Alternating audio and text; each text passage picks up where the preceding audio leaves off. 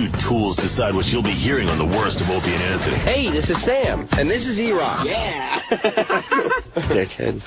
However, you've called, emailed, tweeted, fed back, and screamed that you could do a much better job of selecting bits than they can.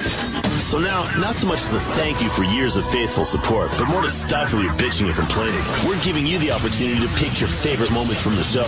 I need to hear, I gotta hear, so if you guys could play that again, that would be great. I love that damn thing. That's what got me hooked on you guys. Opie and Anthony present the All Request Worst Of Show. Call 877-4-WORST-OF and tell us what you want to hear. And remember, if it sucks, it's your own damn fault.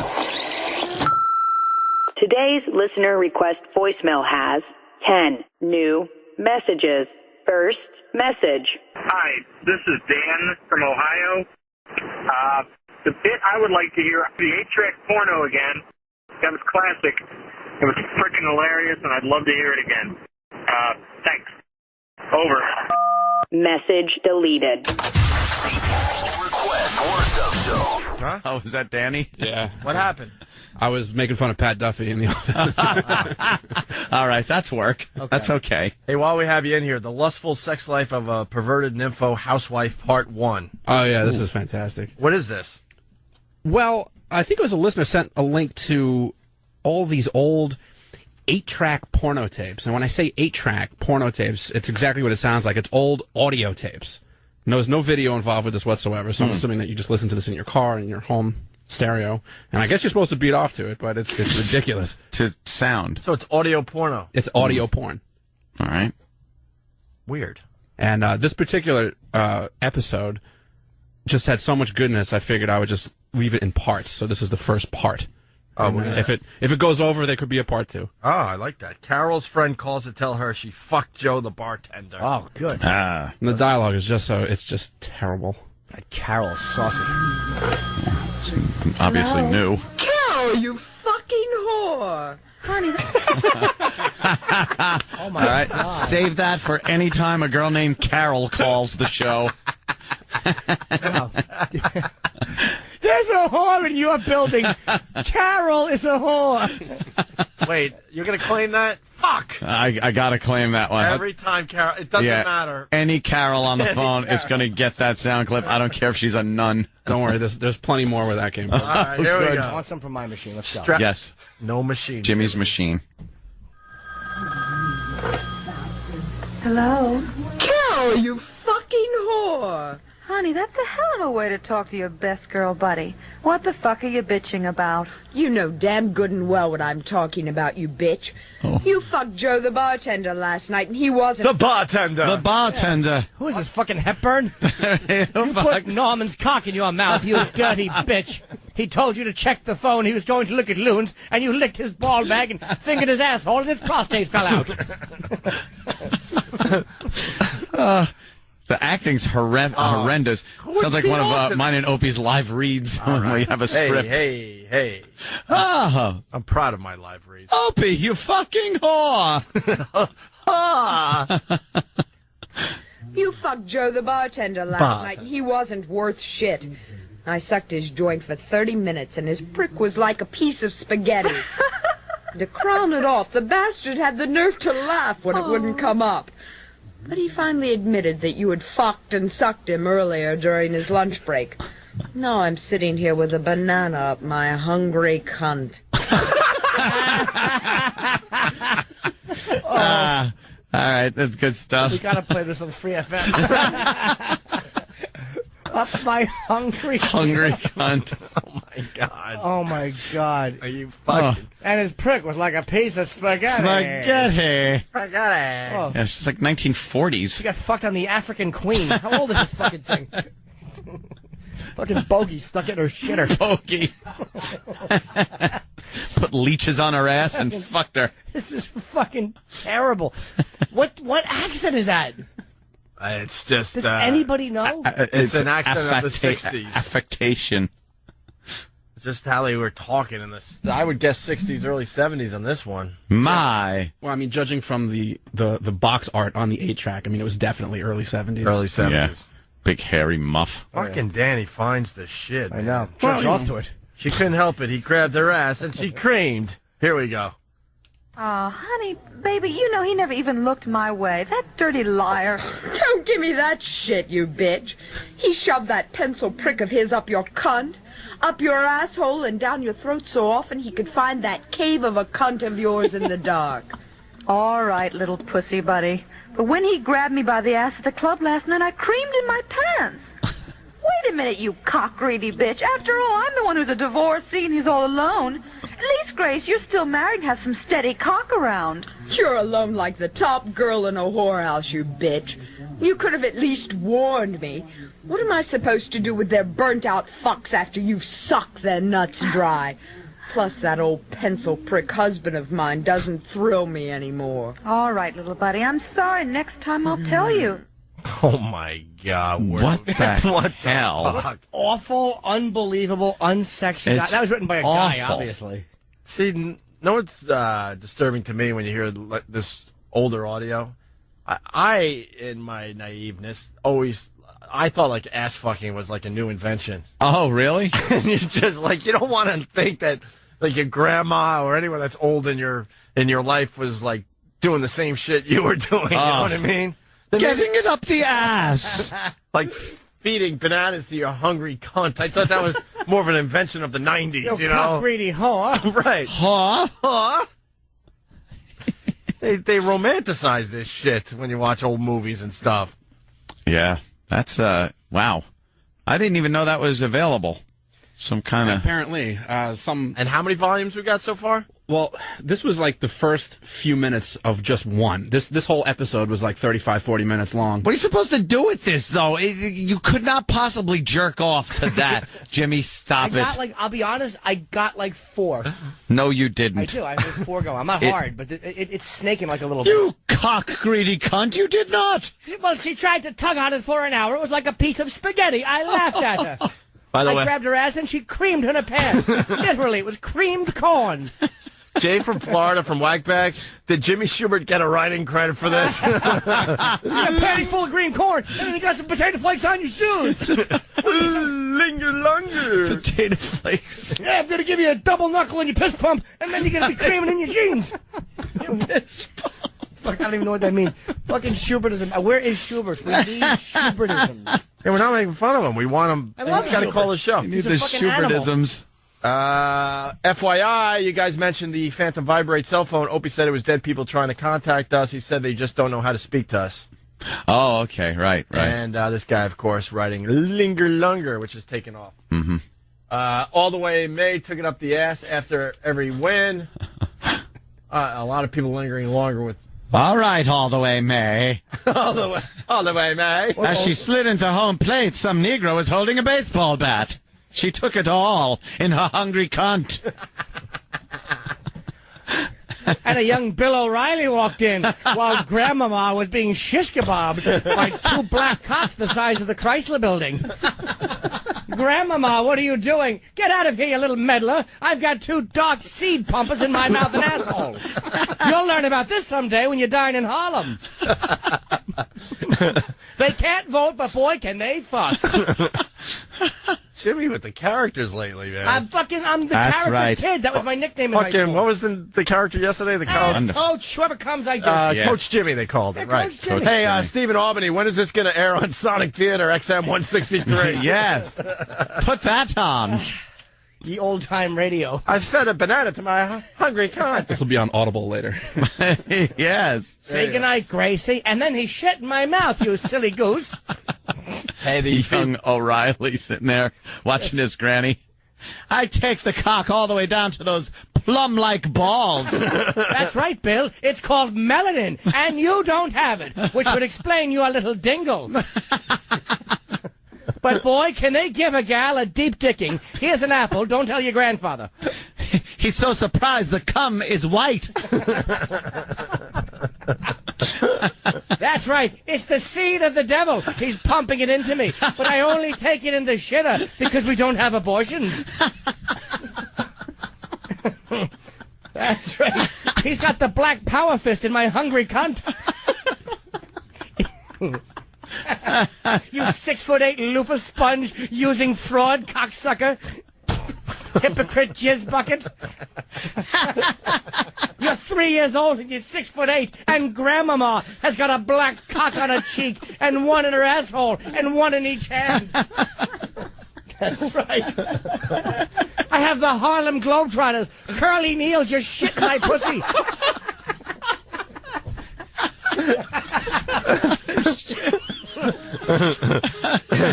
And we're off. Meadowlark Lemon ripped my cunt.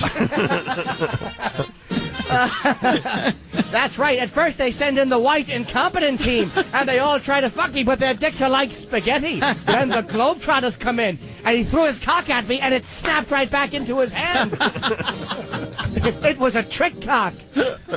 I remember sitting in the audience when the Negro came toward me with a big bucket and threw it at me. I thought it was confetti, but it was cum. And I caught it all in my mouth, young Bill. You 6'8" conservative, loofah sponge, big cocked little fella. That's right. Grandma's got a pussy full of sickle cell. What do you think of them apples? You'll be talking about this someday on Fox News, won't you? You're surprised they eat like us. You ought to see how they fuck, young Bill. They're making a Nana hammock. One in the mouth, one in the shitter, and Nana swings when they meet in the middle somewhere near the liver.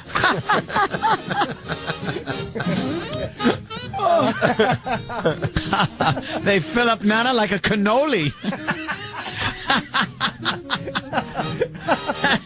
Your grandfather dresses like Oscar de la Hoya and hasn't fucked Nana in quite a long time, Bill. Cuckold. Hey, Florida Steve, I gotta read this. Meadowlark Lemon just gave me a shit ad.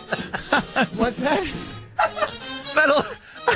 Meadowlark Lemon just gave me a shit ad. A shithead, darling. It looks like the one Nana wears on Sunday, but there's no flour in it. A shithead covering my eye socket. Oh, I'll tell you that I'm afraid of blacks, but I'm only afraid that when they walk in, I'm going to kneel and suck their cock so hard that their ears cave in. That's right, young Bill. Nana likes her black cock in her mouth. What do you think of them apples, you Republican? Oh, shit. Yeah, why don't you... good point, Scott, from Chicago. What about a little sweet Georgia Brown if we're going to do the Globe? Oh, yeah. That'll bring the whole bit home, you know what I'm saying? Oh, poor Nana. She loved it. Oh, boy, she couldn't get enough. Couldn't get enough. Christ. Come into town. We got 2 more clips to play, and God, there's 3 more parts. Well, at least. Well, just keep them coming. My dear. This is radio gold, my friend. You want to hear the next clip? Sure. All right. Well, self-explanatory. You little whore. What the hell is going on? I'm coming, you dumb bitch. Oh, that's a good one. Oh, my God, is that wonderful? Oh, wow, there are so many good sound clips in this. Who the fuck would I'm say coming, this you protest? dumb bitch. This needs a whole bank. Oh, One bank dedicated to this audio. let me hear that one again. Oh, my God. I gotta hear her say that again. You little whore. What the hell is going on? I'm coming, you dumb bitch. Who the hell is there? Oh, nobody, you dumb bitch. I couldn't wait anymore. I'm climbing the damn walls. Oh, I told you I had a banana up my cunt. Oh, God, it's good. Jesus, it's just right.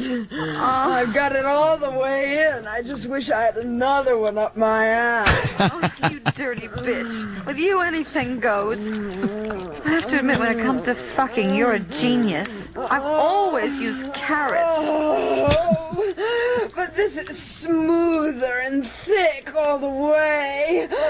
Oh. Jesus. Oh. But it's going to mash up in your pussy. A Carol. Yes. Hey, Carol's got the right idea with the carrot. Of course she does. You don't have to dig out carrot after you're done. That's right. When you're finished, your pussy smells like bunny breath. It does. It sounds like Samantha from Sex and the City. Speaking of bananas. Right. Yeah, I'm coming, you cunt. You dumb horse-faced cunt.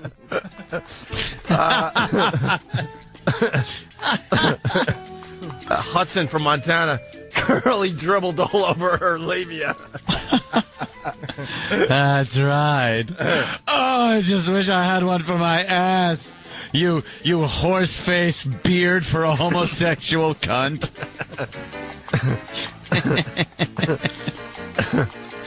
Cha-cha-cha. Stupid fucking show. What, are they making a movie out of it now?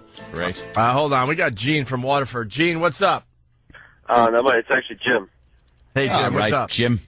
Not much. I was calling. I got kind of I heard you guys as, stuff's going pretty good right now. And I didn't really want to call in, but I had to. I found out not too long ago that my grandmother actually did this stuff. She did audio porn back in the day?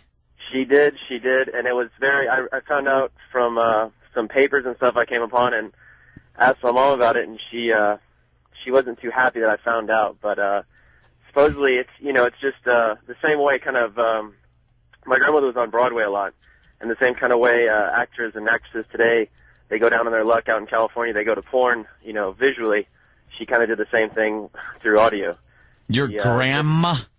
Yeah, she, wouldn't be doing so well on Broadway, and just drop into the studio, make a couple of quick extra bucks, and just sit there and smoke cigarettes all day and pretend that she's having orgasms and shit. So, Jesus Christ, that's great. Not too funny to find out about. When you pitch your grandmother baking cookies and muffins for you, and then you think of her sitting around with a couple other old slutty bitches and talking about how they're shoving bananas.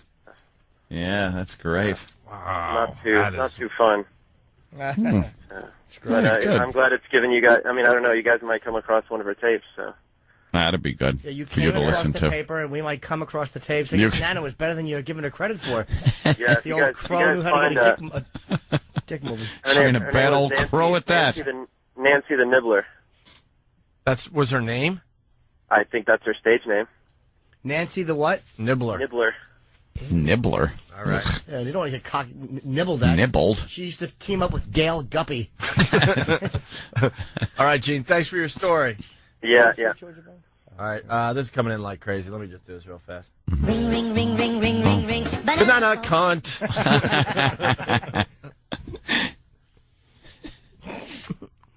They talk about fucking the delivery boy from the grocery store. Danny, why are you? Wow. Why is Danny sitting here? What? We need part 2. We can't wait. You think I'm going to waste part 2 on today? Yeah. You said, how many parts do you got, really? From this alone, there could probably be another.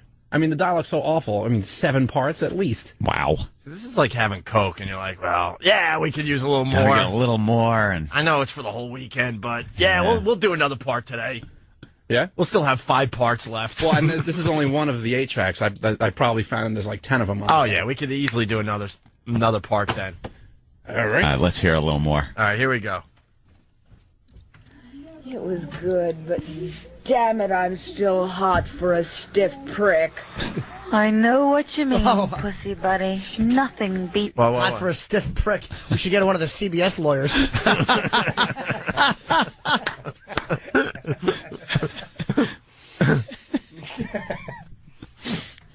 It was good, but damn it, I'm still hot for a stiff prick. Damn it. I know what you mean, pussy buddy. Nothing beats it.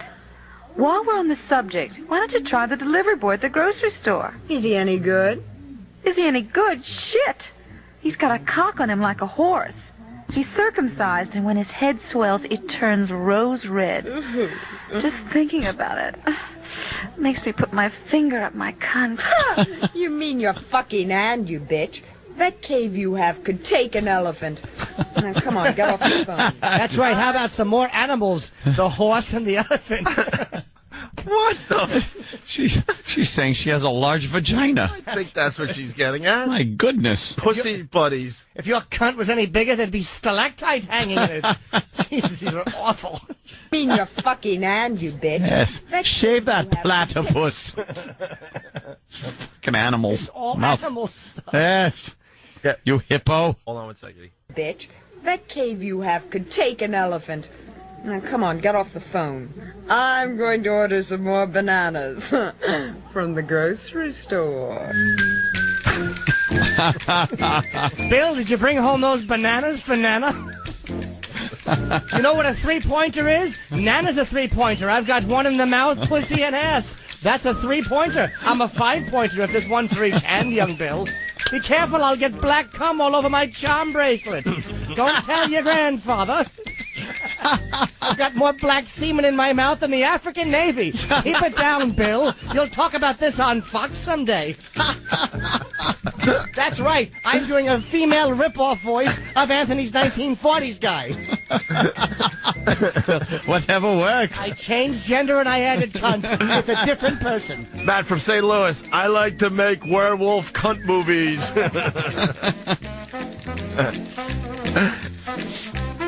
I don't like the A train. I like the N train. Now you go play, Bill. Nana's taping it. Oh, I don't know. Nana got nervous. Nana got nervous.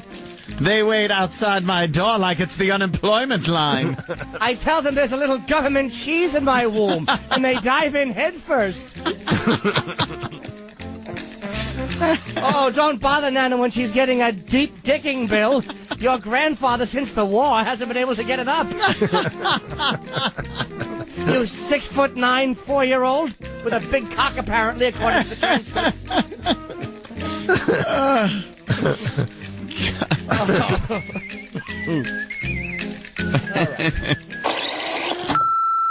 The listener request voicemail. Next message. Hey, this is Will from Texas, and I'd like to request about how Ant never graduated high school. They talk about why he failed and what it'd be like if he went back. Some good shit, man. Listen to it. Don't listen to it. I don't give a shit.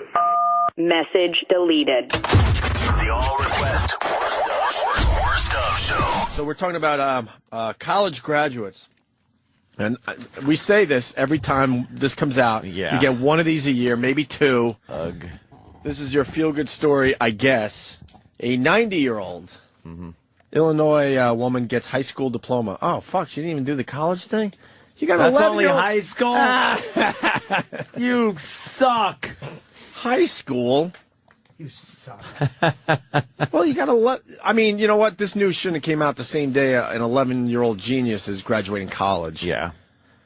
90-year-old suburban Chicago woman who dropped out of school to help her family during the Great Depression now has her high school diploma. Don't use the fucking Depression as an excuse. It ended at some point. You could have gone back to school. When did the Depression end? The Great Depression? 19... You know, after when the shenanigans started with, World War II. I'm trying to think if I know my history. Shenanigans. When did In the 30s. I was going to go 30s. Yeah. Okay. 30s. Eleanor Benz left Chicago Public Schools Lakeview High in 1936. So it was kind of at the end of the Depression, yeah. No? Her senior year to take a job.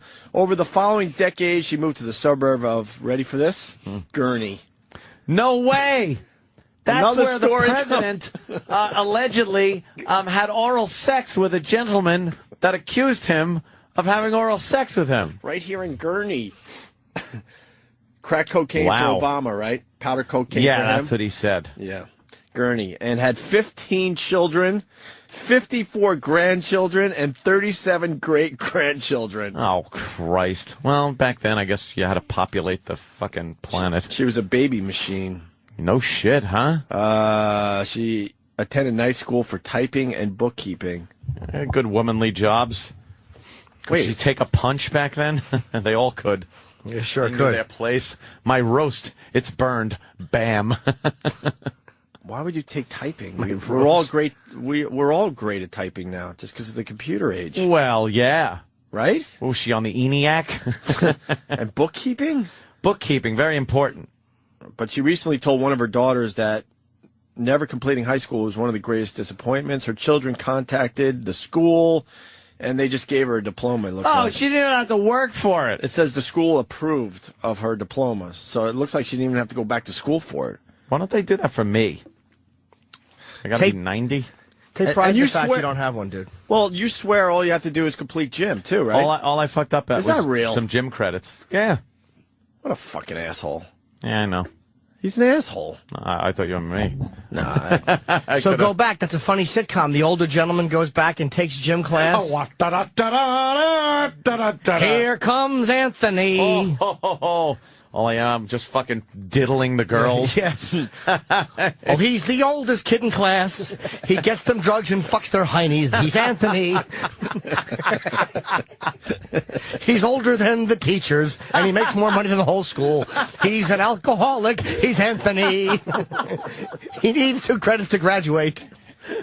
He makes $8 million a year, but he wants the credits anyway. Why? I don't know.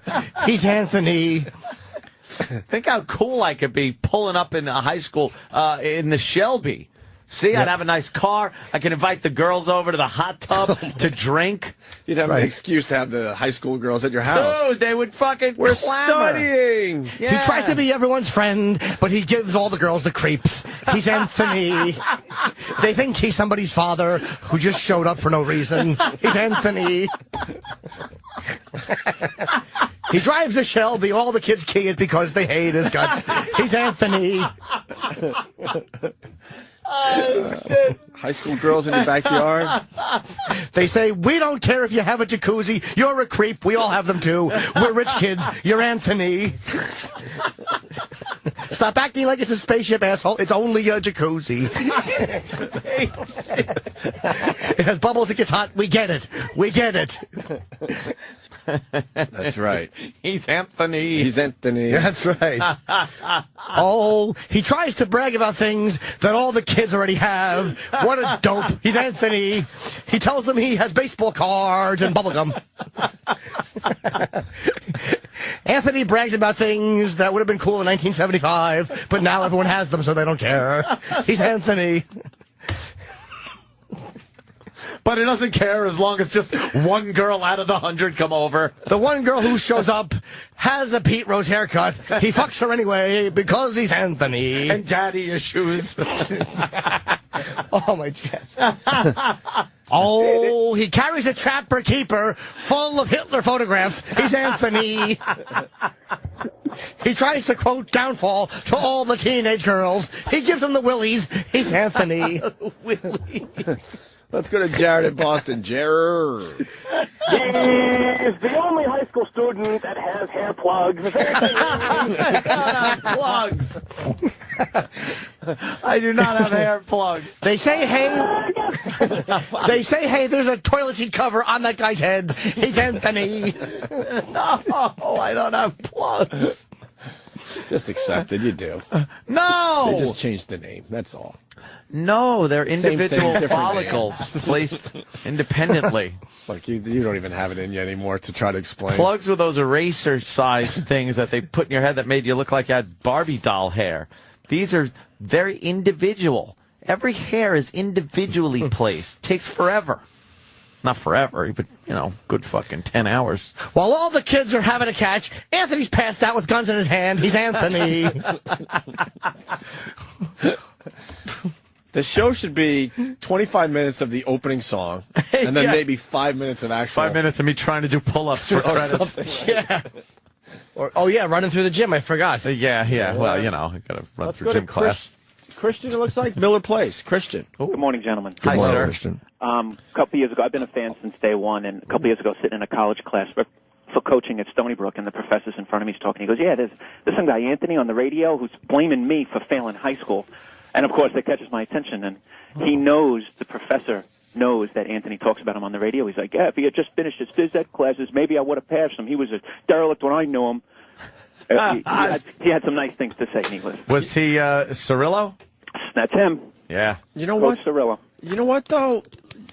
You shouldn't fail. I was a degenerate back then. Yeah, but I was. if you passed everything but gym, you Yeah. got to give the kid the diploma. Yeah, hand me the diploma. Yeah, we all know Anthony better than that. That's right. Exactly. You know why? Because when he was in high school, he had hair like Lawrence Hilton Jacobs. He's Anthony. I did. All right, have a great day, guys. Thank you, sir. Wow, he's a professor at Stony Brook now. What is he professing? Toes on the line? Oh, shit. No, you didn't. Bring your shorts home and wash them every so often. Come here. Cumia, why don't you have your uniform?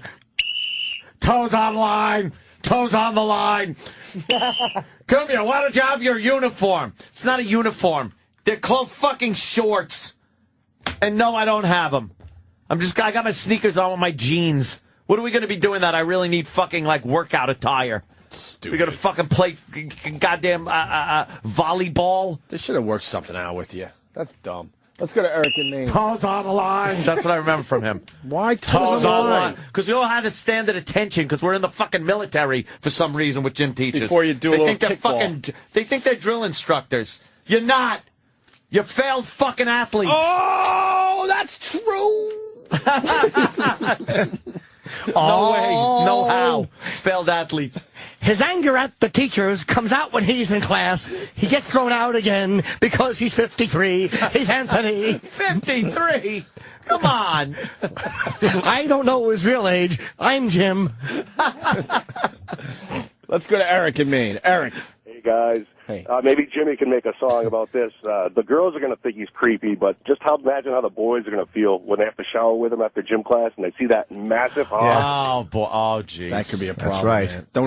Don't shower with the other boys. I'll take cold showers. Speaking of that, his hog hangs out his gym shorts. He's Anthony. His big delicious cock should be black. It's not. He's Anthony. Uh-oh, we got something. Sean in North Carolina. Sean. Cumia. I passed out at the 7-Eleven, but someone said he made it okay. I'm in. First Bueller. Very nice. Where's Mr. Cumia? Is he still on campus? I think I saw him by the food machine. Maybe you could get a little, like, Rudy moment. You go back to high school and you get on the football team or something. Oh, yeah. That's what I would do. Carry off the field going Cumia? Yeah, that's exactly what I would do. They carry him off the field because he's been tackled by a 6'5" guard and is paralyzed below the neck. Dead. Yeah, they have to carry him off and get a fucking tube so he can breathe. But then they Blow into this, funny man. Then they go, he's suffered enough, so they give you the diploma. Yeah. Yeah, and they put it in his teeth, and he's sitting in that chair with his fucking staring straight ahead with his stupid little fucking cardboard hat on. Oh, he shits into a bag. He breathes into a tube. He's Anthony. Holy shit. They put the gown and cap destroyed. They put the gown and cap on your lifeless body. Oh, he used to drive a Shelby. Now he wears adult diapers. He's Anthony. Wow, this has taken a turn, Jim. I don't think I like going back to school now. That's what happens. I know. Jared in Utah has one. Jared? While the kids are all having a smoke, he's old enough for a stroke. He's Anthony. Hey! No! How dare you? Let's go to Chris in New York. Chris. Yo. Hey. I had a teacher flunk me for my gym class so that I had to go back for the 13th grade. And for half a year, I just took nothing but gym. That's what I was supposed to do. What do you mean nothing but you had to do a whole nother year? I had to take 2 periods of gym a day. Until noon taking gym classes. Me and my stoner buddy, who also had to take the 13th grade, kept skipping out on gym. You know what a bunch of bullshit that is, though, man? I mean, come on. You're going to school. Don't give me shit about fucking gym class. What is that going to do? Gym should be the worst part is elective. The worst part is the guy decided to open a driving range when he retired. So every day he's fucking just hitting golf balls after flunking a bunch of kids in gym. What an idiot. Good for him. It should be a leisure activity. Like you're doing your school thing, and now it's like, if you want to run around the gymnasium for a while, go ahead. Yeah. If you don't, that's fine, Your too. whole fucking future shouldn't depend on whether you did enough pull-ups during the presidential physical fitness test. I love gym, but... Thank you. But what is Hated it. But yeah. Oh, who doesn't love gym? But what does it matter in the end? You got enough exercise when you weren't in school. No. Doesn't matter. When did you stop getting a lot of exercise? Running around like 17, 18 maybe? Second I started smoking pot. Yeah, see? 17, 18. Let me go to John in New York. John. Hello, John. Hi, John. Hi, John. Yeah, why do I picture Anthony pulling up in front of the school in a black Trans Am jamming REO Speedwagon?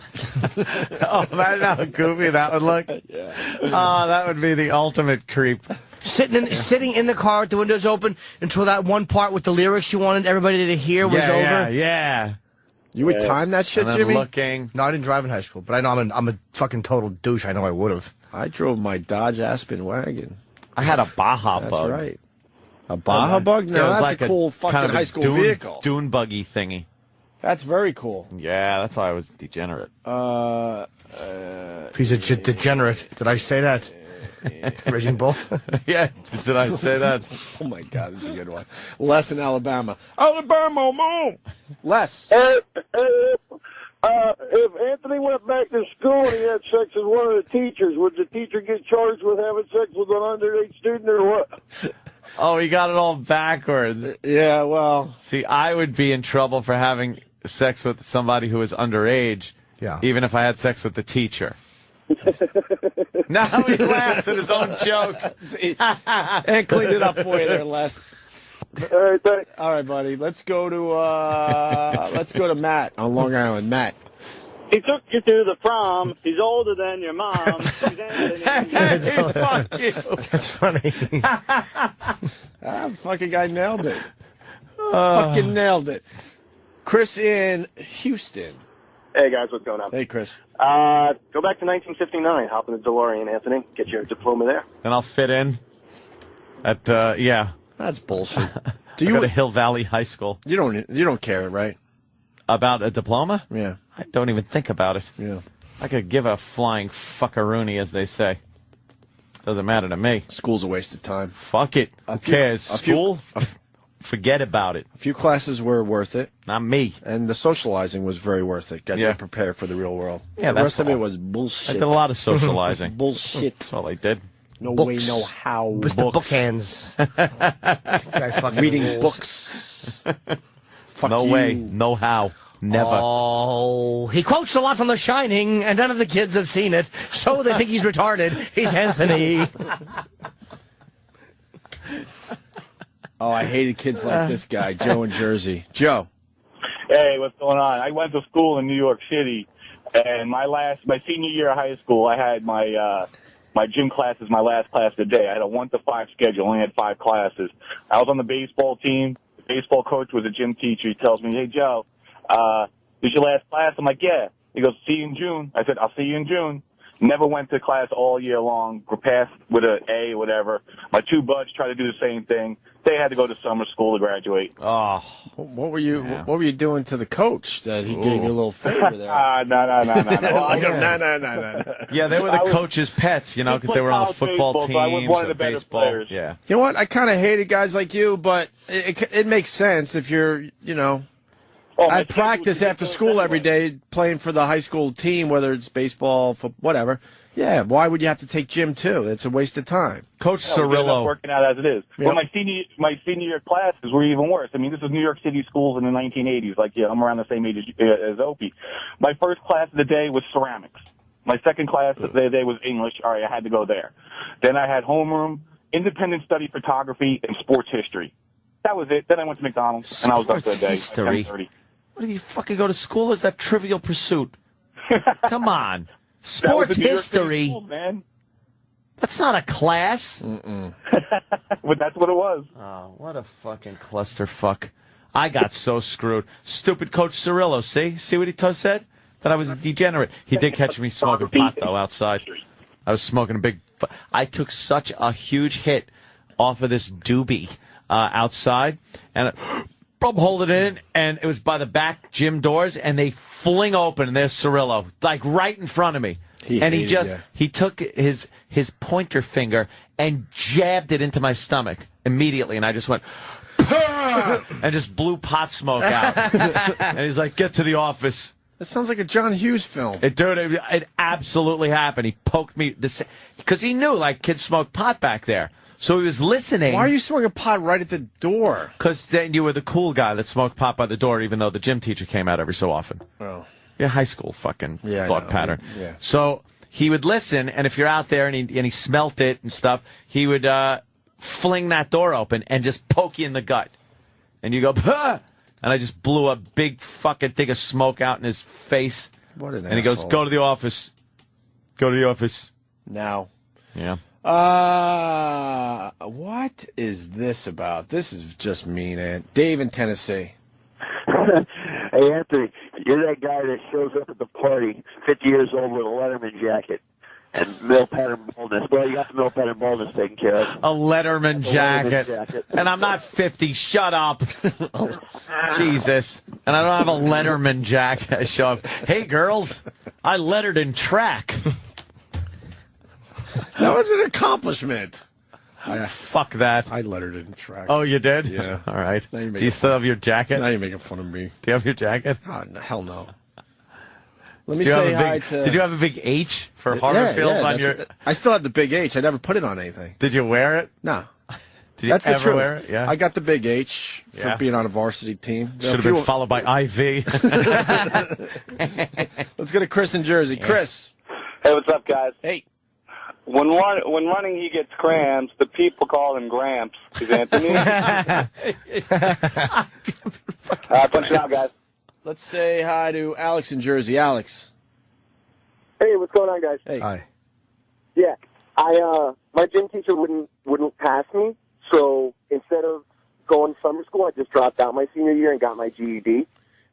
Took the year off, went to college, and then I ran into him a couple years later, and he shit his pants when I told him how much money I was making.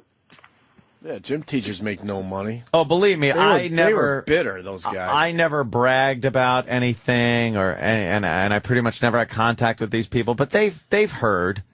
I know a few people that I talked to that have talked to certain teachers that I went to school with, and they've heard of my accomplishments throughout the years.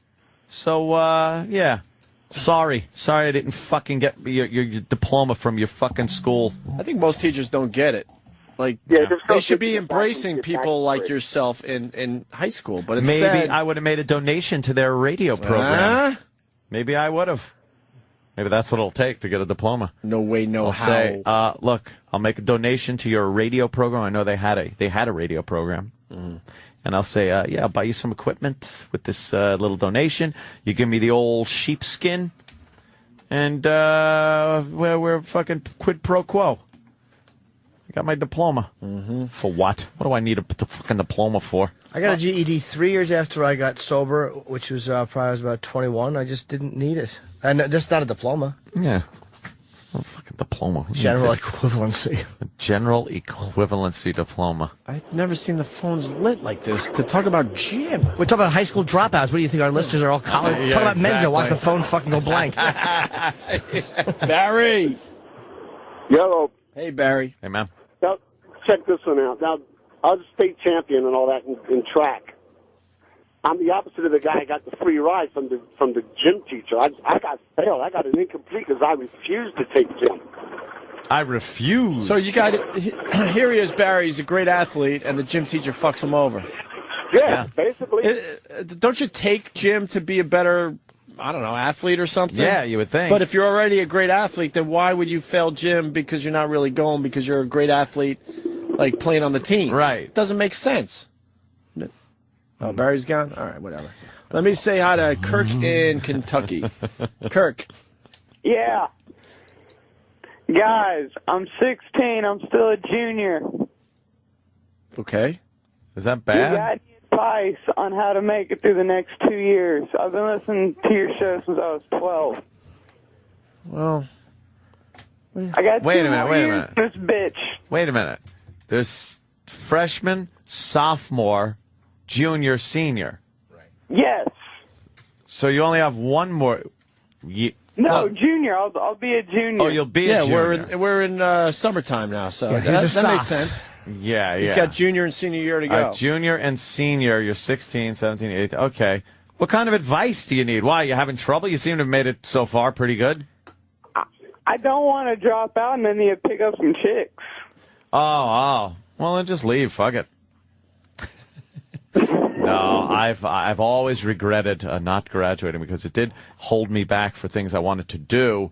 Not the high school diploma, but the need to have one in order to go to, like, college. I would have done that Yeah, now. I need to go to college. Knowing what I know now, I would have done that. And although you I would've would have known that I would have gotten into radio, so I'd have said fuck it a No, lot I think- earlier. I think you wanted to go to college. You like getting knowledge. I wanted to go to college. Did you really? Actually, I wanted to, get laid. I wanted to go to I wanted to be in the ROTCs. Oh, really? I would have liked to have, joined like officer school, officer training school. Yeah. Why didn't you join the military? I was afraid. For real? No, because I fucked up in school and everything, and I knew I could just go in as the enlisted guy like my brother did. I wanted officer training. Oh, I see. So if you got the diploma and all that, I would have had to have, gone to school and shit. I want your D.O.R. D.O.R. Drunk on request. I could do that for you, sir.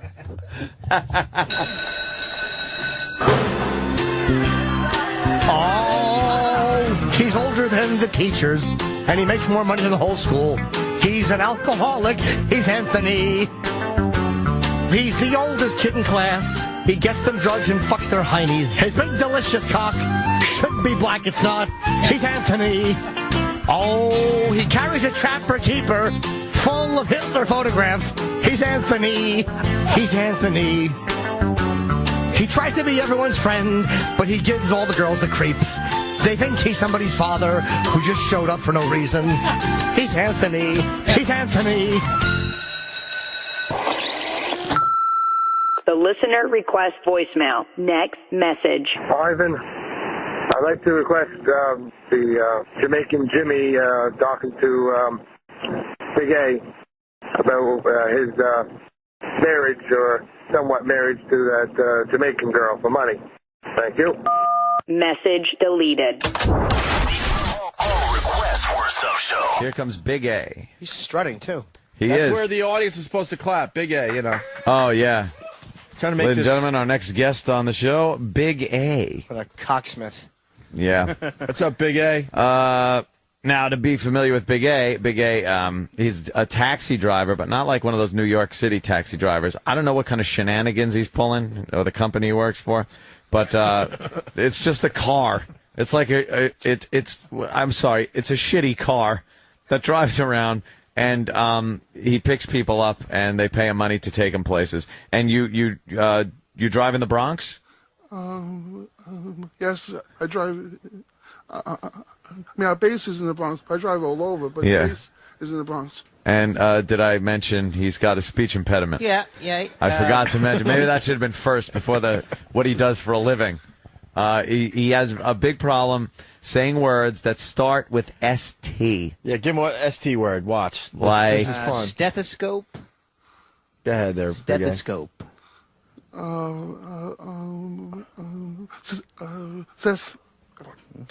Take your time. Actually, I'm having trouble. He just needs encouragement, that's all. Maybe if you sang it, would that help?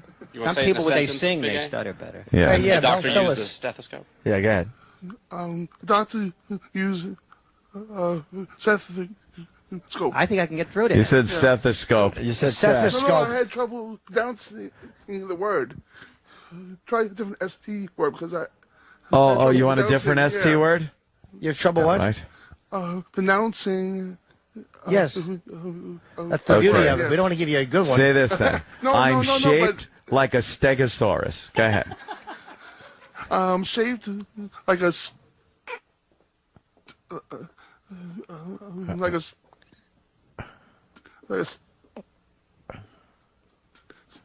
Stegosaurus. Wow. Oh, jeez. You can breathe again. Isn't that rough? Ooh, okay. Well, that wasn't that bad. All right, well, the good news is Stegosaurus doesn't come up that much in I mean, how often? You can avoid it. I'll have the Stegosaurus.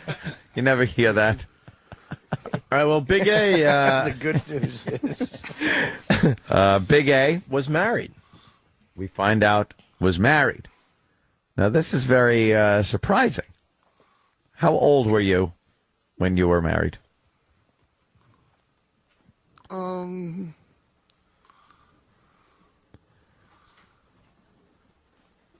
It's not an ST word. I don't think any number starts with ST. 17.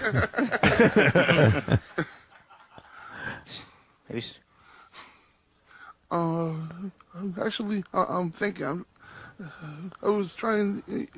Ballpark. How old a gentleman are you now? That's good. 40. 40. Approximately how many years ago did you get married? Yeah, we'll do the math. Are you sure this is a speech-related problem? Let's get him more comfortable. Why don't you put your feet up? Why don't you like lean 14, back? so you better Oh, that's a 26. recliner. Ooh, cool. Holy Oh, Jesus. yeah, look at that. Wow.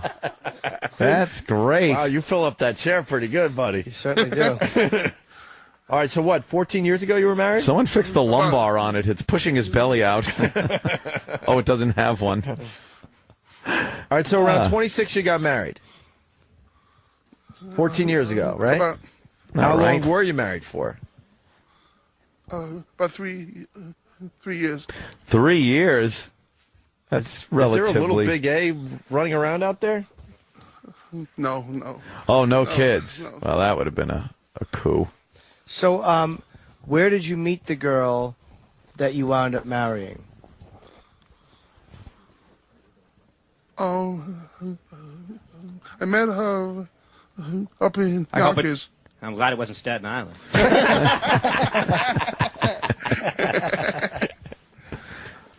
Where, Andrew? Up in Yonkers. No, okay, up in Yonkers. And how did you first see her? She was working at a Burger King. And you what? Went there a lot, or you worked there too? Oh no, I was a customer. Okay. And she'd give you like an extra hat. Little Burger King crown. So she worked at Burger King. And what did she do there? She was just a cash register girl? I think she worked in the back. So how'd you finally meet her? She took a break and you duct taped her mouth shut and threw her in the trunk of your car. You rolled her up in some indoor-outdoor carpeting. Had her help him with a couch getting it in the van. Yeah. Would you help me with this? My arm's broke. Would you? So, okay, she took a break, and you had seen her. Did you guys make eye contact at each other? Did you notice each other? A couple times. Couple of times. Yeah. Okay, so she takes a break, and... What'd she look like, by the way? Oh. Here's a little description of her. Good question. If she looked like a celebrity, or if she looked like somebody we might know, size, shape, what'd she look like? Somebody that might have danced on a pole in this studio. Yeah. How tall? A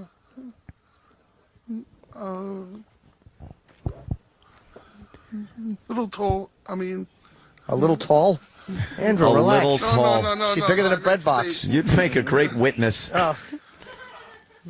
What did she look like? Oh, head. She was a little shorter than me. Okay. How tall are you? About 6'1", 6'2". All right. So was she what, 6 foot, or was she 5'9", 5'7"? About 5'7", I think. All right. So so you were a lot taller. Yeah, a lot taller. Color hair? Dark. Dark hair. Was that, all right, wait. Was everything dark on her? Yeah. Oh, wait a minute. Was she an African American? No. No? She was from Trinidad. Oh, so she was an African Trinidadian. Well, she wasn't, I mean, there's always, shades of darkness, of shades of black. Oh, I mean, boy. She wasn't... You're a racist. No. I don't see skin color. Yeah, right. So I don't... You're right. I don't. Not in my course you don't. neighborhood. Everyone's white. How black? Halle Berry black? Yeah. Grace Jones black? Oh, no. Wesley Snipes? Did she look like she could run a marathon? Actually, more like color of Halle Berry. All right, Halle Berry. Really dark. Let's call her like brown. Not dark, but you could tell that it wasn't just somebody with a good tan. She was a bit brown. All right. Yes. Nice body, nice booty. What was your Nice. What was the favorite part on her body for you? I asked. Was she a big girl, a small girl? Not big at all, no. She heavy? No. What did she say? What would you say she weighed? 5'7" and what? Oh, Jesus. Like 125. All right, $1.25 at 5'7". Okay. So wow, a kind of a thin girl there. You guys made the number 10. Yeah. Well, how'd you talk to her? Now you said she went on break. You had looked at each other. This is your first shot at really talking to her. So what happened?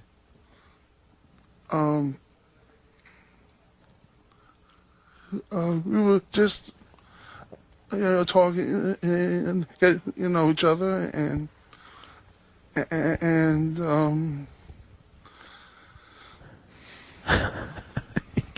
What did you say to her when you approached her? How'd you approach her?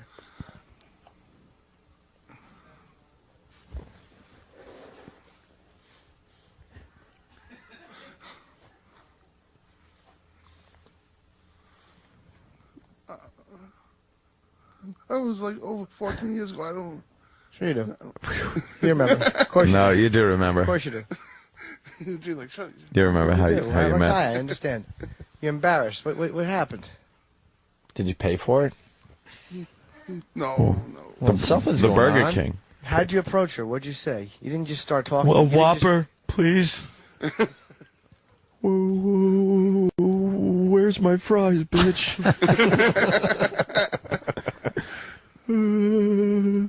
What happened? Yeah, come on. What'd you say to her? First What was time the you're, big A you're- move? Yeah. First time you come in contact with her, how did you make the move to go further?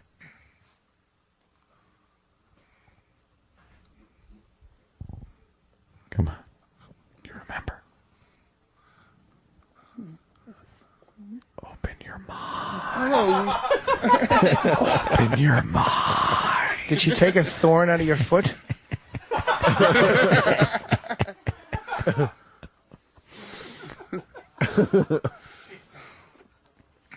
So what happened, Andrew?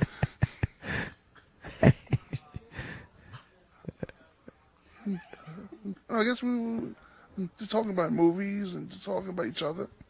Just talking about each other. Casual conversation. But standing up, or did you sit down at a table at Burger King? Because if she works in the back, how'd you get in the back? If she works in the back, how'd you get up front? If she takes a break, where'd she go? How did you sit down? These are the questions people want answers to. Right? You want answers to that. Yeah, maybe I do. All right, so you meet her at Burger King. You made some kind of move. We'll never know what it is. Because you don't remember? How'd you ask her out for the first time? How'd you say, where was your first date? Yeah, there you go. Did she talk like Miss Cleo? Did she? Did you have an accent? I see us getting married, man. No, not like that, no. Not like that at all. Did she use you to stay in the country? Was this a legitimate marriage? Actually, it was legitimate. I mean, she was getting a green card. Oh, It was boy. legitimate. Oh, boy. How did you ask her out? Mm-hmm. I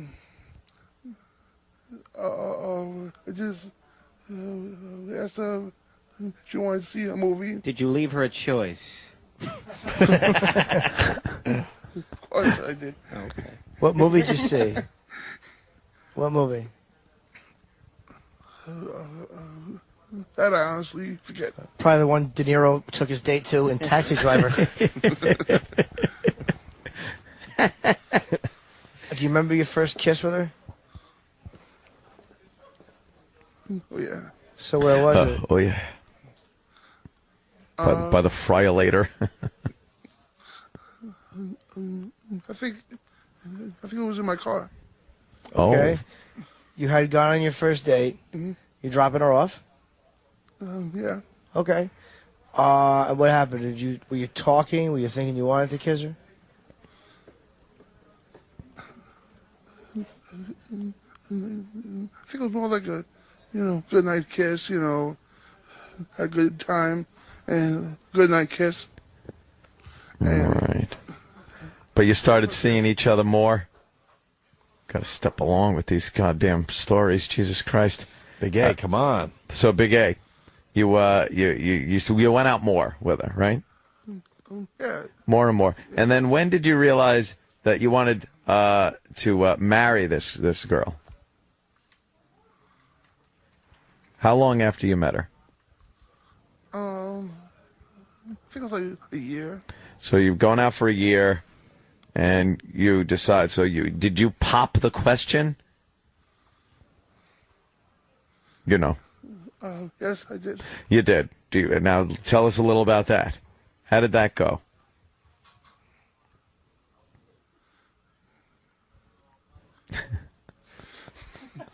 Waiting for an answer. Oh my God! Just waiting for an answer anytime. This sucks.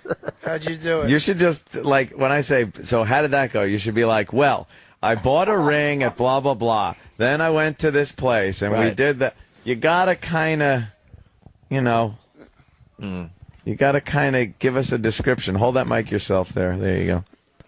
So what was the proposal like? Describe the proposal as if you were describing it to somebody who is going to write a story or make a movie about it. You need details. Did you hide the ring in a fish witch? No, I did not. Actually, I was in. Actually, I was in a park. Okay, you're in a park. Did you have the ring with you? Yeah, I had the ring with me. Where'd you get the ring? Penn Station. Off the finger of a prostitute. Forget the place. I got it. You forgot the place. You got it. Over, You don't remember much of anything about this, do you? It's over 14 years. I'm trying. Yeah, I know. I to remember forget. shit from Trying 14 to years forget. ago. Trying to forget? Trying to forget. How'd you ask her? That I know no one forgets. Yeah, you're in How'd the you ask park. her? You got the ring. What'd you say? Of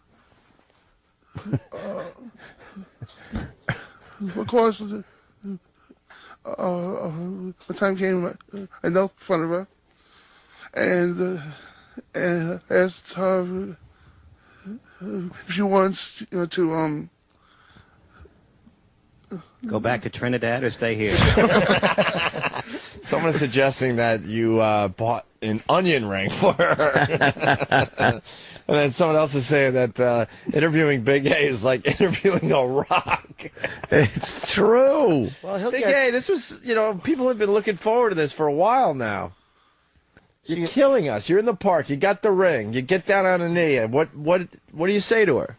This is a girl you've been kind of dating for a year, even though that's very suspicious at this point. So you knelt down in front of her. What'd you say? and I asked her if she wanted to spend the rest of her life with me. She wanted to marry me. And she said yes? Yes. So where did you get married? Actually, it was up in Yonkers. The romantic Yonkers. Yeah, the wedding capital of the world, I love Yonkers. that. Come to Yonkers. Actually, The it raceway.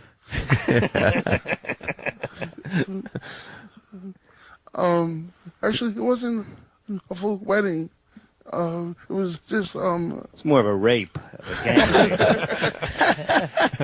A rape with flowers and a piece of cake.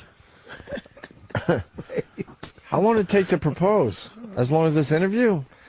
Oh no. Were you really in love with her? Yes. I was. When did you realize? Very much. When did you realize she was using you? Let's get to the. Yeah. Or actually, how was the wedding? Who was there? Your parents? Actually, no one. It was at a judge's house. Okay. Oh, you did one of those judge things Yeah. where you just both go there. Didn't you need a witness or something? Her witch doctor. So you had no friends or family with you. Nobody. No. It was just me and at a judge's house. So did you go on any Yonkers. type of honeymoon or anything? What'd you do after? Did you go celebrate somewhere? Yeah. Well, The Bronx. we didn't have time or Went money. to Jamaica, Queens. Actually, we did go to Trinidad. How do you go up? Shortly after. How do you go up to Trinidad? It's a long flight. It's a real long flight. Right, you go to meet her family. Yes. And what did they think of you? Actually, they liked me. How many goats did you have to give them? Isn't that like something? Dowry or whatever it's Gotta called. give her some goats. Give the family goats. Wait, when Yeah. she brought you to meet her family, did her father put a harness on you and ask to help pull something through a field? No, actually, no. A lot of people are saying that you're full of shit. Really? Yeah. Why would he be doing that? What are you not telling Big A? Something's up here. Yeah, you're not telling something. Yeah. Did he get paid to marry her or something? One of those Bronx scams. Ooh, I'm on to something. What is it? Ooh, I'm on to something. He's giving me that evil eye. Well, no, he's not. He knows. You're embarrassed. Little free appetizer. F.H. Riley's on the way for the right answer. Wow. I hit a nerve. The Bronx is filled with scams all over the neighborhoods, man. Mm-hmm. Is this one of these scams? Did you get paid to marry her? Come on, how much? Ooh, he's giving me the eye. Couple of bucks. Just don't strangle me, man. Andrew, how much? Andrew, a couple of bucks, right? It happens. They got to stay in the country. We just got a little nod from him. Yeah. Was it how much? Did it set you up a little bit, or? Yeah, a little bit, yes. Yeah. More than 1,000? That's why he doesn't know how he approached her. Right, or right. What kind of dates he went This on. was because just- this was an arranged thing. Yeah. One of his buddies went, hey, you want to make a few easy dollars? You marry this Go to the broad. judge's house. She needs to be She needs to be married for, what is it, 2 years? And then she's free to go, right? Did a buddy come up to you, one of your pals in the neighborhood, and say, hey, you want to make a few bucks? You never went to Trinidad. That's obvious. Didn't the INS who are you like- kidding? Actually, I think You went to Trinidad? Yes. When the INS was Actually, questioning I you, think did they just give up in frustration? Don't they usually separate the couple and say, all right, which side of the bed, to make sure it's a legitimate marriage? And But that's only if they don't believe you. well, why would they not believe you? This is a No, but only if it does happen. Yeah, but this seemed a little fishy to begin with, so you would think that they would question it, I would think. Now, did you know? No question. So you were going to make some money to marry her. Yes. So you marry her, but did you wind up falling for her? Yes, I did. Oh, Did she boy. fall for you? Honestly. A little bit, yes. Okay. A little bit. So how long were you married? 3 years. 3 years. And how did it come to an end? We're always arguing about the money. It's always it was always argument over money. Yeah. And Hmm. and it just got too much. Actually, the last thing that happened, I was at a Met game with my parents and a friend of mine, and I called her up. She says, "Oh, what time are you gonna be home?" I'm like, "I don't know, after the game's over."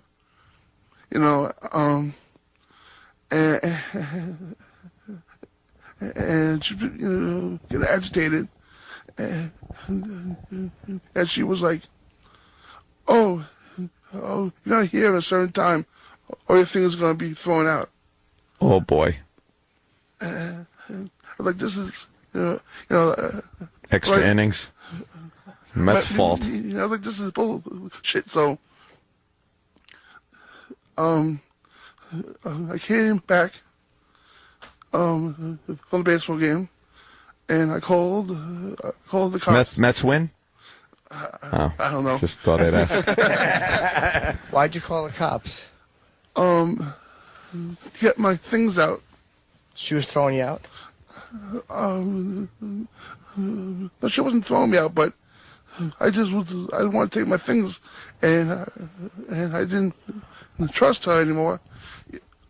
To do anything, to claim anything. Had you ever caught her stealing from you? Oh, Okay. no. But you thought she was Never. going to, say that was hers or something? If you... No, not that. It's just, I just figured to cover, myself. Because if the cops came, they'll be watching, and so she can't claim I touched her or anything. There you go. That's a smart move. And that's how it ended. Did she get the best of you in an argument? I can't even imagine Big A in the middle of an argument. Well, you're a...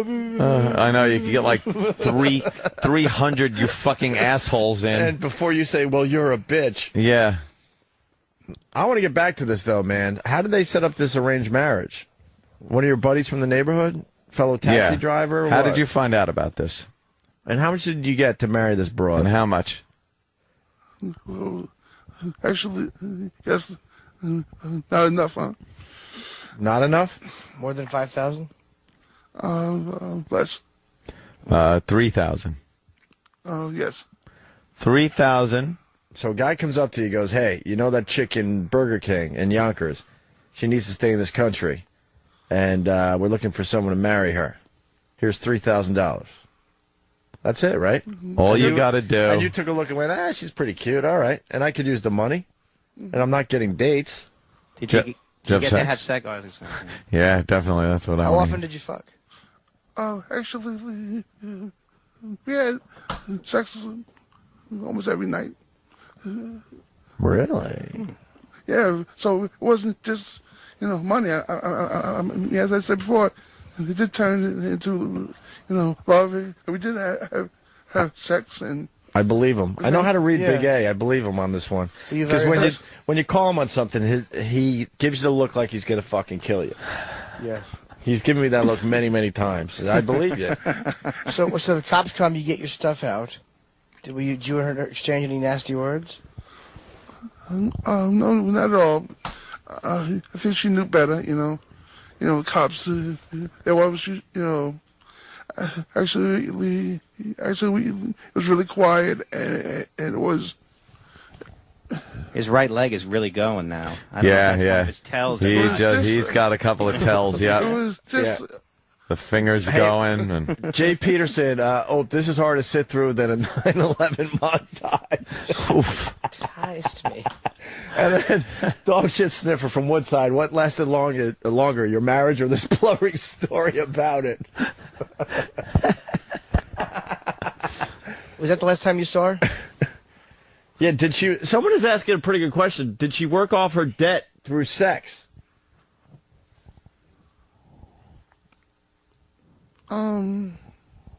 Like, what do you get out of this besides the $3,000? I also had sex with her. So. Now, how does she repay the debt? Well, she had to pay some other dude, obviously. That's what I'm saying. Was she sleeping with somebody else? Not that I know of. Was she a hooker? No, she was not. Mm-hmm. When's the last time you saw her? Years ago. I used to be friends with her sister, lost contact with her sister. And do you wonder what happened to her? Oh, yeah, kind of,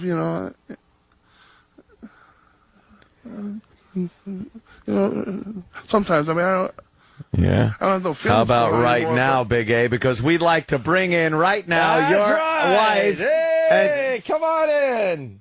I'm teasing, of course. Look at the fear in his Yeah, eyes. for a second he was. I thought she he was a little dead. scared. She clawed her way out of that shallow grave. But I killed her, and wow, the look on your face. Now we're on to something else here. Big A. What would she say to you if you saw her? Like there's something going on.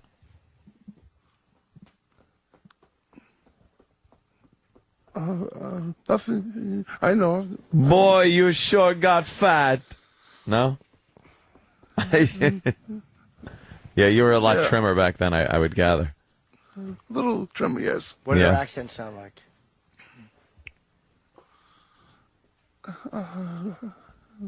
It wasn't much of it. Oh my God, the instant feedback's amazing. Actually, wasn't much They're of it. hammering them. Wait. Did he stick that horrible excuse for a penis up her ass? Sorry, Big A. Did you guys have anal sex? Philly Tyrant. One time. One time? Wait, You're right. Before these fly away, Philly Tyrant writes, lost contact equals witness protection. And then Snapman writes, forget when he last saw her. Has anyone else seen her since they broke up? Now, rumor has it, tell me if this is true, you never got divorced. So officially, you're still a married man.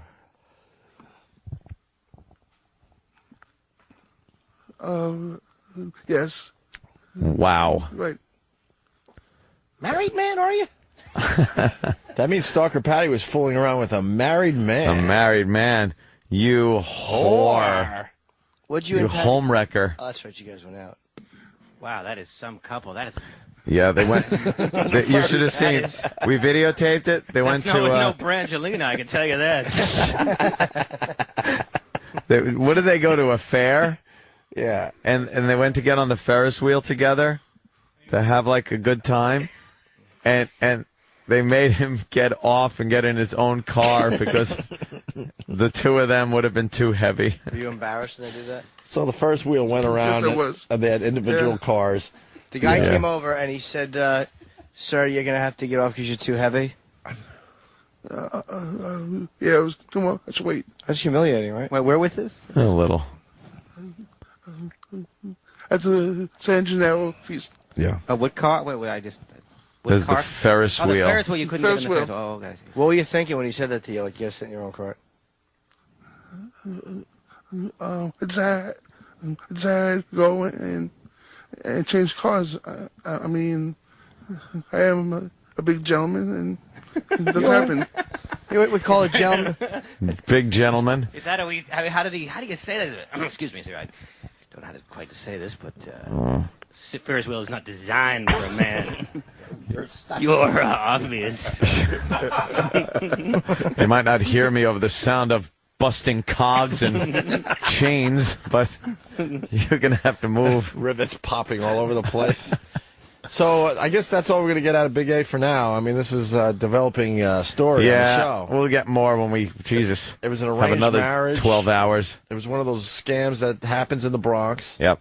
We learned these about a lot of these scams through Old Dirty, one of our old friends there. Yep. He knew about all these. You guys in the Bronx know how to make money, man. There's all sorts of scams going on. You had sex with her a lot. Yes. You tried the anal once. What happened with that? She told me it hurt too much. Ooh, Big A. Look at you, huh? Fucking putting it right up that dumper. Good boy. Bet you did that on the wedding night, didn't you? Yep. Right in the judge's bathroom. Fucking mushed her head into the guest soap. I'm thinking her anus is as big as a mosquito's. Yeah, must have been a tiny little ass. Probably fucked her ass a whole bunch of other times. She just never knew it. Andrew, why you on my back again? That'd be an exit, not an entrance. Don't do it that way, love. Why did you go to Trinidad if it was an arranged marriage? Yeah, why'd you meet the... You have to meet her handlers? Actually, I fell for her. I was meeting her parents. Did they like you? Oof. Yeah. Did you stutter as much back then, or do you stutter more now? Oh, actually, I'm not in here or talking on the phone. Actually, I do talk much better. Is it true you used to talk perfectly, but because of one of these domestic squabbles, she hits you over the head with a frying pan? With a conch shell. Actually, she never hit Some me. chicken bones. Actually, she never hit me, but I was always worried because Daddy is very hot-blooded. And Oh, yeah. That's why they make a good fuck, but also a violent temper. Yeah. They're calling you a definitely, cocksmith online, though. That's good. Yeah. So You'd probably fucking swing that cock like Buford Pusser. Give her fucking asshole a good lesson. Just teach her a lesson. I hear you. Straighten it out. Look, she might have left you, but she could never take away that you put it in her ass. She'll remember that one. Oh, yeah. Every That time they she can't take away from Every you. time she tries to sit down, I tell you. Andrew, that's only for sitting and shitting. What you doing? Oh, my God. You're exhausting, Big A. That's fucking great. Did she give you head and stuff? Oh, yeah. Did she come in her mouth? Actually, she didn't swallow. No. what a She's been rookie. No. Yep. Should have sent I it back. prefer the jerk chicken. You can't swallow if you got to hold your nose. Say. No, you should. That's just gonna embarrass Andrew. It's just gonna. I'm sorry, Big A. That was a smelly ball joke. I went too far. I was lingering longer for people. I'm sorry. Dude, I wouldn't have told her that you were going to come and then just grab her fucking hair and say, for $3,000, you're fucking taking Yep. this. Well, you should have made her suck your dick down by the docks and like just nod your head towards the water. Like we could send you back. Actually, the best time I was driving Yonkers, Yeah. and you know, got some roadhead. Yeah? Very exciting. Really? Yeah, as you're driving, she's Yeah. slobbering on it in the fucking car. Wow. Well, the odd thing is she was driving. What do you I was just driving. What do you threaten Sucking her? his dick like a roach. She held it with roach clips. She put his dick in the ashtray when she was finished. Yeah, I'm sorry, Andrew. What do you threaten her? What do you threaten her with to get that done? Nothing. Deportation? No. Stepped on the gas. He's doing 100 toward an abutment. Right. Yes. Suck it or I hit this. Hey, Puddle of AIDS, he writes, this story's just like Pretty Woman, minus the millionaire and the perfect diction. Well, Big A, man. All right. So you were married for 3 years. Still Yes, I married. was. Still married, I hear. Yeah. You fucked her in every hole she had. You made a few bucks. Yeah. You're done now. You got your shit. You went to some Met games. Could have been worse. Could have been worse. Went and saw the ball club. Are you leaving anything out? Of course he is. Yeah, you're leaving a lot out. Yeah, there's something about the trip to Trinidad. Yeah. I think that might have been a money exchange point or something. Was it a money exchange? Yeah, why Trinidad? I don't think she was interested in you as a person. Sorry. You were just a ticket into the old US of A. Did that hurt you when you kind of realized that? Yeah, definitely. But the trip's was a vacation. When did you realize, though, that she really... Hope hit on it before. When did you realize that I have fallen in love, and she may have, but not to the extent that I have? When did you realize it was unbalanced? Yeah, I think there was definitely at least some reciprocation. If Oh, not. sure. I mean, she did let him put it in the back. He probably, you don't know the circumstances. She could have been drunk. She could have been vomiting in the toilet at the time and he snuck it behind her. He could have been Heimlicking her.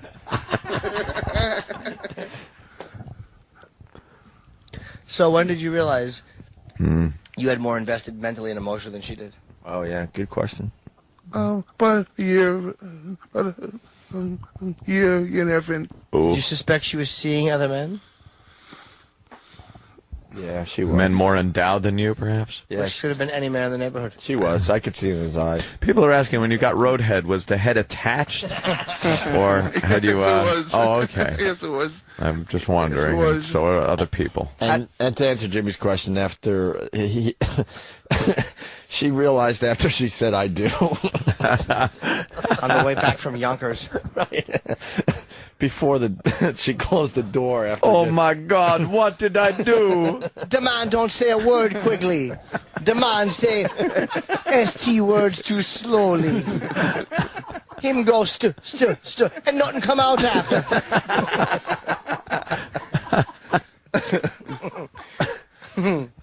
Oh.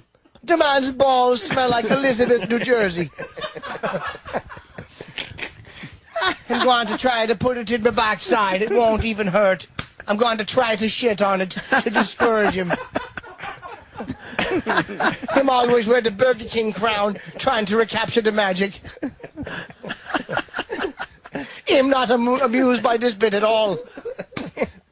No, he's not. Him not happy at all. When she was giving you roadhead, did she pop up and go, I didn't know we were in Staten Island? It's a garbage joke, because it smells in Staten Island. Sorry. Sorry, sweaty ball joke again, Big A. I can't help myself. I can't talk to him on the phone. My whole phone card is no good no more because him trying to say stairs. Him have to point and go to upsy things.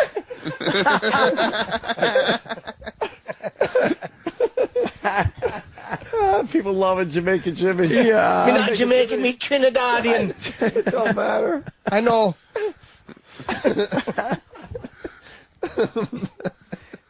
She had to go to Trinidad to mule back smack to pay off her debt. Yes. Squarehead. Him so stupid, me asked him to carry what me told him was Domino sugar in his backside, and him did it in balloons. His backside is so big, him carry 11 kilograms. The only reason she accepted an ass fucking from you, Big A, was just to, stretch out her asshole so she could mule back more drugs. But him not well endowed enough to stretch it out. Me could only put back 2 sprinkles of coca. Not even enough to get high on. It melted in me asshole in the airport. It hurt just putting a joint up there. Not even one of those big Bob Marley ones. Oh, me wasn't happy with the size of his penis. I had to start seeing a 5-year-old in the neighborhood to make it up. After him fucking me in the ass, I couldn't mule a Xanax. I was hoping for a kilo. Oh. The man always getting stopped by customs because him can't talk right. They think he hiding something. There was a little Irish in that last one, Jimmy. Yes, me not that good. The customs man asks where he from. And after United, it takes a half hour. Oh, no one breathes when he talk. The man tried to talk and everybody can't breathe. Wild Turkey writes, the reason why his dick is so small is because he shrunk the head. Me put the progeria curse on him penis. He want to put it in my backside. He going to wake up with a surprise. I roll the bones. Make the small dick. I make a fat doll and I put pins in it. Holy shit.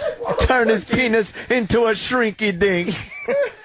Oh my God. His penis looked like that thing you put in the oven. Oh, his patience wearing thin on this one, isn't it? Yeah. Hey, is that my fucking egg sandwich from 2 hours ago? Oh, no. God damn it, I'm starving. That's not going to be good. Speaking of egg sandwiches, he liked his balls licked. It was a rotten egg sandwich. See what we're trying to say today, Big A. You got sweaty, smelly balls. His balls smell like a catalytic converter.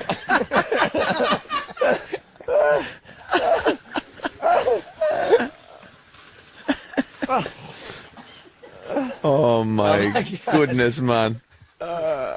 Someone being dishonest. The show is blowing goat scrotum today. Are you kidding me?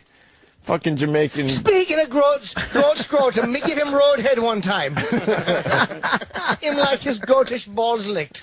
Oh my God. Oh. That is funny, Big A. So we'll get more out of him. Him have shoes like fat muffins. The police showed up. I thought it was Mr. Met. I think we're in a good place. We got a lot out of him. Yeah. This story's gonna have legs. Yeah, I think so. Oh, my God.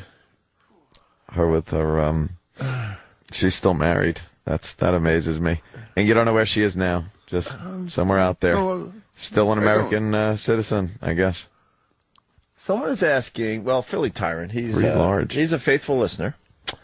And he writes, what smells worse, his balls or her corpse? See, because... That was just hurtful. Well, people think you might have killed her. You want to state for the record that that's not true? That's not true. I did not kill anybody. We made a honeymoon video. It was called The Serpent and the Rainbow. Him fall asleep, me put a tarantula on his face. He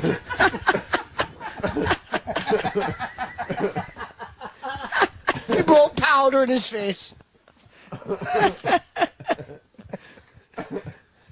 Did she ever work your pooper? Any digits ever? Yeah, what'd she do to you? What was this freakiest thing she did to you? Come on, she had to pull something on you that she learned in the old country. Trinidad freaky shit. Yeah, they got some freaky shit down there, right? Did you jerk off while she danced around your supine body like Chief J. Strongbow? No, I did not. No. Well, he didn't really need an answer there, Big A. Oh. Yeah. Big A. Fucking A. We love you, so it's very interesting to hear about your life. We know you a long time. I know, like Ron and Fez have the Big A, but we want to start fucking A, it's Big A. Eh? Wow, I like think that my brother's one. going to make a T-shirt and everything. Fucking A, it's Big A. Fucking A, it's Big A. What do you got now, Ronnie? What do you got now? Did you ever strap on a dildo and say, one good turn deserves another? A Big A, and A is for ass sex. The Right? turnabout is fair play. What's good for the goose is good for the elephant.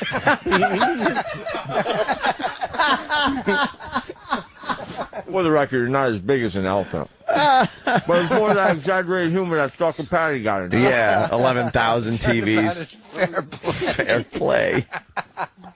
11,000 TVs? 11,000. You're on that one up yeah. there. You look good on camera. Yeah. You do, actually. Your hair's all looking like fucking slick back cool. Yeah, you look like a You chocolate on mobster. your mouth, or is that a sore? It's sore. Oh, that's good. Oh, what happened? What happened? Someone punch you and rob you? No. No. Cab No. money? No? Me put the hex. He put the hex. The hex. Me told him me cut me pussy lip shaving. We all know what that one was. So is it, you have a little herpes on? No. Okay. No. I worry about you. Something going on there. I worry about I don't know what that is. Oh, muffin feet. Is it a cold sore? Big soft The shoes. man come into the order of fish with sandwich. What's up with the lip? And he asked me on a date. Just a cold sore. No food around? You try to eat yourself? Me didn't want to go on a date with him. That's it. There's no punchline. And to the instant feedback, it'd say I sound like a Jamaican leprechaun dying in a boat accident. Always after me, Lucky Charms. That's right. His balls are magically awful. Green garbage, red bodies, You ever eat blue feet. You ever eat her ass? No, I did not. Land of opportunity. Opportunity gets fucked by a Oh, go ahead, say it. by a stuttering. Me come to the land of milk and honey and get me asshole filled by a stuttering monolith.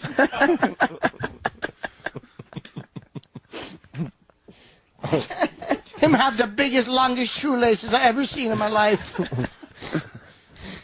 What, are you going to jump rope with those shoelaces later? What's They up? are ridiculous. All right. We have Big to stop puffy feet. as we were running this one into the ground, but it's fun to course. do. Well, we had to get something out of We this. certainly did. They Thank told you, me the Jimmy. streets were paved with gold, but my asshole is paved with semen. Yeah, you blow a load at her? Nice. Yes, I did. No bag? Was she on the pill or something? No. How'd you know she wasn't going to get pregnant? You probably wanted her to. Come on. Did she have a baby? It reminds me of Jimmy's old bit. He'd go to the hangers, close up, they would just fall to the ground until the hangers were gone. I took care of the baby. Everything is taken care of. Don't worry. The beauty of me is what's the joke, Jimmy? The beauty of me is You're gonna find. Oh, whatever. You're gonna find me special hanger. It looks like there's a bloody cocktail frank on the end of it. Congratulations, you're a father. Now don't slip in, Junior.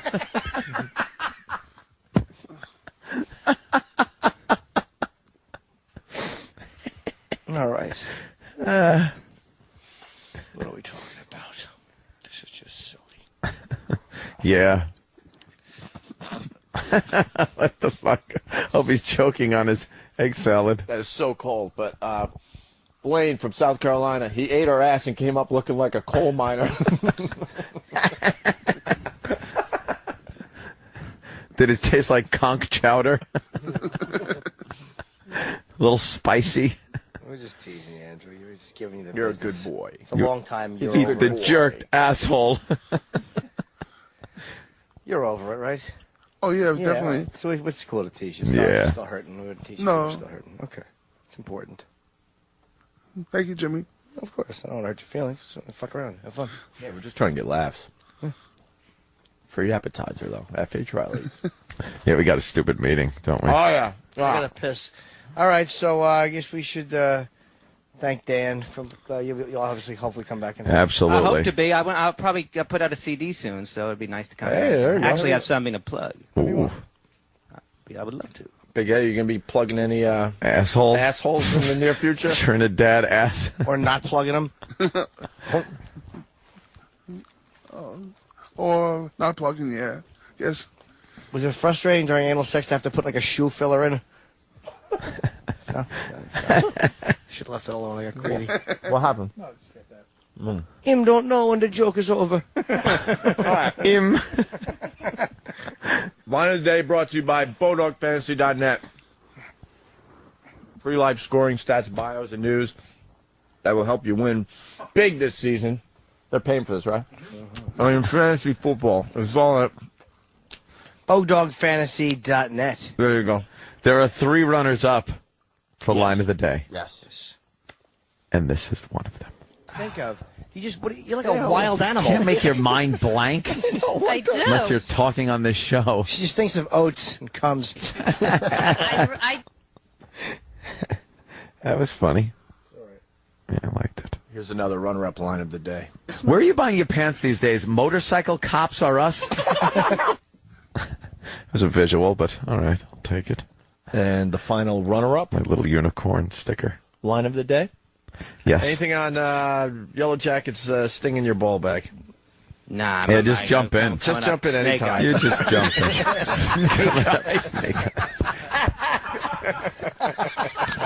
There you go. See? Part of the That's a good program. one. Coming up, Snake Eyes. Dan Natterman, everybody. Comedy Cellar, if you're in New York City, check him out. Yeah, you can catch Dan down at the cellar all the time. Big A, you're always welcome. He's been there. Oh, have you been? Oh, yeah, I've been Okay, there. good. Yeah. Look forward to seeing Yeah. Esty has to sell a lot less seats when you show up, but they squeeze him in there. You know, small Him place. can't fly economy class. Him has to go economy plus or business or first class. Or in the cargo hull. Here is your line of the day. Here comes the line of the day. Line of the day.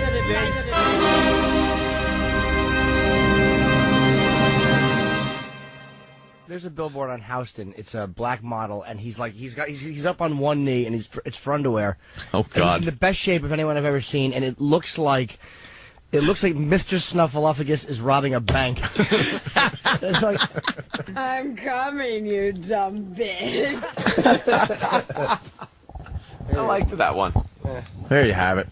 Oh, Jimmy not happy. Jimmy's not happy yeah, I'm all right. with it. Yeah. He's all right with it. It's always easy to He's say modest. Monday morning quarterback. Fucking A, it's Big A. What else can we say Fucking today? A, it's Big A. Thank you, We're going to Big get A. that started, Okay. man. Fuck that All right. Big A. A. It's fucking A. It's big A. I like that. That's what I And say. you steal a little bit of the big A, but we got a little more going on here. Yeah. Fucking A. It's big A. Big A is fucking stupid. It's like, not the Fonz. It's fucking, that's 1978. It's fucking A. Yeah. It's big A. Fucking A. It's big A. T-shirts on the way from Brother Elmo. And go to F.H. Riley's to see my other brother. The listener request voicemail. Next message. This is Robert from Arizona. I'd love to hear Anthony talking about invading Venezuela. That was some of the greatest shit I ever heard. Thank you. Message deleted. Request Worst of Show. More State of the Union. The president from last night, another taste. Last month, Osama bin Laden released a tape in which he railed against Iraqi tribal leaders who have turned on al-Qaeda and admitted that coalition forces are growing stronger in Iraq. Ladies and gentlemen, some may deny the surge is working, but among the terrorists, there is no doubt. Al-Qaeda is on the run in Iraq, and this enemy will be defeated. They sure stopped clapping abruptly. American troops are shifting from leading operations to partnering with Iraqi forces and eventually to a protective Overwatch mission. As part of this transition, one Army Brigade combat team and one Marine Expeditionary Unit have already come home and will not be replaced. One soldier. In the coming months, 4 additional brigades and 2 Marine battalions will follow suit.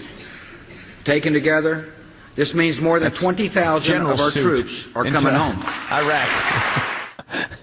All right, so 20,000 guys are coming home. Yeah. When are the Iraqis going to take over their own country? I was reading that they're doing that. They admitted that they're not going to be able to until we want by the end of the year, I believe. And they're saying over there somewhere between 2010 and 2012, they feel they'll be ready. Yeah? That's what they're saying over there. How come all the time that we were going to attack them, they were all ready? They were going to kick our ass. How come now they can't be trained? They're all corrupt. The police department's selling our guys out. Dude, it's the Wild Wild West. Just a mess. The whole area is the Wild Wild West. They got to figure it out. All right, it's ready? It's going to take a long time. Can I get some white help from this? Yes, Patrice. Why the fuck? Okay, we know the underlying belief that it's about other things, but let's say if this was all genuine, this whole thing. Why are we? Would that eventually affect us if we minded our fucking business?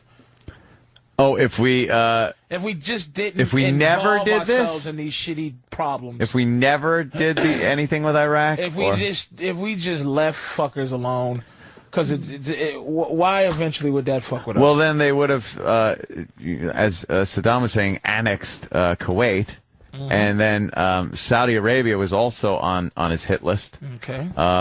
There wouldn't have been a first Gulf War, so he still would have had a pretty strong army, and he was kind of a nut. You know, it was proven that he would go into other countries and take whatever he wanted. Okay. So if we didn't get involved, I guess he'd be free to just do that. And remember supergroups? And if he did that, And if he did that, it would destabilize the area that we depend on for oil, which is already, not that stable anyway. Which is it ends up being all about oil again. Yeah, it is. The only reason we give a shit about the Middle East is because of oil. I've never heard anybody ever say that, though. I've never heard a fucking president. But you know what? It is? You hear people say it, but they put it in this context of you just see some stupid college douche saying it's about the oil, man, and it's like, and they try to say it's about the oil as far as money goes.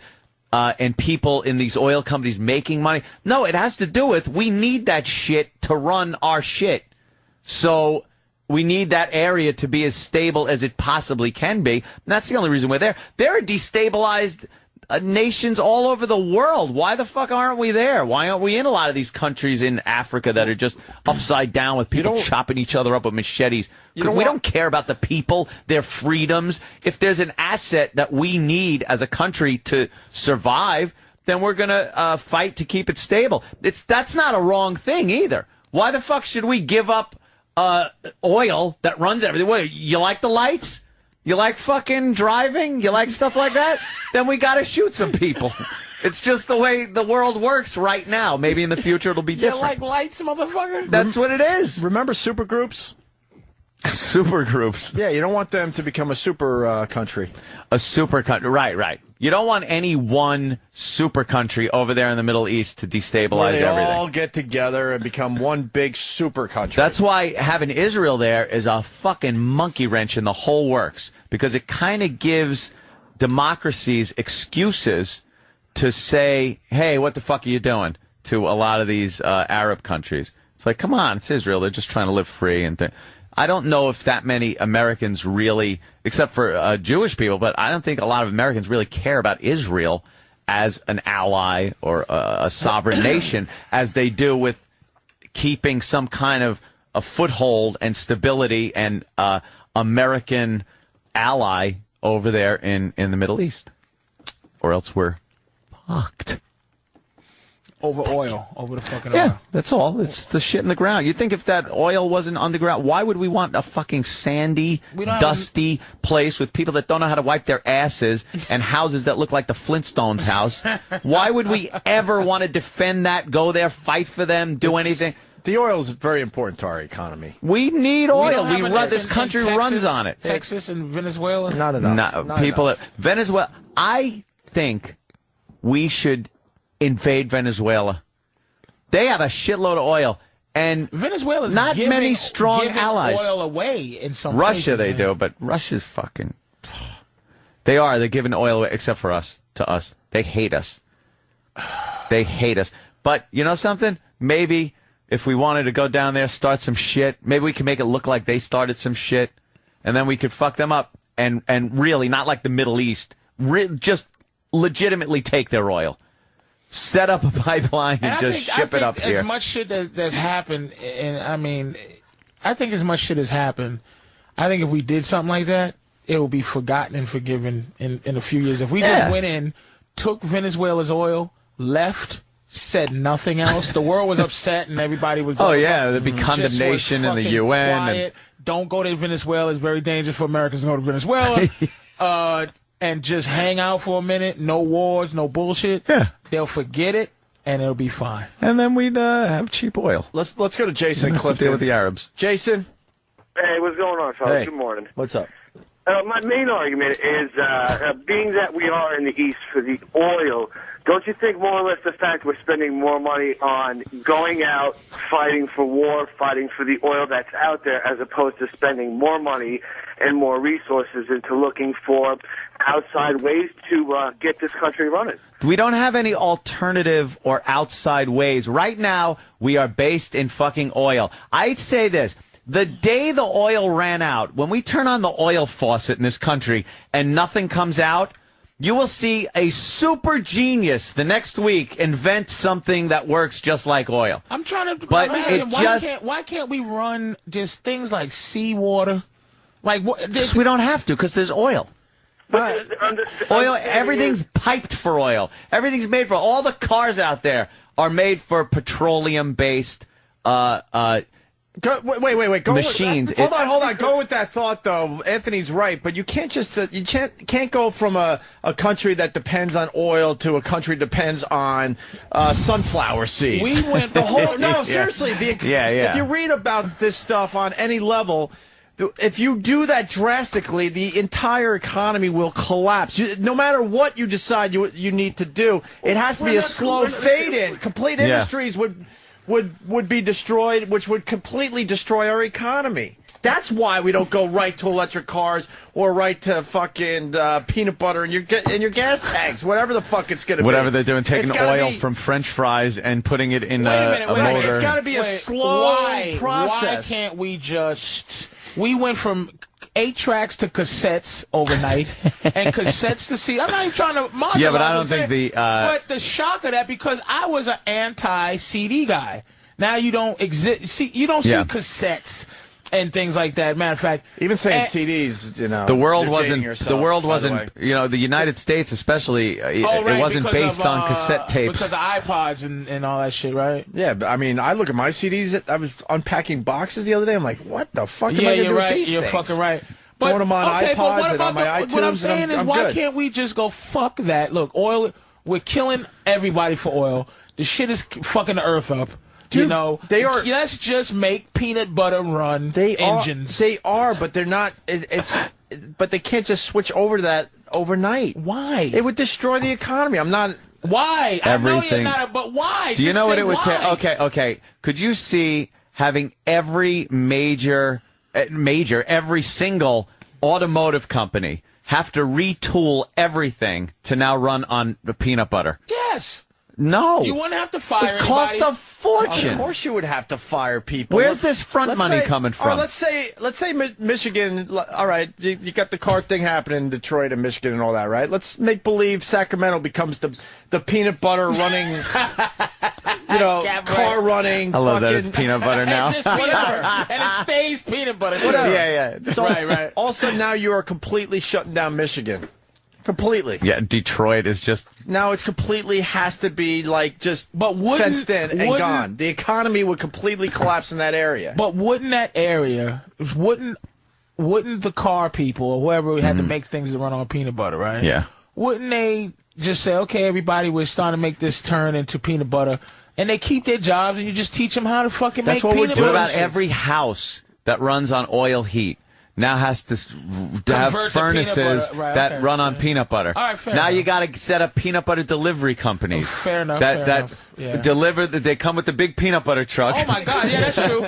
So how much? Preferably crunchy. How long would it take to transition us out of oil? That's what we're doing slowly, but I don't think we're going to see it in our lifetime. They're going until it gets too out of control, where they're doing the it price slowly is, but surely with the electric cars and all that, and trying to figure that shit out. They But got you like can't- hybrid hydrogen vehicles Right. now, and you can't just do it overnight, though. The economy would collapse. Runs We on a would need water an fuel expert cell. in here to completely explain this point. They're not doing.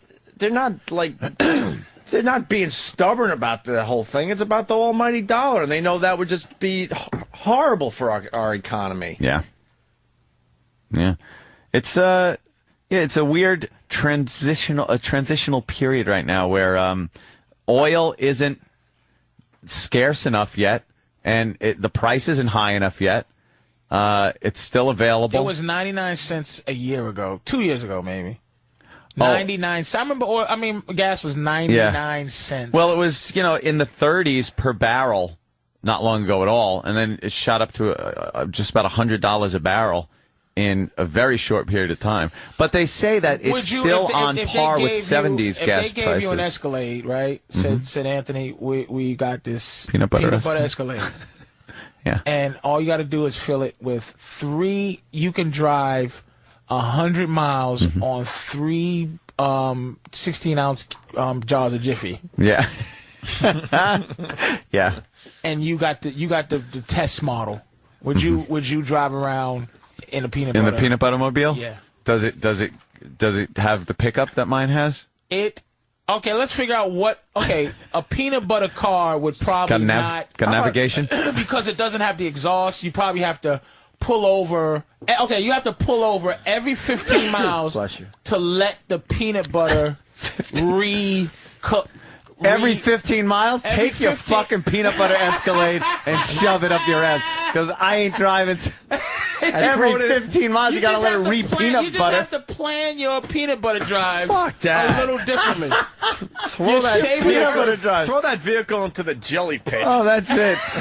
Listen to me, George Fuck Washington that. Carver. Take your fucking... Yeah.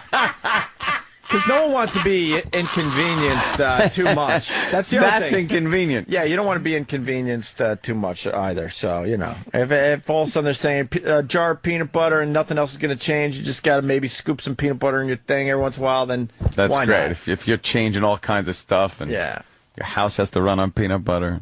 And all you have the to do a plans. full peanut butter, because when it gets old, it loses some of its peanut butter in it. You got it every 5 months. You have to do a full peanut butter diagnosis. You have to get it all out and it's a couple Get of things new. that's inconvenient. Yeah. But it's just like driving an electric car. You got to plug your fucking car in. That's ridiculous. And you don't know where the fuck plugs are, so you have to make sure you drive where there's plugs gonna be. So And you that's can another plug your car thing. in. What do you think? That juice coming out of the wall is free? Well, you're charging your vehicle, it's still using your electric, so you're going to be billed for that anyway. So is it more economical than gas? Than a different type of hybrid? It's more safe. Is it? Is it really? In terms of the environment. Oh, is it? Where do you think that energy comes from that's going into your fucking, into your wall socket? There's a big generator that's got to be turned. Who's doing that? Fucking a cat? A cat chasing a mouse on a fucking those guys wheel? with the big legs from that fucking, from that Lord of the Rings? No, you see that commercial? With the guys with the big, what's that fucking commercial, man? From Monster.com with the dudes with the big ass legs. Oh, yeah, okay, Monster.com one, yeah. And they spin the earth with their big legs. Yeah. There's a guy with big legs riding a bike. Let's say hi to Rick in Arkansas. Rick. Because all that shit runs on oil or, like, nuclear. All right. Rick? Hey, now I know what Rush Limbaugh's dreams were like when he was on Oxy. Why? Well, you went from sucking Arab cocks to save your life to fucking peanut butter cars. Peanut butter cars. All right. We could be quietly saving the earth by having these kind of conversations from time to time. Just never know. Just the peanut butter concepts, you know. Did you see that show on, where was it? Discovery of History, What Will Happen to the Earth When the Humans Are Gone?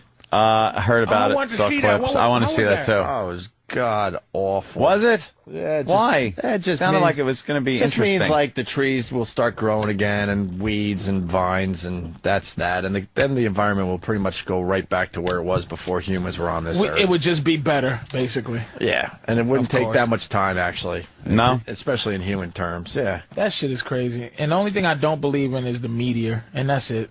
Oh, the big meteor going to hit us? I just don't think if it hits us, it will mean a fucking thing.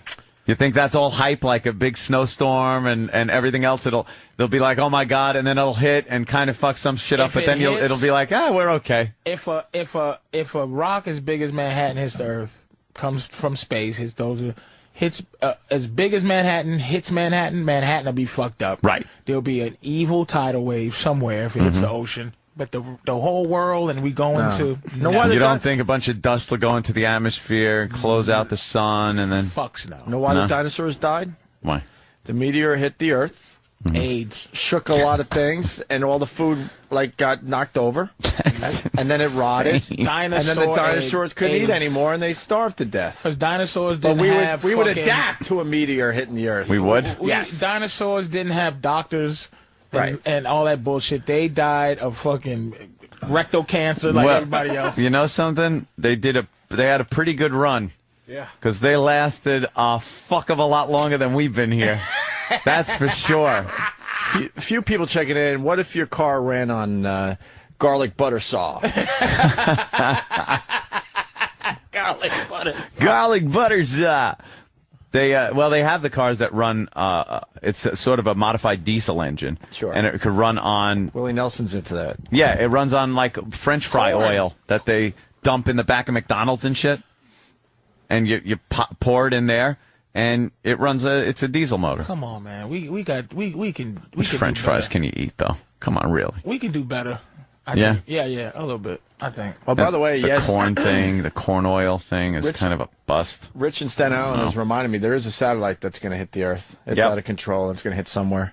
And I'd like to dream that it's going to just hit some dope walking down the sidewalk in a city somewhere, but they're going to have it all figured out. So don't you worry. They're going to know exactly where that fucking thing is falling. They say this one's pretty out of control. But what are they worried about? They'll know in time. Like they'll have some notice. They'll know pretty accurately where it's going to hit. But what if it's like it's going to hit Manhattan? There's nothing they can really do about it. And just say it's just going to hit Manhattan? Yeah. They'll find something to do. Take your vacation time. They'll What find do you want something from to me? do. I remember being a kid. Do you think they'll find something to do? Dude, what was Shoot it out of the sky. What was the satellite It's the size of a bus. They'll do a James Bond thing where they tie big. parachutes on it. What was the satellite that fell when we were growing up? Skylab. Skylab, right. I remember being a caddy, just convinced that it was going to hit me on the head while I was caddying.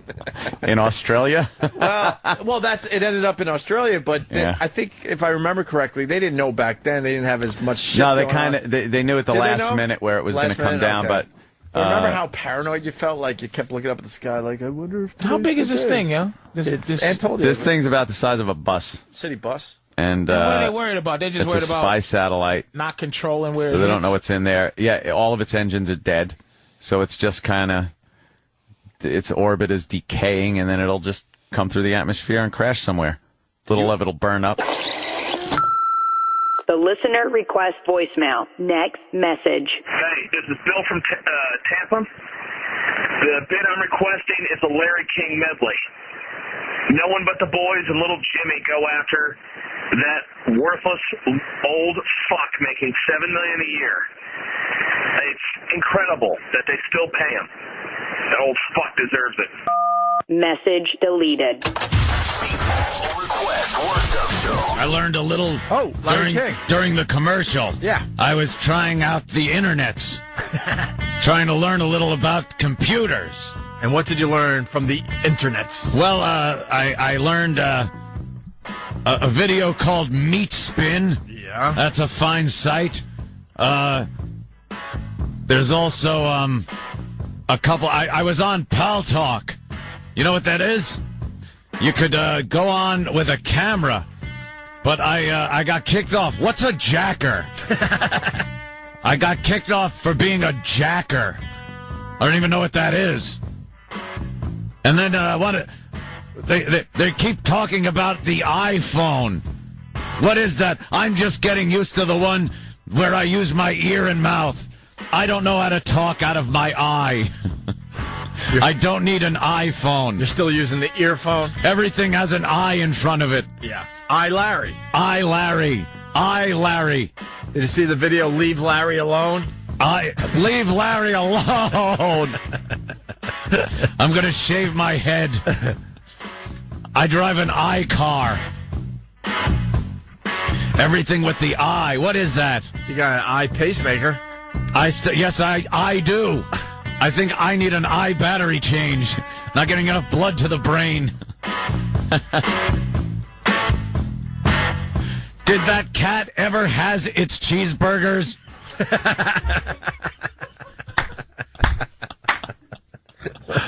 I'm in your bed eating your waffles. LOL. What is that? Whose monogram is that?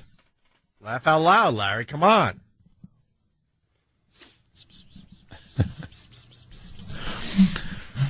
All right, I'm the laughing stock, I see. Why, new to this internet. What happened? I was on, what is it called? YouTube? I was on the tube. The tube. And apparently I was swinging around a broom handle, and they've made me look silly like I have a lightsaber. Well, that's called Star Wars Larry. They're calling me Star Wars Geriatric. Look at me go. ROFL copters. I'm hysterical. I'm LOLing right into the grave. Look, an LOLer coaster. We got an actual clip of Larry King. Here's the last one for today. Listen to this. Discussion on autism. Nancy Weiss, that child, what was the matter with that child? What was the matter? What? Well, I don't understand. He looked fine. During a discussion on autism, Larry King plays a clip of a typical child instead of an autism child and gets very confused. So there's a clip of a normal kid. Yeah. And this is what Larry said right after the clip, when it was very obvious it was a clip of a normal kid. Nancy Weiss, that child, what was the matter with that child? What's the matter with him? Well, if you look, I didn't get to see the video clip, so It looked normal to me. Okay. Ricky may have to comment on that because I didn't see the clip. Ricky saw the clip. That was a typical child. Okay, So all right. what you noticed, child? that was a typical child. So what you know, What did he have? You almost had it right. Look, I want a straight answer out of one. Was he retarded or not? He just about had it, and then he messed it up in the end. Is the kid retarded? I have a new video out. It's called Tub Larry. I dare you to watch it. No way. One cup, one Larry, and a girl. And Anderson Cooper.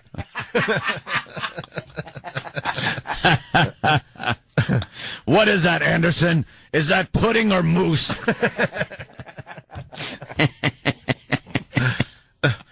Is pudding important to the two girls, one cup video? How important was that mousse in Two Girls, One Cup? How important was the cup?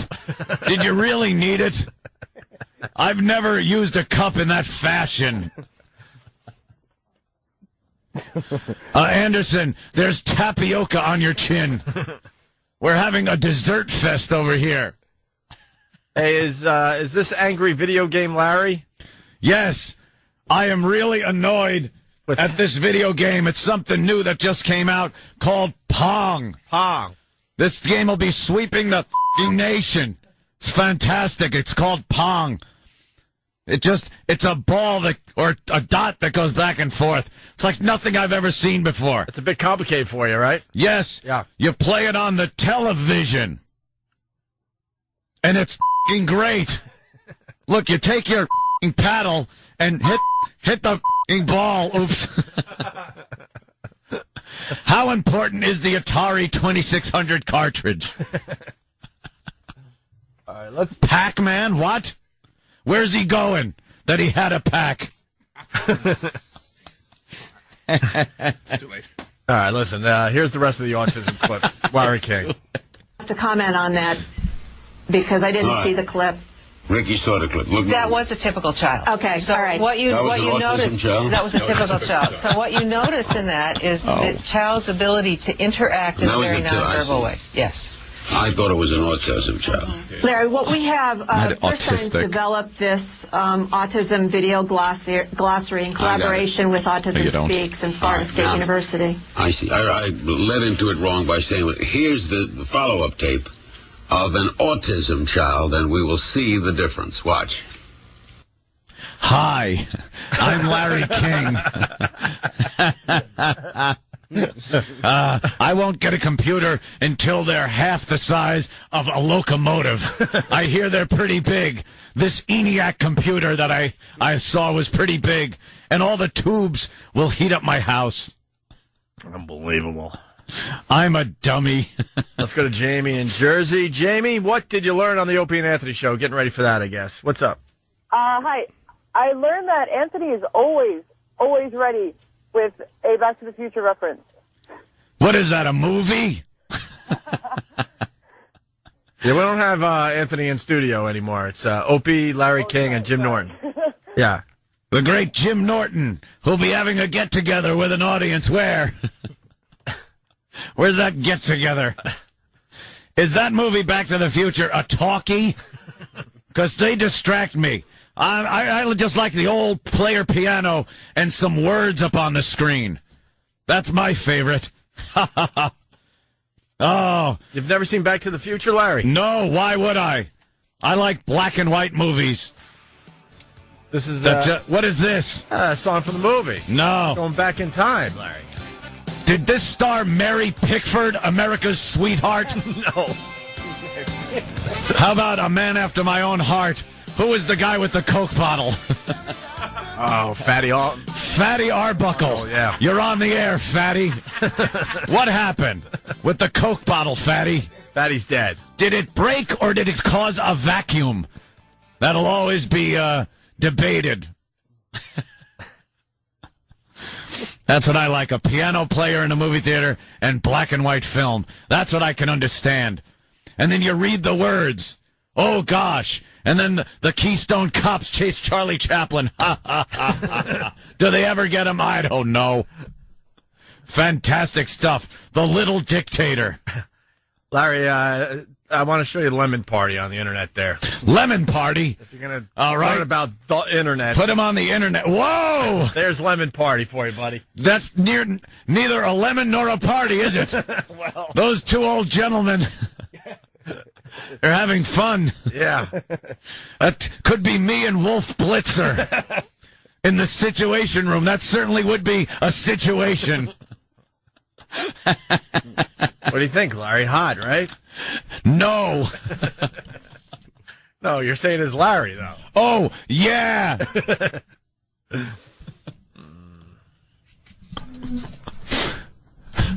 This is a good video I'm watching. See, this is what the internet is all about. I'm just watching. Look, it's a car driving through the country. Isn't that great? Very nice. Just driving down a windy road. I'm looking very closely. They told me to turn my volume up loud so I could hear the background noise. Isn't that? Holy! Larry! Larry! Why would anyone do that? It's part of being on the internet. That's scary! It's a little trickery. Why are these Japanese people being punched in the...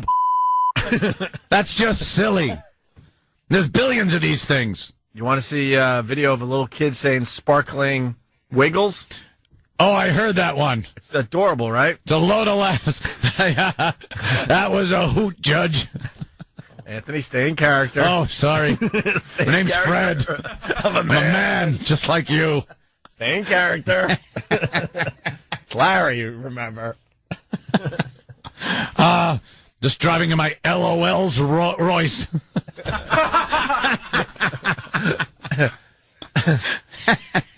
Larry, I want to show you a little internet thing. It's a montage of cute kittens. Oh, goody. Look, check out all the little kittens. Nice, right? It's so cute. Yeah, one after another. Cute kittens with cute sayings, right? The boss is a... The boss is a... The boss is a... The boss is a... Oh, my God, how do I shut this off? I can't... There's pop-ups coming all over. Oh, no, I know where to go. Yeah. I'll go to Meat Spin. All right, go to Meat That'll Spin. stop. Whoa! Come on. No, boss, don't call security. Come on. Leave me alone. Don't tase me, bro. Come on. Larry, I want to turn you on to another phenomenon. Yes. Lonely Larry 75.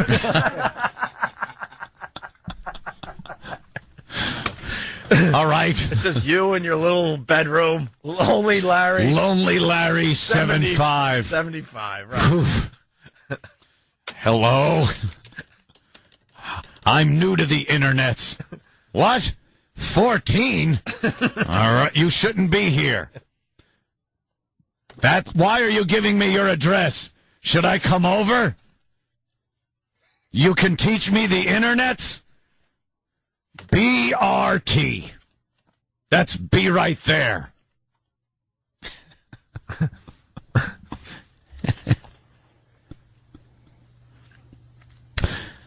I turned my head away from the mic to breathe.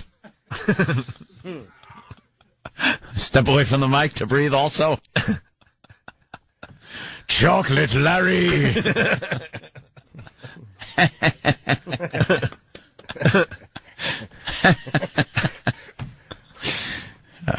Chocolate rain running down the back of my leg again. Again. My impression. Chocolate rain. Get wardrobe before a guest comes out and smells this. Oh, there's the music. Damn it. We're having so much fun teaching you about the internets there, Larry. Yeah. Yeah. I was going to go to chop.com.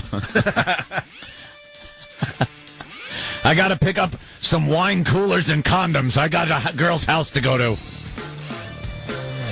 LOL, JK.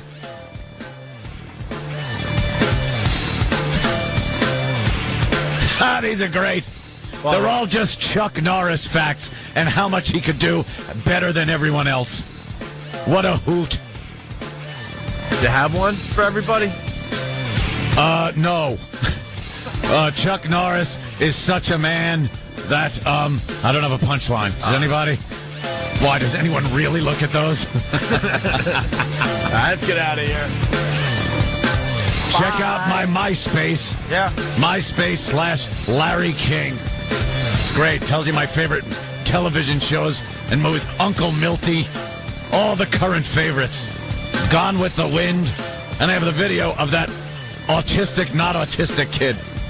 Now I'm just going to go to Hitler Cats. Ooh, let me click on this. I can win a free iPod. Pop-ups.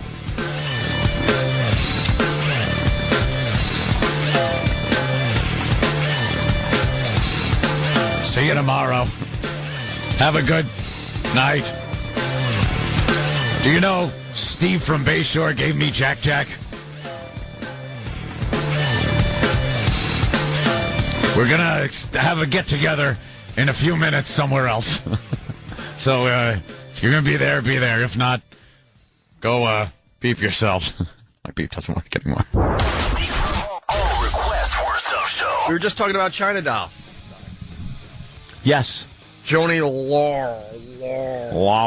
Whatever. Yeah. She used to be China on the WWF, and then Vince, kicked her out and said you can't use the name anymore. Can't use the name. We own everything. We own you. Please leave. So she changed her name to China Doll. Yeah. And this is what you want when you die unexpectedly. You want China Doll talking for you on Larry King.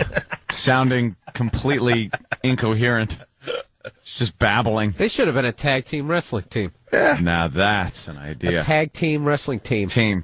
A lot of teams in there. You guys.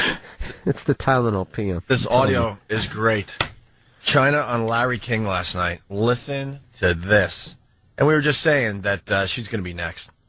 She really sounds like she's on that road. She pretty much lives the same lifestyle as Anna Nicole Smith. Here's China from Larry King. China, you're having a rough time with this. I totally saw that coming. I feel that. You saw it coming? But from my perspective. Is she on after the Andy Dick interview? What the hell voice is that? I totally feel. See, I'm on the same drugs that she's on. Yeah, right. And it really upsets me to think I might have to change my drugs. I actually died last night, but they were able to revive me, so I was like, Anna, I totally died last night. You might want to stop doing these. And she said, I'm not. You know what you miss with China? What you guys are missing with China? She tries the whole time when she's talking not to sound manly. Like a man. But then it pops out every once in a while. It's so tragic to have this awful thing happen to my friend, Anna Nicole Smith. It's terrible to think that this tragic event might actually happen to some wow. Wait, Larry, I gotta scratch my That's what she's trying so hard to sound like she's female. Yeah. I don't know what the hell's going on inside that body. It's such a tragedy. Right. Let me punch myself in the And stupid Larry King. Yeah. What does he know? We're here talking with Greta Garbo. What year is it? I don't know. What do you think about that whole Fatty Arbuckle Coke bottle debacle? Wasn't that horrible? The Black Dahlia. The Black Dahlia murders. We'll be talking Right. to some of the people that were there. We'll be talking to the head. We got an exclusive. What? We got the upper half of the body and then the exclusive lower half interview on Wolf Blitzer's Situation Room. Because that's more of a situation. I when can make just something the lower with the head. half of a body sits in your interview room, you're in trouble, folks. That's coming up after the break. Edward G. Robinson. All right, let's get back to this. It's just, everybody's so sad now. This woman has been ridiculed from a joke. People have taken advantage of her. You know, you start to go, why are you doing this? You know. Wow. Because she sounded just like you. Yeah. That's why. I like how she was just doing just like every word, like a thesaurus. She's been ridiculed, made fun of, embarrassed by other people. Just mocked. Yeah. What's another one? vilified. Mentally, I keep passing out. Jeered, made fun of. Oh, I mean, cheered and made fun of. Well, ridiculed. This is why I love the guys that work for us, Anthony. The next track is labeled "China Continues to Explain Nothing." Okay. Here it is from Larry King last night. It's hard for people to relate that when you're dealing with public scrutiny or nonstop, or the everybody's watching you, everybody's looking at you, and everything is usually towards the negative. And she's done, reality shows, and I've done them too, and I've been involved in. Do you hear what I'm saying though? Yeah, the voice starts to come out, and she has to knock it back down. I've done the reality shows, and I was involved with them. What was it like? Did you ever see Anna Nicole dating President Kennedy? Comment, China. What? No, you seem as confused as I am, Larry. Mine's drug-induced. Yours must be Alzheimer's. I don't have Alzheimer's. Next, we'll be talking with Humphrey Bogart about his relationship. Larry, you're old, decrepit, gonna die soon. She just keeps defining a word over and over again. She's like so connected to the situation too. I did reality shows. She did some reality shows. The stars in a house. We're all just part of a living organism on this big blue marble, aren't we? It's an enigma wrapped up in a riddle. In a riddle. When I was talking with Rutherford B. Hayes the other day. Yeah, let's get. We gotta get more of this what on. An ass Larry King is. I was having a sarsaparilla with Winston Churchill.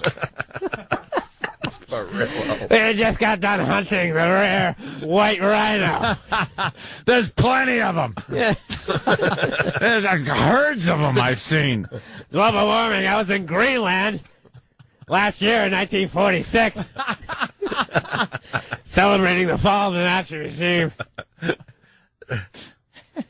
She's done, reality shows, and I've done them too, and I've been involved in wrestling. I feel when she talks about her feelings that they're the same exact as mine. Yes. Yeah. Well, why don't you? She loved, and I have one. Used to. I just feel it sometimes. Scrotum. It's got. Your name is China. What do you think about how Nixon is opening up China to the United States? Comment. Are you a fan of the panda bear? They're adorable. Some living athletes have been taken hostage. I don't know if you wanted to comment. We might have to cut in. Breaking story. From Lakehurst, New Jersey, some kind of airship disaster. We'll fill you in on the horror. I just want to hear them moan to each other. This show Larry, China. This show should be on the History Channel. All right, here we go. More.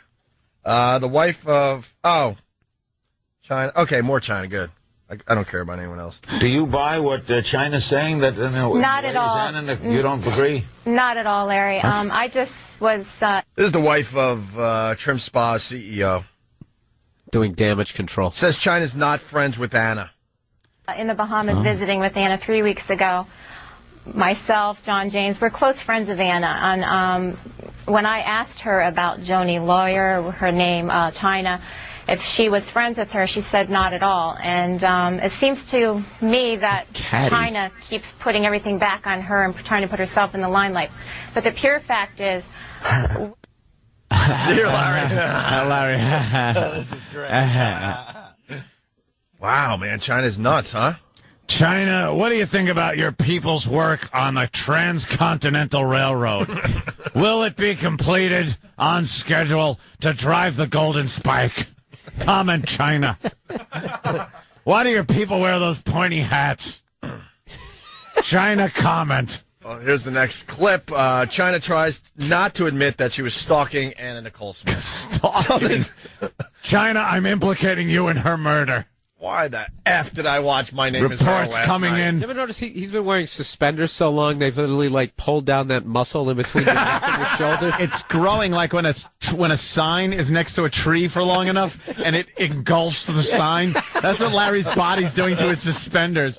Doctor, pry the suspenders out of the gaps in my shoulders. It's like sleeping with your contact lenses on. He just never takes the suspenders off.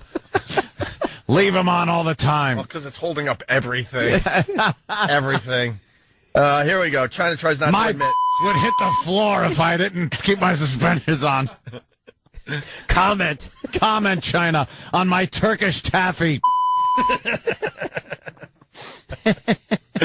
China, you want to respond to what Monique said, that you were not a friend of Anna Nicole's and that they take umbrage that you go around saying you were? I'm shocked because that wasn't the point. The point was I didn't speak to Anna a whole lot afterwards because I tried to, but she wouldn't. She didn't want to. Major Nelson, I don't think it's that she didn't want to be a friend of mine. I think it's just that you want to be alone. You know, you kind of don't want to go out. Or she asked me many times to come over to go over and hang out at the pool with her, and then at those times I didn't want to go out of my. I think Paula Abdul, China, and Anna Nicole Smith all have the same drug dealer. The same drugs. They sound all the same. Reports coming in her hotel room found on the night table garlic and Welch's grape juice. Is this news? Can you OD on garlic? Dude, this isn't a podcast. This is CNN. I know. This is CNN. And who's Monique? Who the F knows? Who right. Who's Monique? Right? Monique is the CEO's wife, I guess. CEO? Of Trim Spa. Oh, okay. They were reaching last night. Oh, they're trying to backpedal a little bit. All right, here's Monique says Anna said China was indeed a stalker. Mm-hmm. Well, when I was at Daniel's, and my husband was at Daniel's funeral, I asked her, why isn't there any family members? What about your friends? And I remember China being on your show when Daniel just died. And as far as I'm concerned, taking some low shots about right away she went to all these allegations like she knew all this stuff about Anna. But yet when I talked to Anna, she said that she kind of was like a stalker, and she would call her and Anna didn't want to return her calls. So for someone to make claims like they know something about someone when they haven't even spoken to them for a while, I just well, why is this about? Why is this about we'll get me? off that because proper. Because just for credentials, that's all. But we'll get off that now. We want to go back to Anna Nicole. Exactly. Want to go back to my next question? Talkies. Do you think they'll catch on? Why is this about the fact that I don't really know her and I'm on TV talking about her? I mean, what do you think about it? I was just a friend. I said at her funeral, her son's funeral, who died. I have no clue. She's just downright creepy. We had her in recently. Yeah. She's just lost. There's something in those eyes that... It's long gone. Long gone. They're glazed over. I don't know. It's not the point. The point of the matter is that I just feel very sorry for her. Take her in the death pool. Take her in the death pool. Put the lotion in the bucket. She's tucking and dancing. The listener request voicemail. Next message. Name is Rick Anella, requesting Paradise. And the bits Bill Burr making fun of the Paradise show. Bye. Message deleted. The All Request Worst of Show. Hey, you know what we haven't talked about yet? What? What we were talking about in the office? About Tara Reid and all that? All right.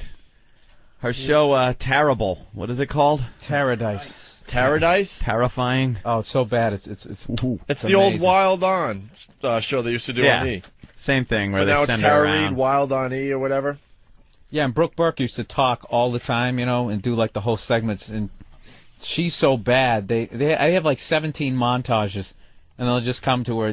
This is where life began, and she's like, "Wow, you guys, that's amazing. That's crazy. This is insane." I took a peek the other day. I couldn't believe how awful she looked. And she won't do anything either. This is like No. Paris saying, no, that's crazy. You guys. Yeah, she's in like these faraway places, and she's supposed to participate in some activities, and she doesn't. No, she won't. The 2 episodes I've seen, anything that they're doing, she was supposed to run with the bulls. No. I was gonna, and then I was just like, I'm not gonna. It's just like, how are you building a show around this? Oh, God. And then she'll laugh like, Camel unfilters. Yeah, she's known for just smoking like crazy, and she had that what do they call that voice when they want it to sound like it's something sexy? Oh, that smoky voice. Yeah, No. the Demi Moore description. whatever Yeah, they say about her. yeah. There's a way you put it that sounds sexy, and maybe when a few years back, when she was doing those American Pie movies, I guess it was kind of cute. Now it's just reached the point where it really reminds me of Lucille Ball in her final years when she used to do Carson. Remember you watch I Love Lucy as a kid, and she was like, Ricky, we gotta have Mrs. Trumbull watch Little Ricky, and I'll meet you at the club later. and that was Lucy, and then like 6 years later. 6 years go by, she's on a talk show. Well, me and Viv, when we invented the sitcom, we never really got along with Bill Frawley. When me and Desi started Desi Lou Studios, like what happened to her voice? She'd be on those talk shows with a drink and a cigarette. The drink no clinking. problem. clink, clink, oh, Johnny. Just drinking and smoking. That is And funny. that's definitely the road Tara Reid is taking. She's not going to be able to talk. The emphysema. Yeah, they all wound up getting it back then. She died of it. Ricky, I remember seeing Desi Arnaz on a Saturday Night Live episode, like right before he died. Yeah, he was on. I don't know. Did he host it? I think he was a host, and just ravaged by the sea, the big casino. Got his lungs because they were always smoking. In the office, we were talking about the episodes of I Love Lucy where they would do product placement for Philip Morris. It was a cigarette company that sponsored the show. And Lucy would offer people cigarettes that came over the house in a candy dish full of cigarettes that were on the table of it's a TV show. There'd be like wafts of smoke on the set. The whole studio probably just stunk. The set had nicotine dripping down the walls. You have to squeegee off the camera lenses. And Tara Reid's starting to sound like Mr. Mooney. it's going. We're here in Pamplona, Spain. I'm not going to run with the bulls. It's crazy. Guys. Well, I think we have some Tara audio here. Yeah. Let's listen to this. Water activities. I went on this other raft thing. It was called a fly fish, and it's like this thing where everyone kind of lays down in it, and it just flies up in the air. And me and Paris are screaming like.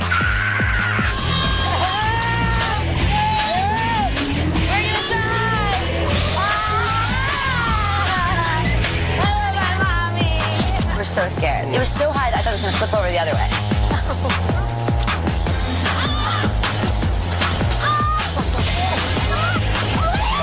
I think I broke my teeth and my eyeballs. Oh my God. Honestly, we really hurt each other, and I think my leg is broken. I have black and bruises on my legs right here. It's crazy, but it was so much fun. We did every water sport you could possibly imagine. We burnt more calories just doing water activities and not even running it. It's like we worked out for an hour. You do this every day, you'd be ripped. Wow. People are watching this shit. She's got one of those voices that just beat around every few words. Just stop talking. And then we went on this thing. It's called the Fly. It's fantastically funny. Like her voice just cuts out. It's like a cell phone call. Here we are in Australia. It's wonderful. We're by the Great Reef. Just cuts out. Not getting a signal. Good signal. Sultry, people are saying the voice is called. Sultry. Sultry. Sure. Mike on Long Island. What's up, Mike? I caught a glimpse of that show the other day. It is the most cool show on TV. All she talks about is how exclusive she's getting into, and you got to hear her refer to herself in person. This is the Tara Zone or the Reed. This is like exclusive. It's the most. Hey, stop ripping off Anthony. Anthony came right? up with the voice that just craps out. His phone. He's got Tara voice phone. All right, Mike. Thank you. Here's another clip. It was hysterical. My camera crew comes in, and then all these other camera crews, like flashes everywhere. We're like, what is going on? It all happened at once. And Paris were like, wow, she's a big crew. Say hi to the camera. I'm sitting there like, who are all these people? It all happened so quick. There was like 8 cameras, 25 paparazzis all around the table, and it was just like, whoa. That's our only camera. Paris, that's the only camera allowed in. You know, and then finally we got everyone else out, but we kept ours in. They figured it out. The bodyguard just figured it out. You nailed the voice, man. She's got and she tells the worst story. Yeah, Like, I was like, we were like, wow. I was like, awesome. We got a bigger crew than Paris Hilton.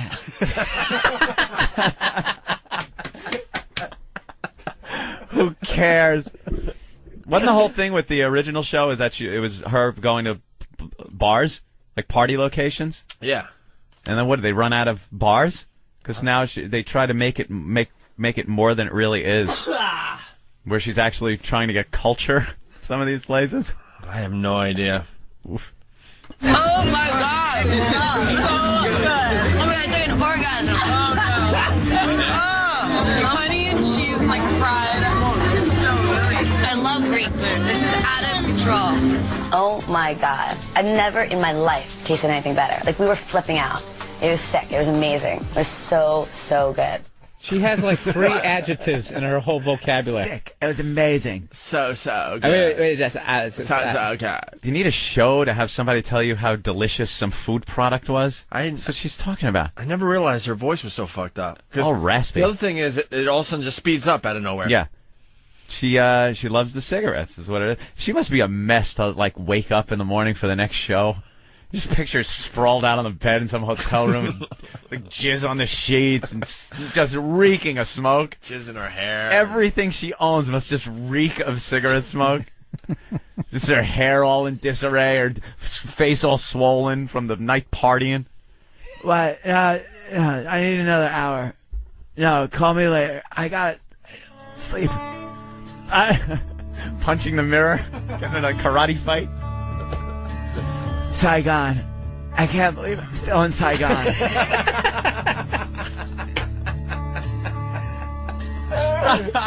And then the Viet Cong came in front of North. I was like, wow. This is the end. First of the 9th Air Cab, Air Mobile. I was going to blow this off, but we have to hear more of her. It's horrible. Of her speech. Oh,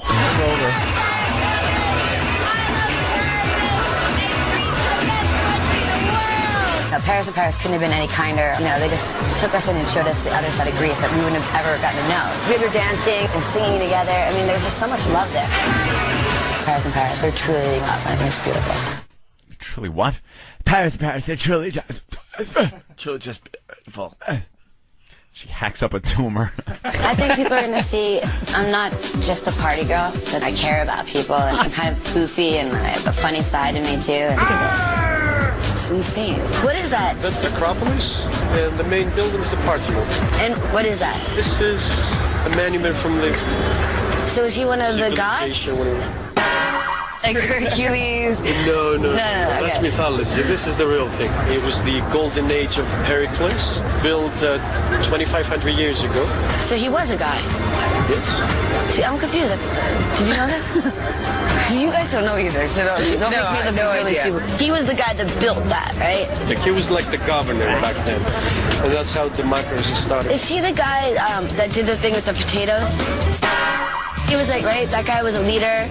He ruled Greece, and there was no potatoes, and he wanted the economy to be better. I don't know. I'm learning way too much stuff. Is that like when the ruins were? Exactly. Okay, see? I'm getting smarter by the minute. It was one of the birthplaces of civilization, and it was amazing. Amazing. We should stick to the good clubs. Yeah, let's talk about the club. Yeah, I'm just trying to wear this out Jessica Simpson right now. I don't know, she's looking like a rock scientist. Holy, I don't know.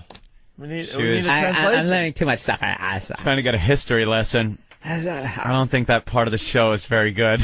Do you hear the sound effects? They actually make fun of her because boing. Because she's so stupid. See like the one with the potatoes? Yeah, the one with the potatoes. Because I know that there was a leader and he had people and they ran out of potatoes and I got to get some more potatoes. Was that the guy? Is that the guy? Where's it? Give me a fucking drink. I need a drink.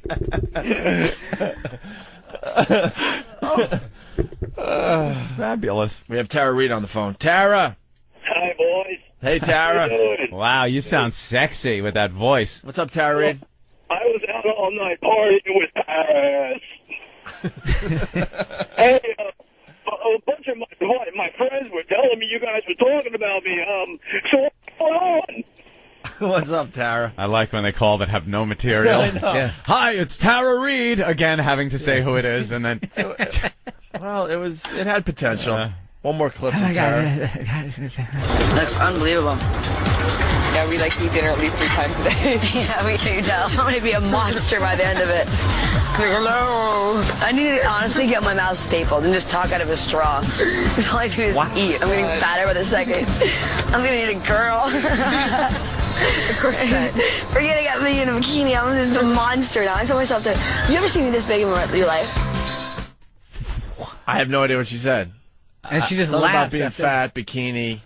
I think it's fat like. bikini If food. we keep eating, I'm going to get huge in my bikini. I'm not going to be able to fit into it. But yeah, because I keep eating, I'm going to have to get my mouth stable and eat through a straw. She didn't even say that. She said breathe through a straw. I don't know. Talk through a straw. It's like, isn't it getting your jaw wired shut and eating through a straw? She's like getting my mouth stapled and talking through a straw. She gets everything wrong. She was confusing Greek mythology with the potato famine. And then the god Apollo needed French fries, and he couldn't find any. So he had to, like, get a Peristophocles guy, and he came down and actually got them curly fries. That's You amazing. Dope. What a dolt. That's I am fucking so fat. unbelievable. I can't book anything. And She's on walking into television. the audition. You got to be a train wreck, Bill. Oh, God, I just got this ad yesterday. You guys. She's on TV. There On it is. TV. Guy has a show. People talk about it. People watch it. Encore, one more clip. Of course. Talking about food, more food. What is going on with the potatoes and the bread? I mean, guys, are you trying to make me fat by the second? I'm not eating them. Guys, They smell good. my is jiggling. You can't starve yourself and be like a typical actress that doesn't eat and do a movie that we did because it was too intense. Do you know what I mean? So literally, you ate what you could. So we ate stuff just for energy, but it was food. So we got fat. Yeah, hence the lug. But we'll get it off. Here, you passed the Greek salad. That's really good. It's them eating and talking about Getting fat. from That eating makes good shitty TV, food. honey. But like the movie was like so intense. I did American Pie. It was the dry places I had to go. So I just It's so hard eating food here. It's so cheap food. I got fat. You know, it was different on the set of my motion picture Josie and the Pussycats. We had such great food there. Now it's such horrible. Michael Jordan from Alabama writes, Tara Reid actually said rock scientist instead of rocket scientist. Rock scientist? Yeah, I did hear that. Fantastic. Rock scientist. She is the greatest. All right. I'm looking forward to the next program. We need more Tara clips. Yeah. Please put that on the list. You want to do some Tara things? Yeah. All right, Tara clips on the way for you, Anthony. Tara clips. There you go. Who the hell was that? Did you hear that? Whose stomach just growled? Was that yours? Yeah, But you've been eating granola. it was really low, though. That wasn't my stomach. That was when That was one of those internal farts. Yeah. Oh, you ever get that? Yeah, it doesn't get. It's like, your intestine. It's a great segue. Well, I haven't talked about farts in a few days. There's Here gas we go, behind, guys. because your intestine is a bunch of like muscles, just like your sphincter.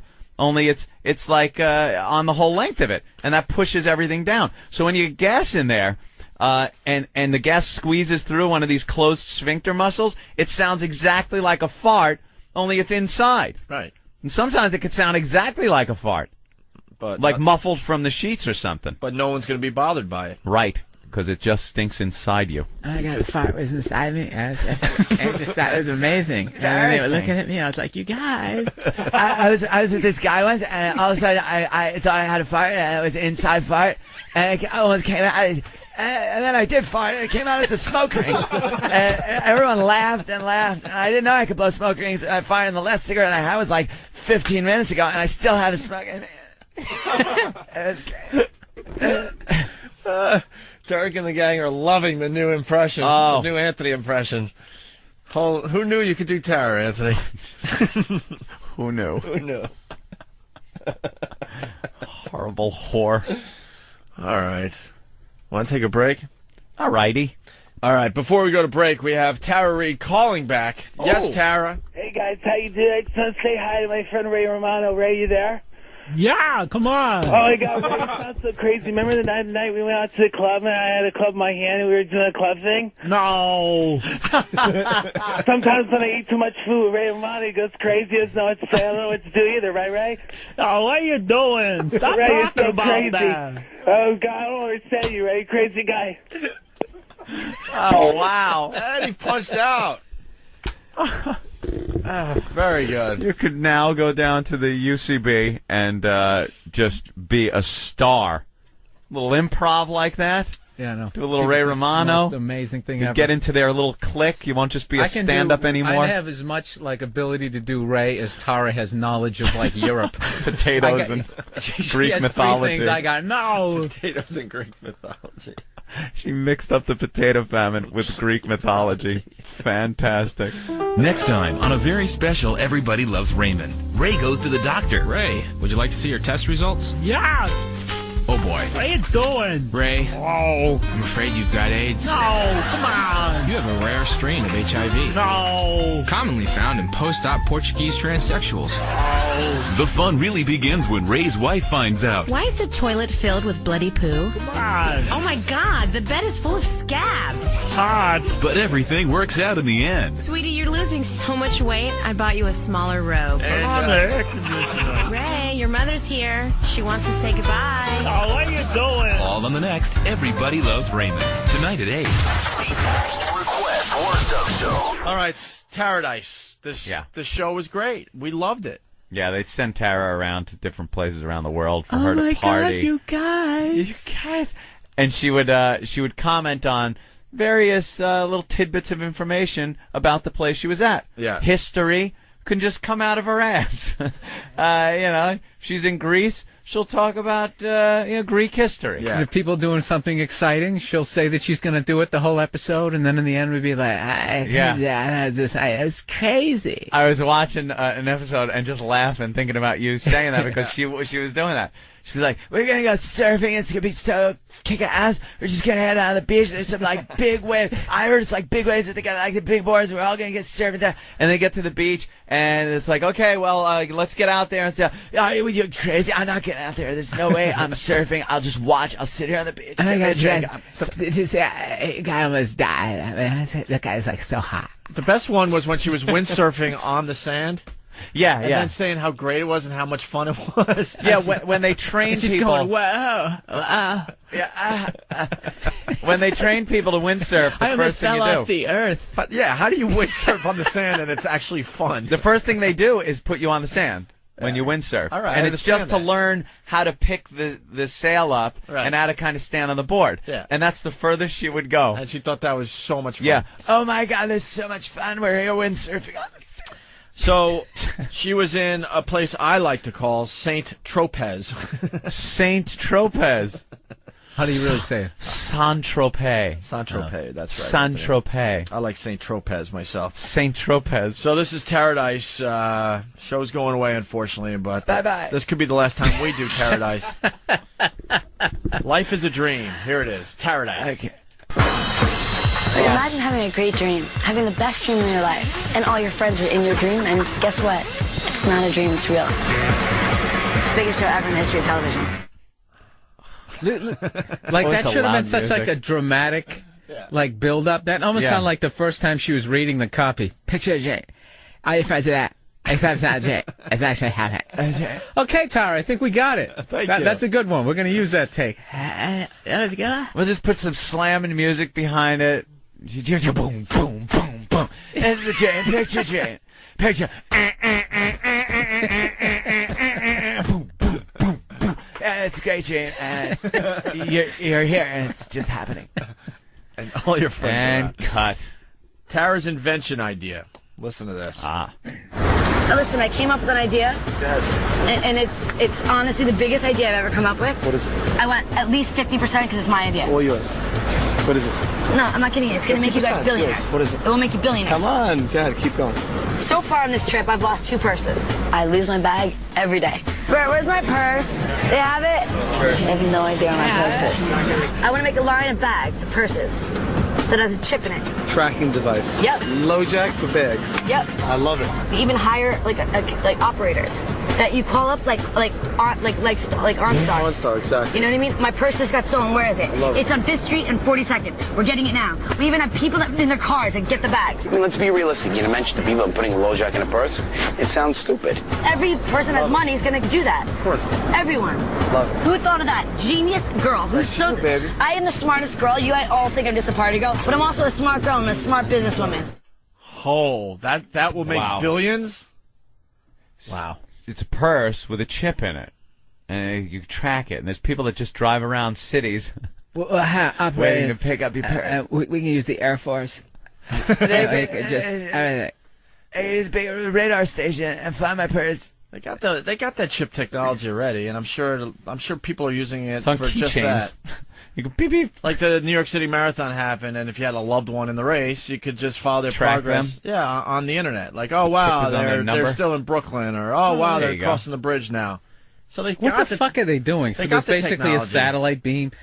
I mean, what kind of stress is that on your body? You're running 26 miles, and you got this fucking beam coming down from outer space right into the top of your head. We're being cut through every nanosecond of our lives by radiation from radio, TV, satellite. All that stuff is just blowing through you. Small little particles, electrons flying through you. Nice. If you could see those, if they were visible, we wouldn't be able to see each other. The air is so just full. Can you of say those all things. that in Tara? That sounds like a Tara. Imagine radio waves. Imagine, if you will, just sitting there, and if radio waves like had color to them instead of just being like clear and like clear nail polish, if they were like red, it would be like nothing but red in front of you, and we couldn't watch Paradise. It would be an awful thing. That would be like crazy. like right now, I'm inhaling them with every drag I take on my cigarette. I'm breathing in like radio waves, and I think that's really what's hurting people, not the cigarettes. So I got on my knees, suck cock at a party. I wouldn't be able to see it because of all the radio waves. I think, oh my god! Searching for that dick through all the radio waves. There's a stiff cock in the room, and I can't find it. Guys- Because of the radio waves. Oh my god, it's crazy. Oh my god, guys, I have an idea for an invention. It's an idea for an invention. I'm with cigarettes, alright?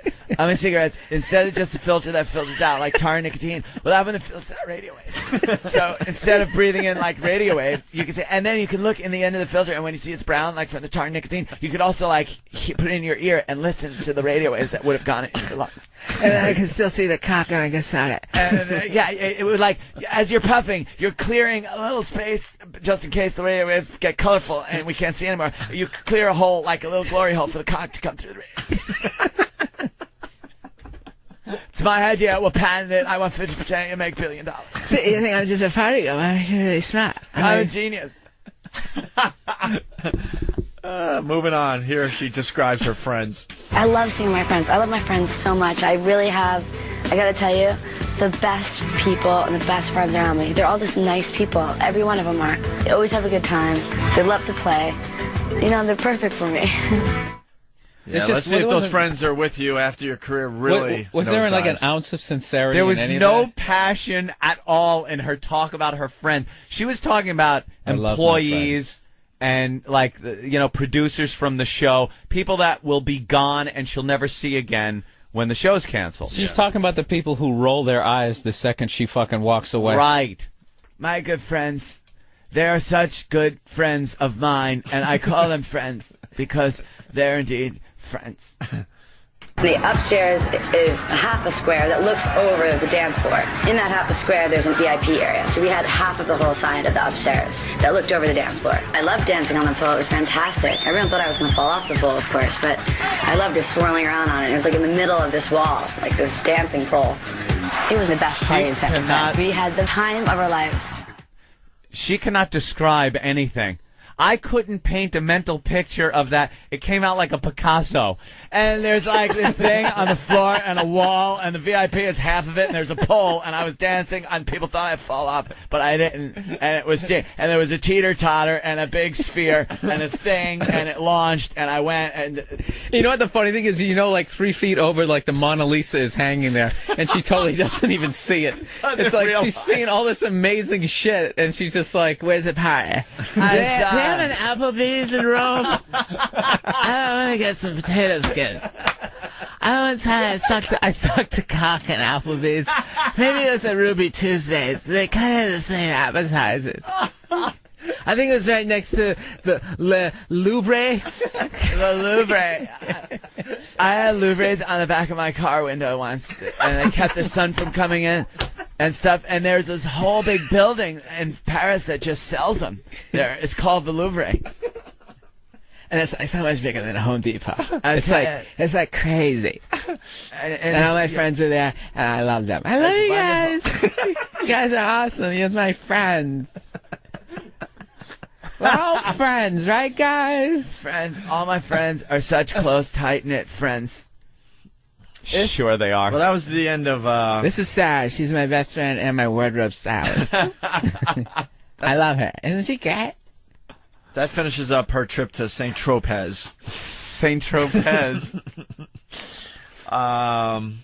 The Paris, UK one was the best, though. Yeah. Yes. What was that ones we listened to? No, we just listened to St. Tropez. Oh, I want to hear some... the some Paris, others. UK, and how she talks about, like, the Eurotunnel and all that. Unbelievable. Eurotunnel. It starts with the Eiffel Tower, and I guess she's talking about getting engaged under the Eiffel Tower.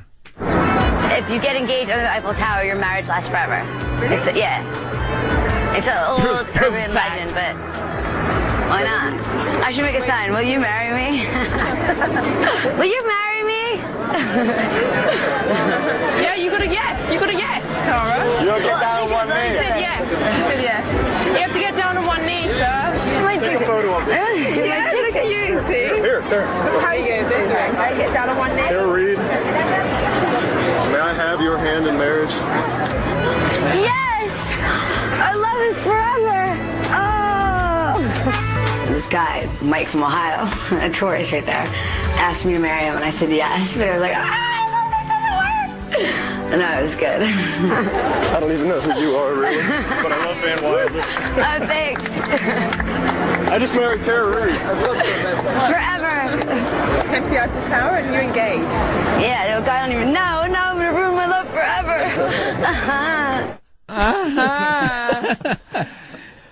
Wow, that is just jaw-droppingly horrific. How could you take that off? Great.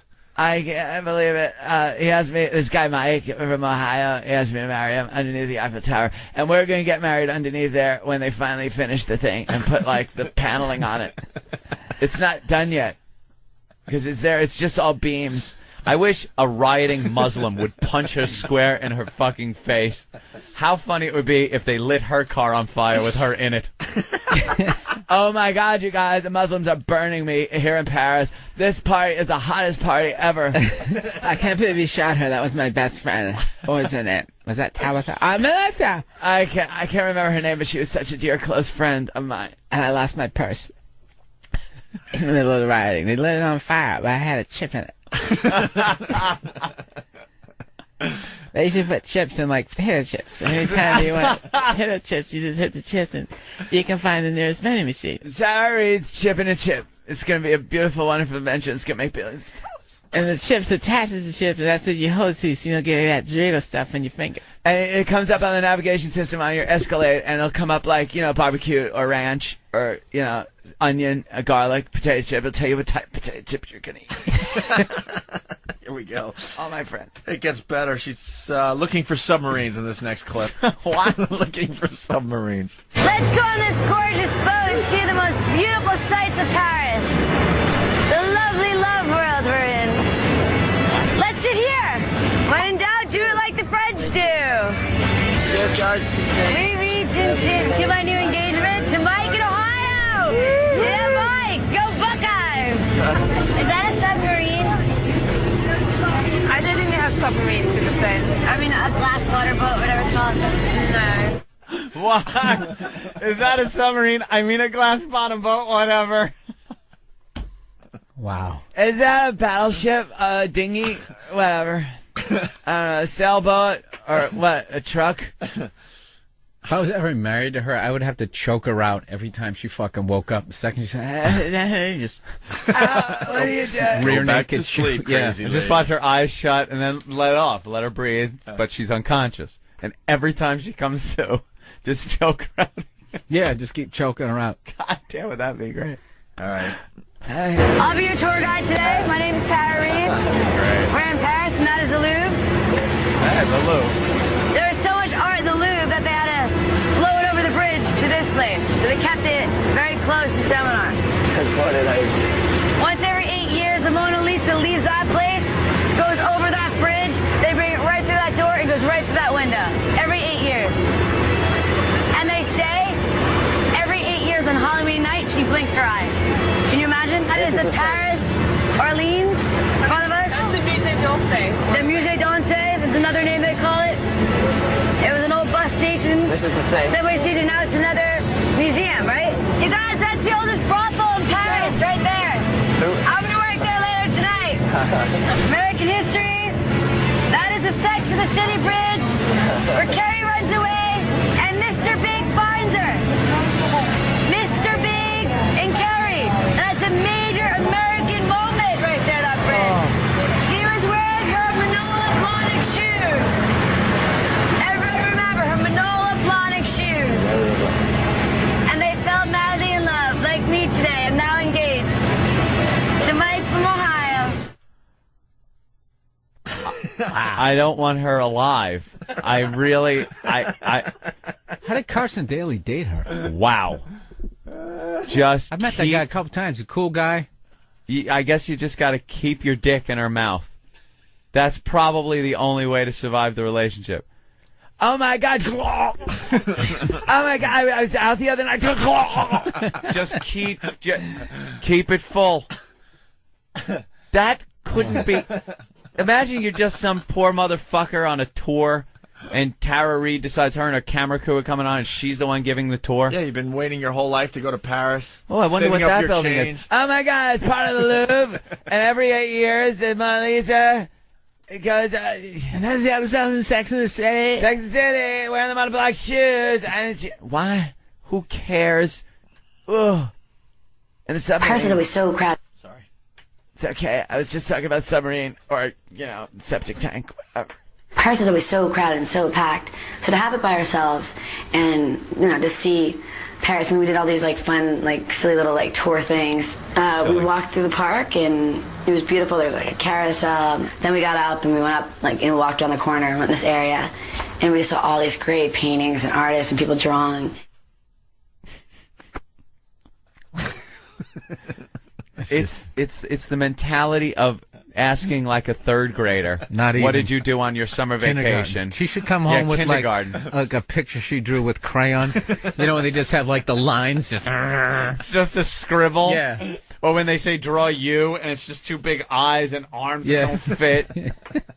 They go to color in your shirt and half it goes over your face. Goes over the lines and the face. And... Stupid kids. Here she complains about And it. I put some glitter on my macaroni. I made an ashtray with macaroni and gold paint and some glitter. I did it all by myself. I made it all myself. It's an ashtray, and as I was making it, I filled it up. Here she complains that her drink is too weak. Of course it is. First round's on me, kids. Anything from martinis, champagne, whiskeys, cocktails, liqueurs, beers, and anything else you want. What do you guys want? Yeah, the cocktails on the back. Can I just have an Evian, please? Now, what do you want, sweetie? Large bottle of water. 1, 2, 3. What do you want, Don? Four large bottles of water. Can I get a peach iced tea? With vodka in it? Spice it up a little. Cheers. They didn't put any, like, they measure the stuff here. It's not even like an American shot. It's like this big. You see, it was like up to here with ice in it. So it doesn't even taste like anything. Bitching there isn't enough vodka in it. Can you imagine if she was your girl and you actually took her to Paris and these are the comments you were making? You'd be like, I should have taken this cunt to Rhode Island. Oh. She's not getting that. I should have taken her to Six Flags. I got there was a carousel and we went on a roller coaster. We should have went and looked at leaves. You know, We went on a submarine glass bottom boat, and we saw, like, we were walking, and there's people drawing. Yeah, great. We went to Athens and we got some beers and it was crazy. They're so weak, the drinks and stuff. Oh, yeah, there were some old wrecked buildings that we drove through. I was like, what are you taking me, the ghetto? It was amazing. We had it all to ourselves the same way every other place I go to is all to myself, so it really wasn't that amazing. We went to Greece, and there's this building called the Parthenon, and it's just such a wreck. Why don't they clean it up? Yeah, fix it already. It's a real fixer-upper, but for some reason they won't build on it. Excuse me, the statue's missing the arms. Poor woman. She's got, like, no arms. And I think it's a statue, like, to show that handicapped people can do things, too. If it was an American museum, they'd have the arms on it. Like, be, like, totally, like, complete. That's why we gotta feel like the Americans, you guys. We have, like, whole statues. Like, Statue of Liberty, our hat. I mean, she wouldn't even be holding the thing up if it was in Greece. Imagine if it just had one arm. Gee. Where's my drink? Drunk whore. Fucking tolerance is ridiculous. She's like, she's in the same fucking watering holes as fucking Ernest Hemingway. She's like, oh god, it's fucking weak. You guys. This They're so mean. It's whiskey and iced tea. I mean, come on. They're so mean. They're mean, evil. Oh my god, look how bad my hair was. That looks like strings. She's talking about the tabloids here. Looking at pictures of herself in the tabloids. Why are they so evil? They're just mean people. A bad picture of Paris, too. They're just mean. You know what I wish I could do?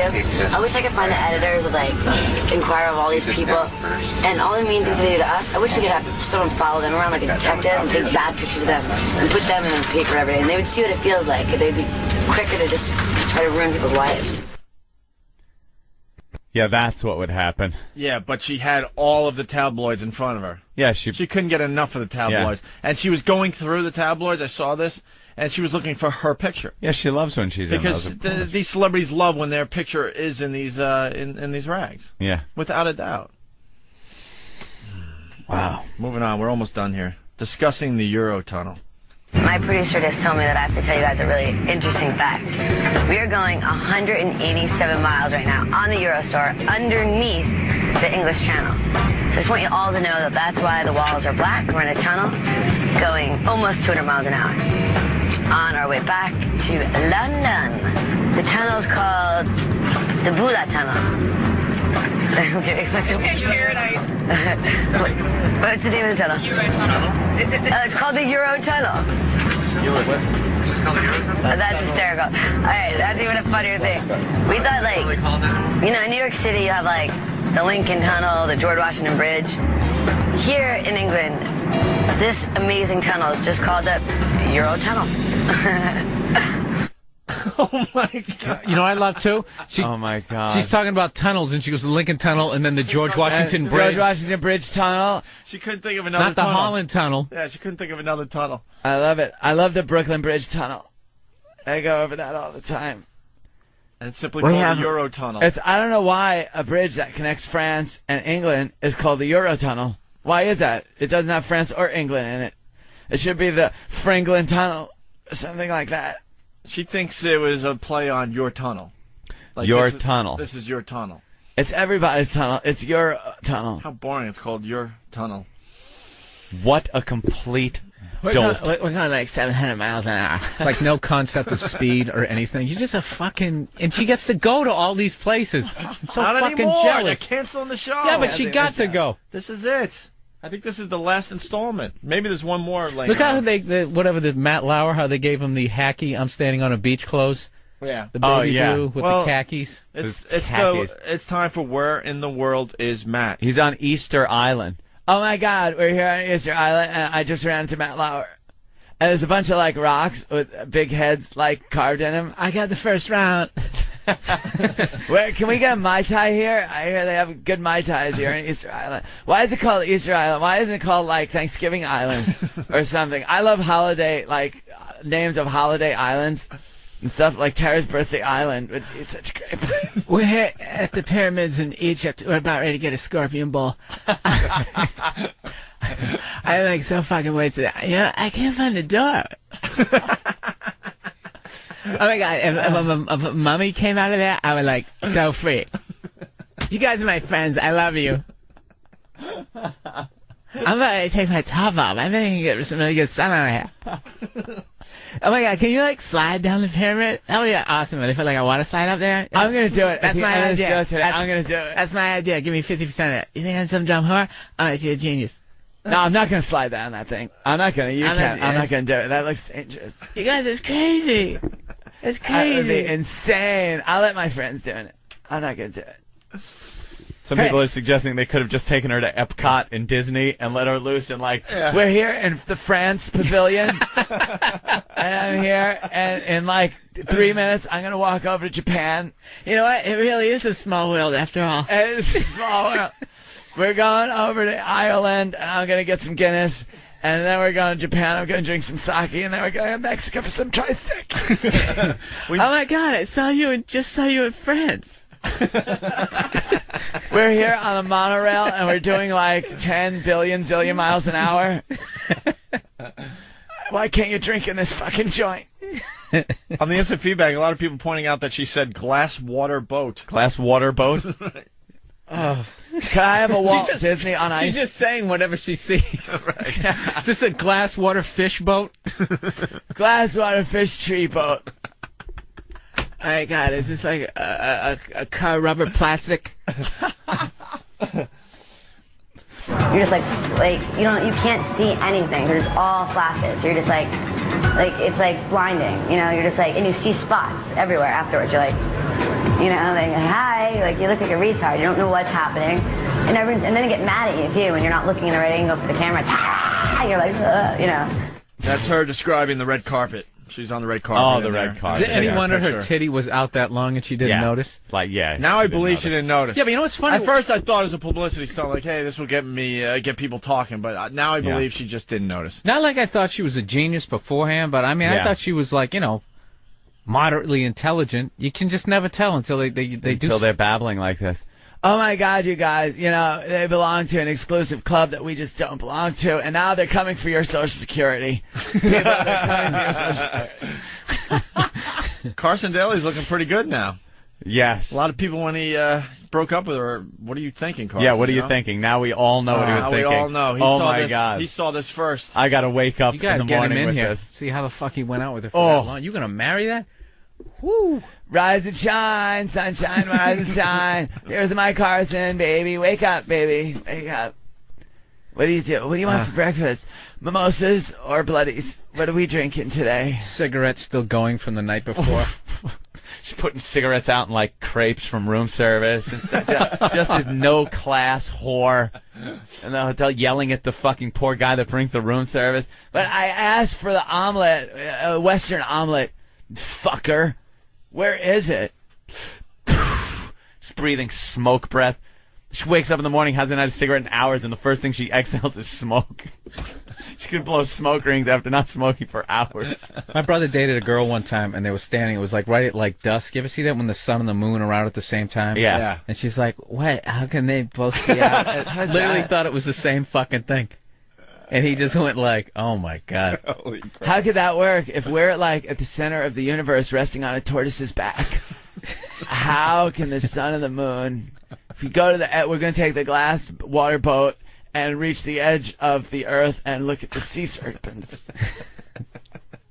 The world is flat. And Christopher Columbus discovered America on the 3 ships, the Manny, Mo, and Jack, and found like the fountain of youth. And now we're going to go look for something, and that's how they invented Columbus Day. I hate to say it, guys, but this could be the last Paradise Club. Oh, damn it. We've had fun with this We had show. a lot of fun. We had a lot of fun with this show over the last few months, but this could be it right here. It's very short. Short clip. It was wild. It was a really cool crowd of London, and you know, everyone had fabulous clothes on and crazy makeup, and we just had a great time. It's always just about having a great time. It's the exact same description. Anything you saw. It's Everything. crazy. It's awesome. It's fun. It's fun. I love you guys. The listener request voicemail. Next message. Hi, E-Rod. This is Mark from Iowa. I wanted to hear when Billy West called into the program. Message deleted.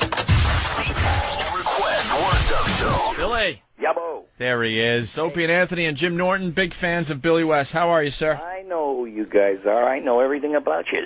Is that good or bad? Men? Men. Opie and Anthony? Wow. I made it with a woman. Alert the men. Billy West, the Hey. voice of everything. Not everything. You jumped into just about everything. I'm amazed. Didn't you wind up getting like Bugs Bunny's gig? Yeah, I did that for 10 years. Christ. And The Warner Brothers gig. Yeah, the Warner Brothers gig. I did Space Jam, and I did, Bugs and Elmer Fudd. And then Ren and Stimpy. Yeah. You, of course, were doing Stimpy, but I guess John Kay was doing Ren. Yeah, and then he'd get fired. And then he got fired from his own show. But I was the original guy who was supposed to do both. I was given a tape with what they wanted for both voices. Uh-huh. And I did the original demo, and that's what sold the show over at Nickelodeon. So, I mean, everybody likes to fantasize, that I just flew in there and, grabbed up everything. And it's like, I didn't give a fat frog's ass who did the other voice. I really didn't. Yeah, because the Stimpy voice was great, of course. Hey, Ren, will you button me? Ooh, I tell you. And then you ended up all over Nickelodeon, and man, the Honey Nuts Cheerio guy. How did you get so much work so fast? I think I kind of had, from being on the radio in Manhattan, I think I had kind of an electronic business card, because everybody on Madison Avenue listens to everybody who's on the radio. Howie. And I was one of those guys. I was in that mindset. Think about it, like when you were starting out, you just wanted to be flavor of the month 12 times a year. Right. You know what I mean? That's how I went in there, like a Terminator. Yeah, I mean, you pretty much changed Howard's show. It took on a whole nother direction. You were a talent on there that brought it up to another level. Well, I was facilitated in different ways. Like they'd get me going on a certain premise, or they'd say, hey, try this tomorrow. And then, of course, Jackie was the $1 million man. I mean, he used to, he'd hand me something that was like worth $1 million in comedy dollars. Yeah. You know what I mean? It was that was like the golden age of Stern's show with Jackie and you there. Some of the stuff. It's like I haven't listened in an awful long time. I'm a big fan of like AM radio. Right. And I listen to the liberal talk shows that are starting to flourish in the face of all that other right-wing crap, Yeah. Yeah, both sides can be pretty entertaining, though, when they really go off. Yeah, but there's this thing that, over the years, everybody was trying to conjure up like what must have happened over there when I left. And I used to read the posts, and I used to go, I don't remember this asshole being in the room when I said these things and did them. Really? And everybody's an expert. This is what happened. Yeah, there's a lot of... Billy went in there one day, and he's ungrateful, and... Yeah, there was a lot of controversy as to why you left, because you definitely were a shining star on that show. Some of the most memorable things that came out of Howard's show was Billy West, the Marge Schott Marge stuff. Schott thing. I used to listen every morning when I was working, and when I was actually working for a living in construction. And the Marge Schott thing, the fucking Woodstock thing was... probably one of the funniest things that was ever done. Allison Steele doing the voiceover, and Allison Steele, God. And you doing Larry Fine. Well, Larry was the basis for Stimpy's voice. Stimpy. But and no one did Larry fucking old Jewish guy, so we had to match him up, No one did Larry Fine. It was it was a dead-on Larry Fine. It's like, God damn. I thought it was so sublime. You know what I mean? Yeah. It's like. And then putting him totally out of context into Woodstock was that bit was fantastic. Everything out of context with the Stooges is funny. Yeah. You know what I mean? It's like, hey, Mo, I broke your Pesach dishes. Oh, think nothing of it, kid. Why, you imbecile? This is the meat and this is the dairy. Ow, ow, ow. Hey, you missed one. No, I didn't. God damn it. Nothing, Wait a minute. Is that Yiddish for go take a shit in the ocean? Oh, a wandering Jew, eh? Well, get wandering. You must have just grown up sitting in front of the television forever. But you know what? I was right. My mother thought that they were idiots. Yeah. Stooges. She said, how can you watch those awful men? And look, I thought Mo was a genius, but I didn't know why. And then, believe it or not, he and Albert Einstein had had something in common. I know you won't believe this, but it's true. Mo actually explained E equals mc squared, the theory of relativity. Yeah. When he said, we ain't getting no place fast. And I said, oh, my God, it's true. He has a link to Albert Einstein. Except Mo said it where I could understand it, Did you grow up on that, though, watching a lot of cartoons, Mel Blanc? Oh, sure. I watched it all and wondered how the hell can someone do this? Because he wasn't just a collection of witty little voices. That guy was the best damn actor. Yeah. And I think Anthony does voices, right? Anthony does amazing voices. Just, watching, it's a lifetime of watching a lot of television and being a minor bird. Yeah, create your own characters, though, because impressionists, here's my feeling on it. It's like, we all wanted to be like Rich Little or Frank Gorshin or the other guy there, David Fry. Yeah. And one day we woke up in an America that didn't give a fuck about impressionists. Yeah, true. You know what I mean? So as soon as I started doing like original characters, all of a sudden it was like, wow, look at that, and I felt like none of my things that I could ever come up with could measure up to what Mel Blanc did and that, but that's not the point. You can't be the next Mel Blanc by doing Mel Blanc's voices. No. You got to be like the best you. Yeah, that was amazing. He came up with all of them, and so many of them, and they were so different. It wasn't like, you could tell this is the same guy doing this voice or that voice. Yeah. Well, he inspired me to try to be as diverse as possible, like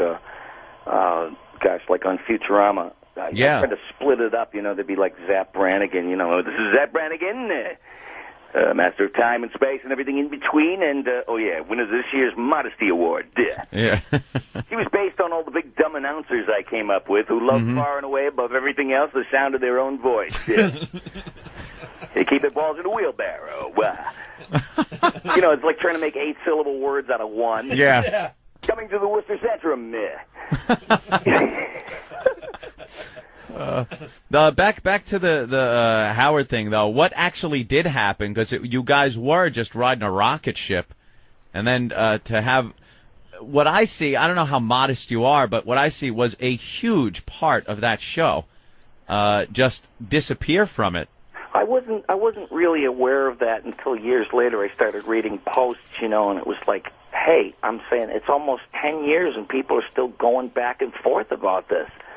Like, what the heck? And, I've always said that I thought Howard was the greatest, and I never blamed him for my problems with management at K-Rock when I wanted a raise, you know what I mean?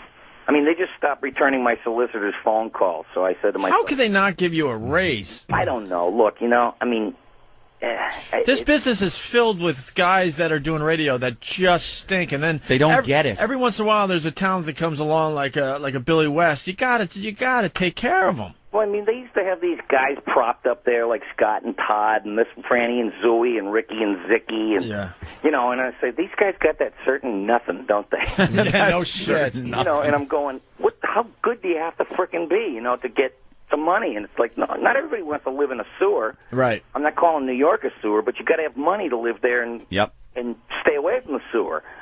And it's ridiculous there. And they just stopped returning my lawyer's phone calls. So I said to myself, hey, you know what? I'm not a victim. I just went into Howard to say I'm leaving, and that I respected them and I loved them and I thanked them for the time there. And, for the first time in 12 years, I didn't know where I was going because I worked in Boston. Radio. Yeah, I'm not trying to make any battle here or anything. Oh, but no, did he go to bat for you? I mean, that's see, I have no idea. But I never expected anything from anybody. I just said... Yeah, I know you don't expect anything, but Jesus not Christ. Back to me was a clear sign that said, well, you're not that valuable.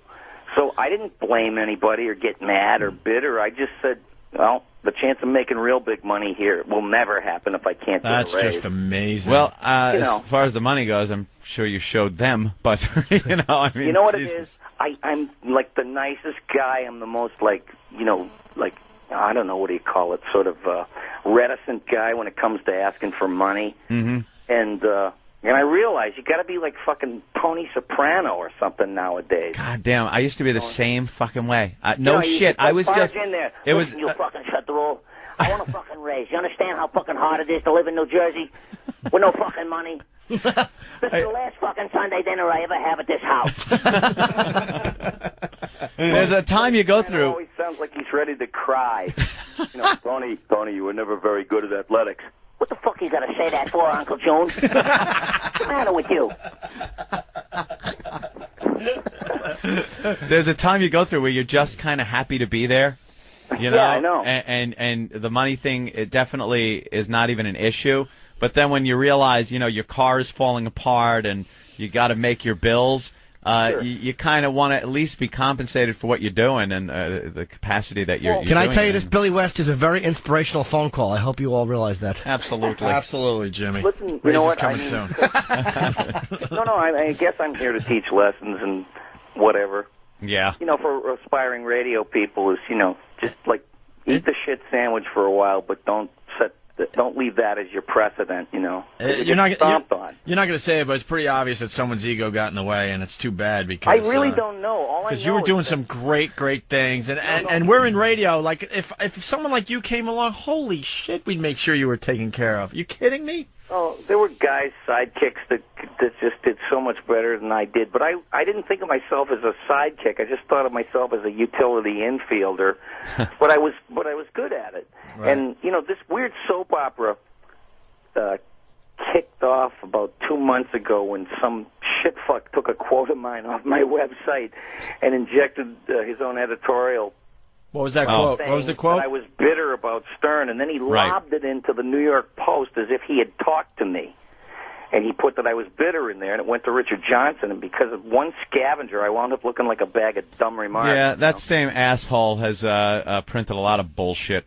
But, I mean, how can you get away with that, like taking something that you read somewhere and saying that they told it to you and that you sounded this or that? You're talking about Chauncey Hayden? Yeah. Who just makes shit up? Yeah. I'm a decent guy. I gave everything my all and make millions of people happy for over a decade, and still, no matter what the fuck you do, there'll always be like 13 and a half people who hate you for some reason. Hey, Billy, like I said, that was the golden age of that show, and that was the you can't miss a day because you guys had something there, and it was amazing. I listened to the old tapes, and I'm like going, oh, my God. I don't even remember saying that. All I knew is that I come out of there just kind of like questioning myself, like, what the fuck did you just say? Sometimes you listen to... Most people got it. People are smart. They got it. Yeah.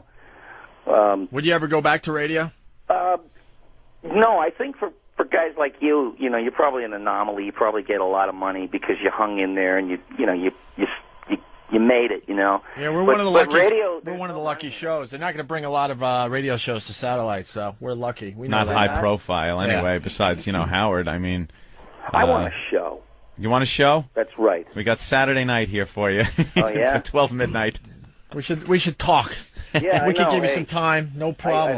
I'd have a fun time, you know. The great thing is, you disappeared off of Howard's show, but then you just popped up everywhere doing voiceover work. Well, actually, I guess in this weird Zen way, I have them to thank for just, refusing to pay up the ante because, I went to nothing. I left and went to nothing. That's against all what your uncles told you, Right. We stupid. Have something to back it up before you leave, you Gotta asshole. make sure you got something lined up. Yep. And then I have that work ethic because it was installed in me, because the immigrant mentality. Yeah. You had a chance to work 18 hours a day and you didn't do it? The fuck is wrong with you? Yeah, and then all of a sudden you start hearing the Honey Nut Cheerio bee, and I'm like, I think that's Billy West. Oh, yeah. And then it just... Cheerios, it's irresistible.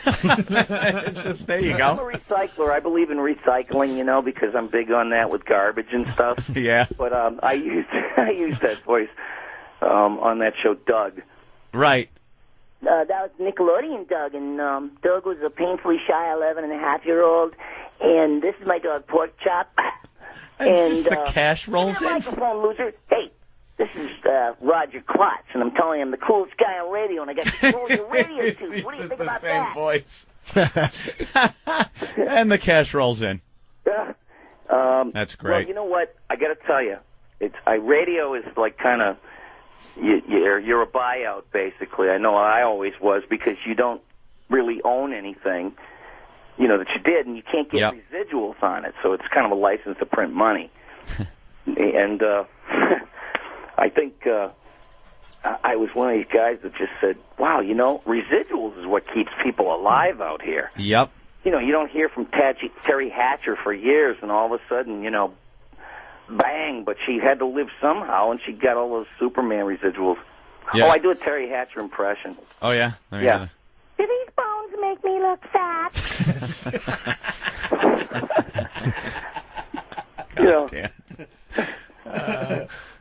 I just, I don't know. I love the residual thing, and I explained it to my mom's boyfriend. He's an ex-firefighter, retired firefighter in Boston. And one day I came over there, and he's I want to know about show business. He wants to know about everything about show business. He thinks I'm like the president of show business. Show business, yeah. I'm as close as anybody will ever get in that block. But he would say, I got to ask you, Bill, what do you think is the best part of your job? Is it the people you work with? Is it the hours?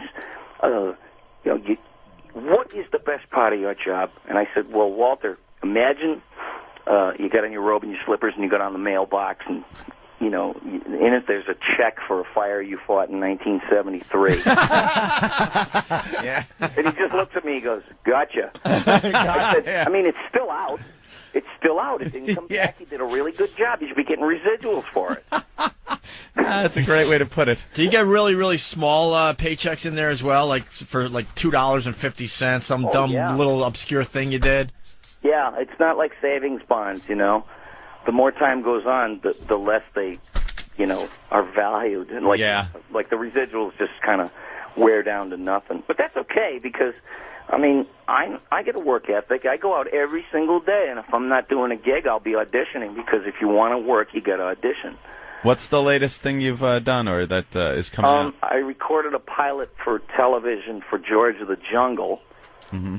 Kind of a different take on it, and I've done a million pilots. See, they don't make cartoon shows anymore. They just make a whole mess of pilots, and if one of them or two of them has emotional resonance, then they'll make a show out of it.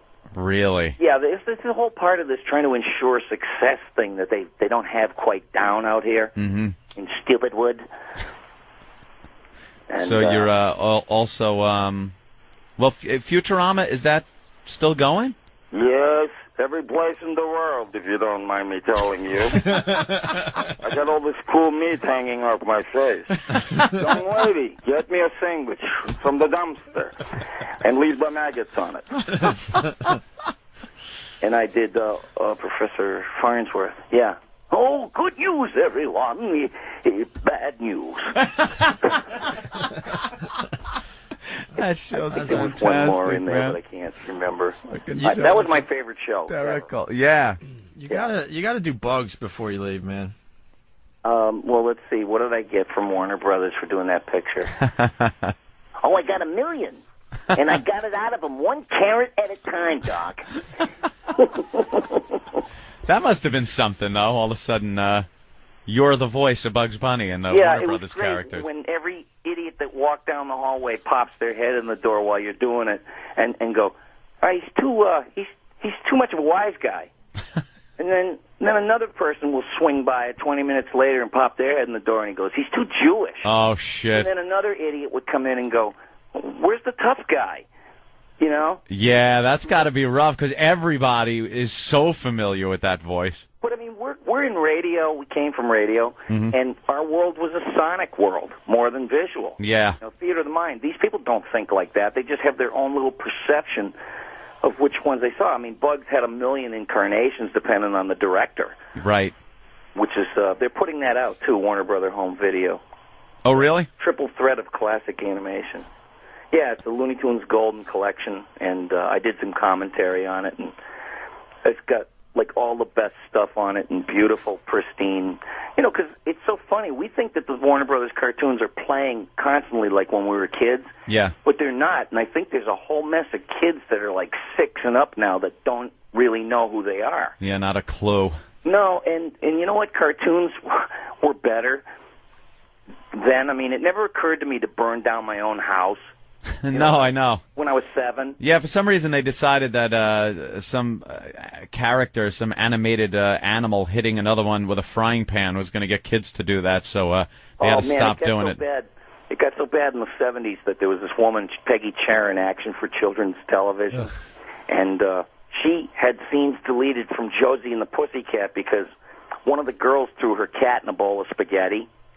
And it was deemed very aggressive and very needless, so they cut out the scene because they thought kids would throw their cat in a bowl of spaghetti. I remember watching edited Wabbit Season, Duck Season, where they wouldn't show Elmer shooting Daffy in the face with the gun. Wow. They cut to some freeze frame of Bugs looking out of his hole, and then would cut back to Daffy with his bill on his head.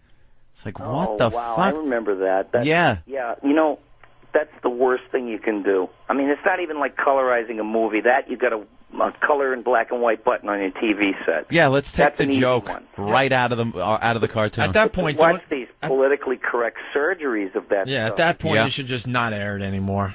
Well, yeah, you know if you're gonna butcher like that, don't air it. You know what it is? Research and focus groups and all that other crap doesn't work. It's a formula that was created by the business so that no one person is responsible for the decision to do something. Yeah. You know, they can say, hey, we did our research, we did the focus groups, and it just, you know, it failed. And then they invent new words for failure like deferred success. Deferred success. Yeah, that's the new one I heard out of Washington. That's a great one. I love that one. I was a deferred success for quite a while. I used to play music and... Yeah, kind of a bum, really. So many years went by where cartoons and animation just sucked, and then and were just made for the smallest of children. You know, no more adults really watching it like we did growing up. I still watched Bugs Bunny and through my 20s and 30s and everything. And then I doubt if you ever did anything like what was going on in those things. You realize that there are real live people that are responsible for this silly stuff that's going on, and you're more fascinated by that than the idea of how to find a new way to torture somebody. Yeah, it had nothing to do with that. It was just entertaining. It was funny. You know, when kids started doing stuff, after we cut the good stuff out of cartoons and we banished, characters that had cigars and all of that crap, it started going into Sesame Street, which I kind of loved. I thought was great whenever I got to see it. But I wasn't around in the 70s watching TV. I was playing music. Yeah. So, goddamn hippie. As soon as they started showing this Rainbow Bright and My Little Pony, it was all that Rosie crap, and Hammerman and all that other shit. Yeah. You know what happened? It's like that generation wound up to do drive-by shootings. Yeah. And killing their own kids. I mean, this phenomena swept the country. I'm going, Yeah, because you got to get your rocks off on something that's just out of your mind crazy on television. Because then out of nowhere came like Beavis and Butthead and Ren and Stimpy, and all of a sudden adults could watch cartoons again and laugh their asses off. Well, you know what I liked so much about that time is that Ren and Stimpy in no way felt like The Simpsons or looked like it, and Beavis and Butthead in no way took any dynamic from Ren and Stimpy or The Simpsons. It was beautiful standalone cartoons. It had a 50s look to it almost. Yeah, kind of beatniky. Yeah, Ren and Stimpy. Well, I remember beatniks because I'm 54 years old. And it just had a great look and feel to it, and the shock value out of a cartoon was every episode was amazing like that. It was a lot of fun to watch. Yeah, there's more stuff coming, but I think computer is going to be the place to go, and I think, satellite radio is like the Wild West, ain't it, for you guys? Oh, yeah, it is. Abso-fucking-lutely. Every day we're trying to figure this thing out. There's no law here. That's right. Yeah, you know what it is? You guys, I know you bounced around and you did the drill and everything, but there's I talk to a lot of these young disc jockeys, that are like their voices crack when they're talking. Yeah. This is Booger with you. And I talk to these guys and say, we did everything because of you. And I'm going, wow, this is weird. Like Private Parts was a training film for these guys. Yeah. You know what I mean? And, yeah. And it's like, I always thought of Howard as like the first guy that ever went to Acapulco. The first guy to ever go to Acapulco didn't have a good time. You know what I mean? He was like, the bugs and the cracking the bushes open with a machete and, getting bit by snakes and stuff. And then 200 years later, there's a bunch of these young guys sitting on a beach in a lounge chair going, hi, I'm Booger. It's like I invented Acapulco, all Robin. the walls were broken down until now, which is this new frontier, which I'm totally fascinated by. I think it's great. Yeah, it's a blast. Here's a question, because I can't do any impressions at all. Of all the ones you do, what's the one that's the one that you're fucking, I'm glad I can do that one, the most obscure or hardest one? It depends on, you could take any voice and put it in the most absurd situation, and I don't mean like the 80s stand-up comedy routine, Jack Nicholson's dog. And it might sound something like this.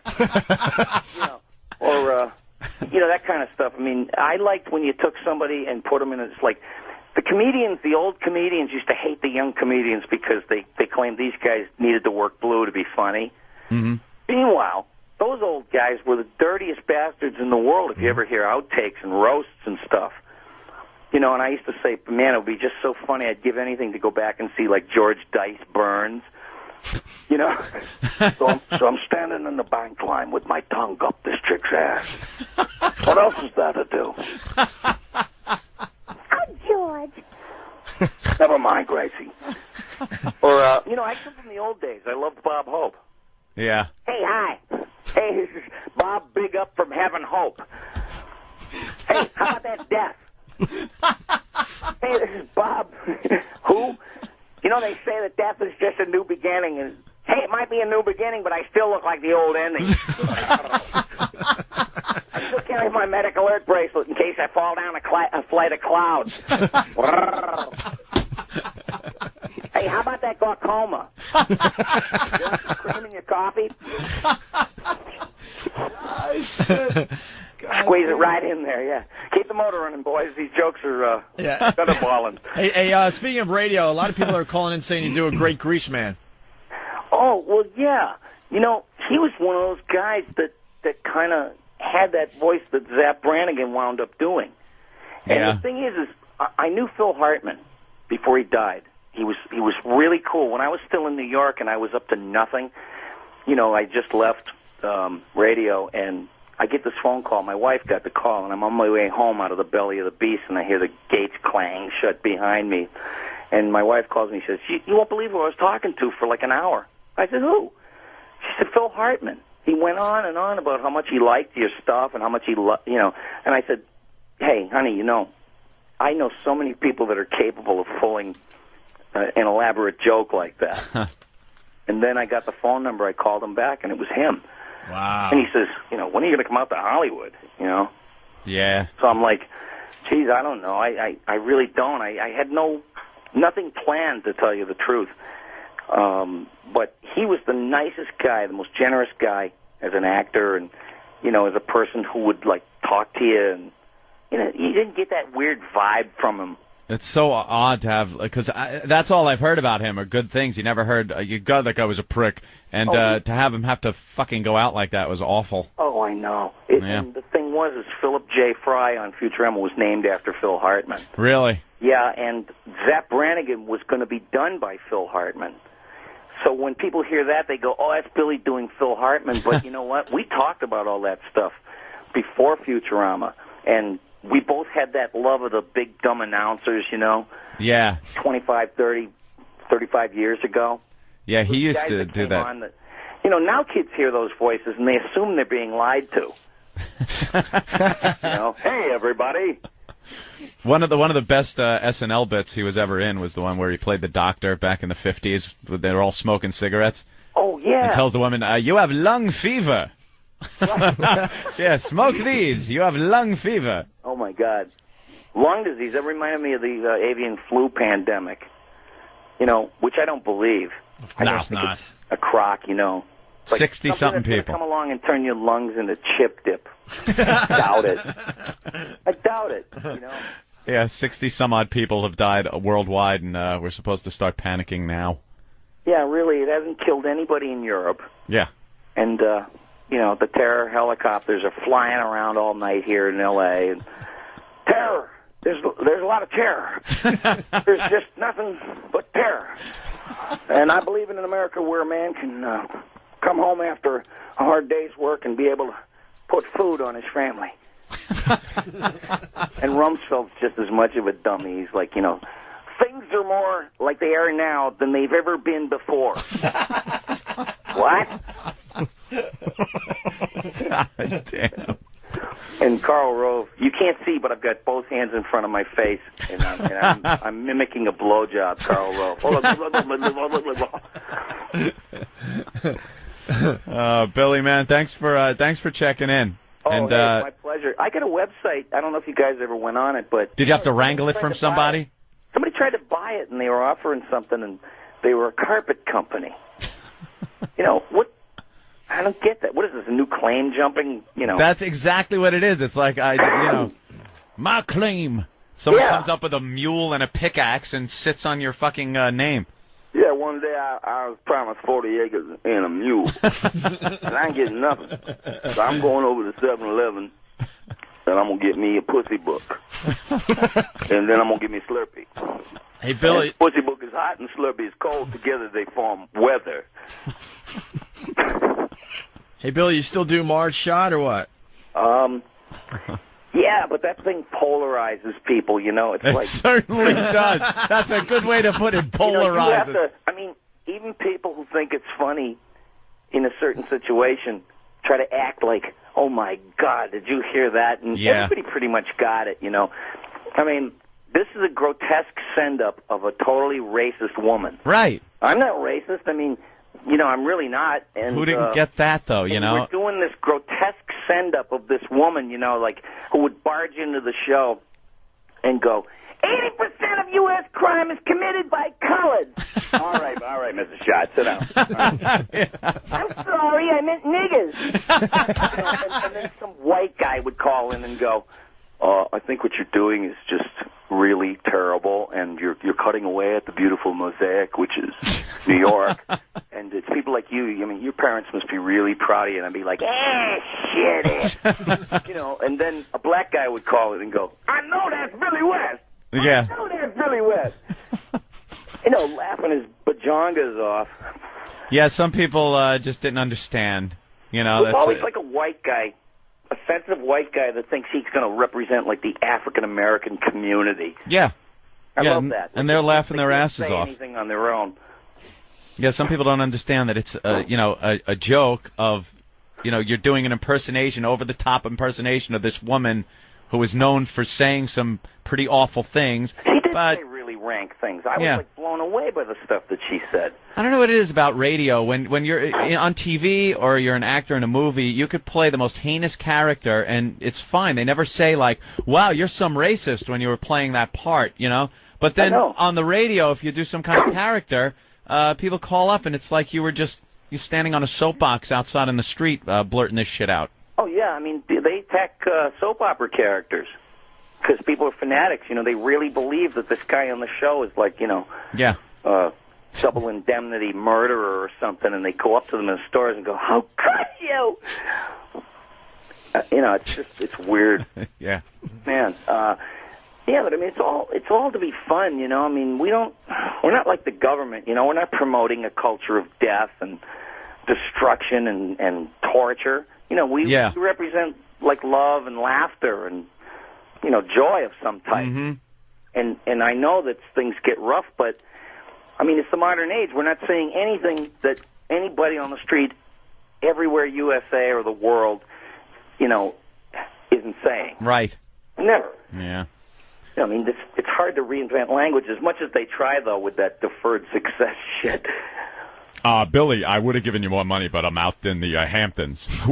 You're what? Tell him, Robin. Oh, yeah.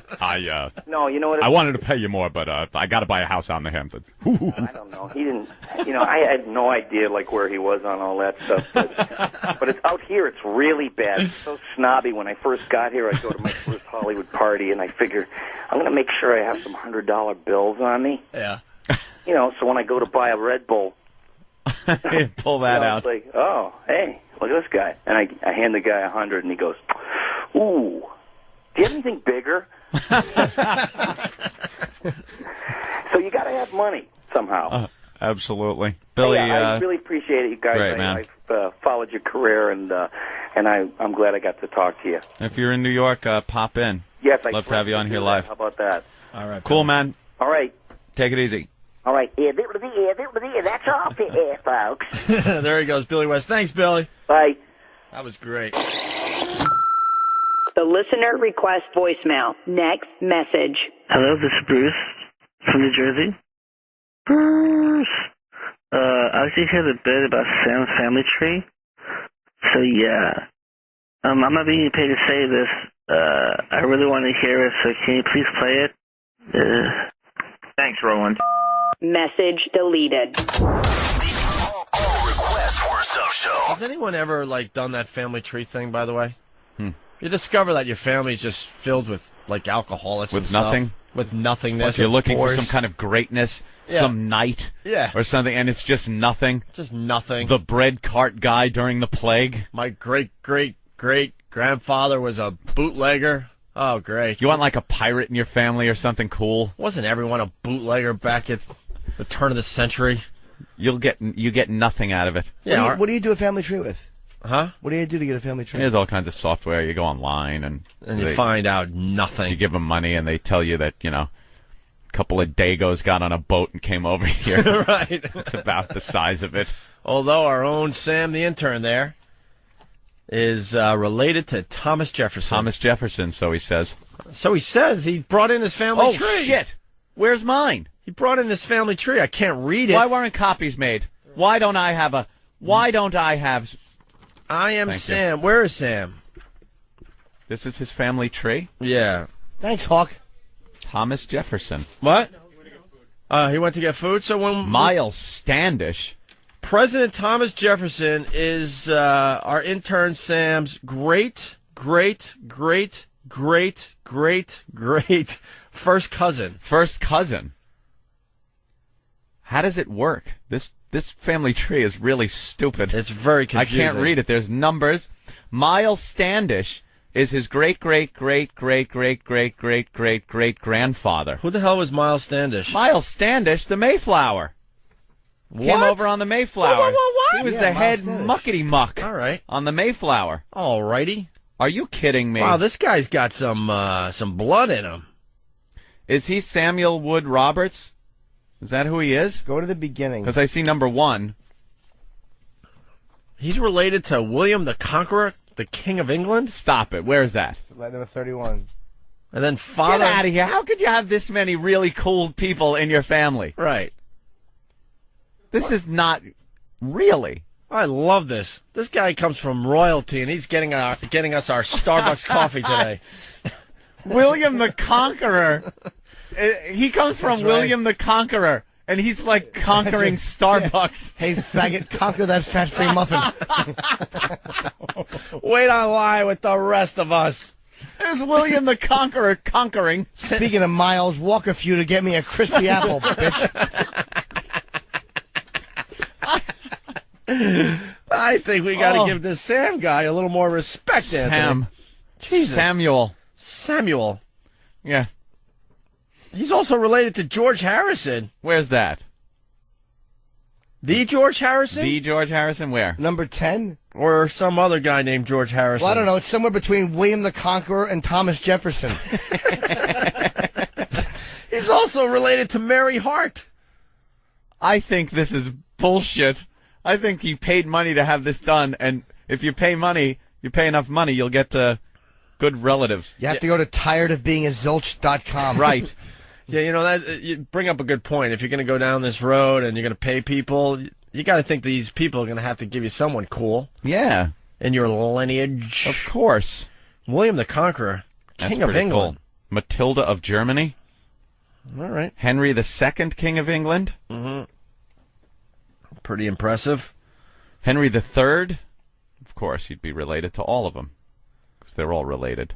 Are they? Yeah. All right. I want to get my family tree now. This is exciting. Oh, that would be hilarious. Sir and Baron Andrew Windsor. A baron. I want my family tree. You do? I know the Pierces we were related to. They brought ice cream into Jersey City. All right. That's nobody. No, that's pretty. John is calling us out on something here. John, go ahead. Hey, Opie, you were dead on calling Bravo Sierra on that guy. That dicks in the face thing is an old Sam Kinison bit. Oh, that was? Yeah, it's on if you listen to the Comedy Channel, they play it every now and then. It is, though, but it is something that people have done. Shenanigans, Yeah, it's probably something that people have done. Hey, you guys got it. You called him. Talk to you later. All right. Bye.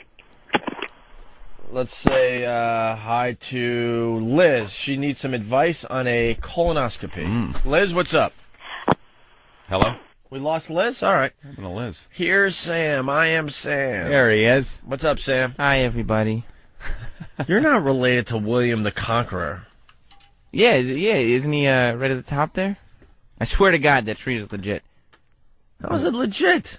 I swear to God. We, on a family reunion a few years ago, they put out this book that, this big, thick book that has all these trees laid out by all the divisions, and my dad, who's now an avid listener, was listening the day that you guys had me on, talking about, bringing some Thomas Jefferson stuff or something. So that day, he went through the book and actually typed that out, and then...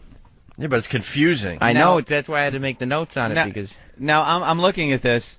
Is this, because I see mother of, father of, blah, blah, blah in the first column. Yeah. But then there's none of that here in the second column where Thomas Jefferson is. Right, the second column is, the second, third, fourth columns are extended generation. It seems to split after Peter Field Jefferson on both of those, and then goes to John Robert Jefferson. So is this like maybe one side of the family and then the other side? This is all my dad's side. This is all your dad's side. Yeah. So Thomas Jefferson II is right there. This is just the mother and father of. So Thomas Jefferson II would be the grandfather, making the President Thomas Jefferson the first cousin. The great, great, great, great, great, great first cousin. I'll say he is. Roger Williams, founder of Rhode Island, is number 13. It's pretty cool. And now Miles Standish. Yeah. This looks like a pretty straightforward family tree thing here. Right, he would be the grandfather, the great, great, great, great, great, great, great. So now Miles Standish is the father of Josias Standish? Is that what I'm... yeah, that's what it looks like. And then that's the father of Mercy Standish, the father of Mary Wheelock. Yes. Wheelock. They had great names back then. What's your last name? I don't know. Looks at a Wheelock. Wheelock? You just pick them. And then that, and then it goes to your father and you. Right. Wow. That's pretty impressive. That's it. That's the way the tree... And now I feel bad that you're getting our stuff for us. They were really? They were looking for black blood in there somewhere. and my mom was because it's not there, you know, because Thomas Jefferson is a cousin, so it's not his blood. Yeah. Is not. So my mom was trying to go through her family tree, but my mom's family gets a little shady at points, so they can't exactly trace back. Yeah, there's a lot of shade on her side. They can't trace it all the way back terribly far. Well, that's why I'm amazed that you get this far back. that with a family tree, because I know I could probably go back to my great-grandfather, and then it would just get lost in some vendetta somewhere in Sicily. It gets really shady after those trips to Oakland. That's very cool, Sam. But yeah, that's the. Do you trait. have any memorabilia from these people? No, I mean, there's collectibles? got to be something somewhere in the family. And William the Conqueror's sword or something? Wouldn't that be cool? If I can find anything at all, I will absolutely bring it in. You see any paintings of William the Conqueror? What did No, he look like? I Was don't he have a big fella? I have no clue. My dad handed me that, and he's like, "Yeah, no." I William would the Conqueror so be researching William the Conqueror. Died in 1087. What did he do? What did he conquer? Well, Bill, he was better known as Duke of Normandy. Is that it? He was William the Bastard. His rule was stern.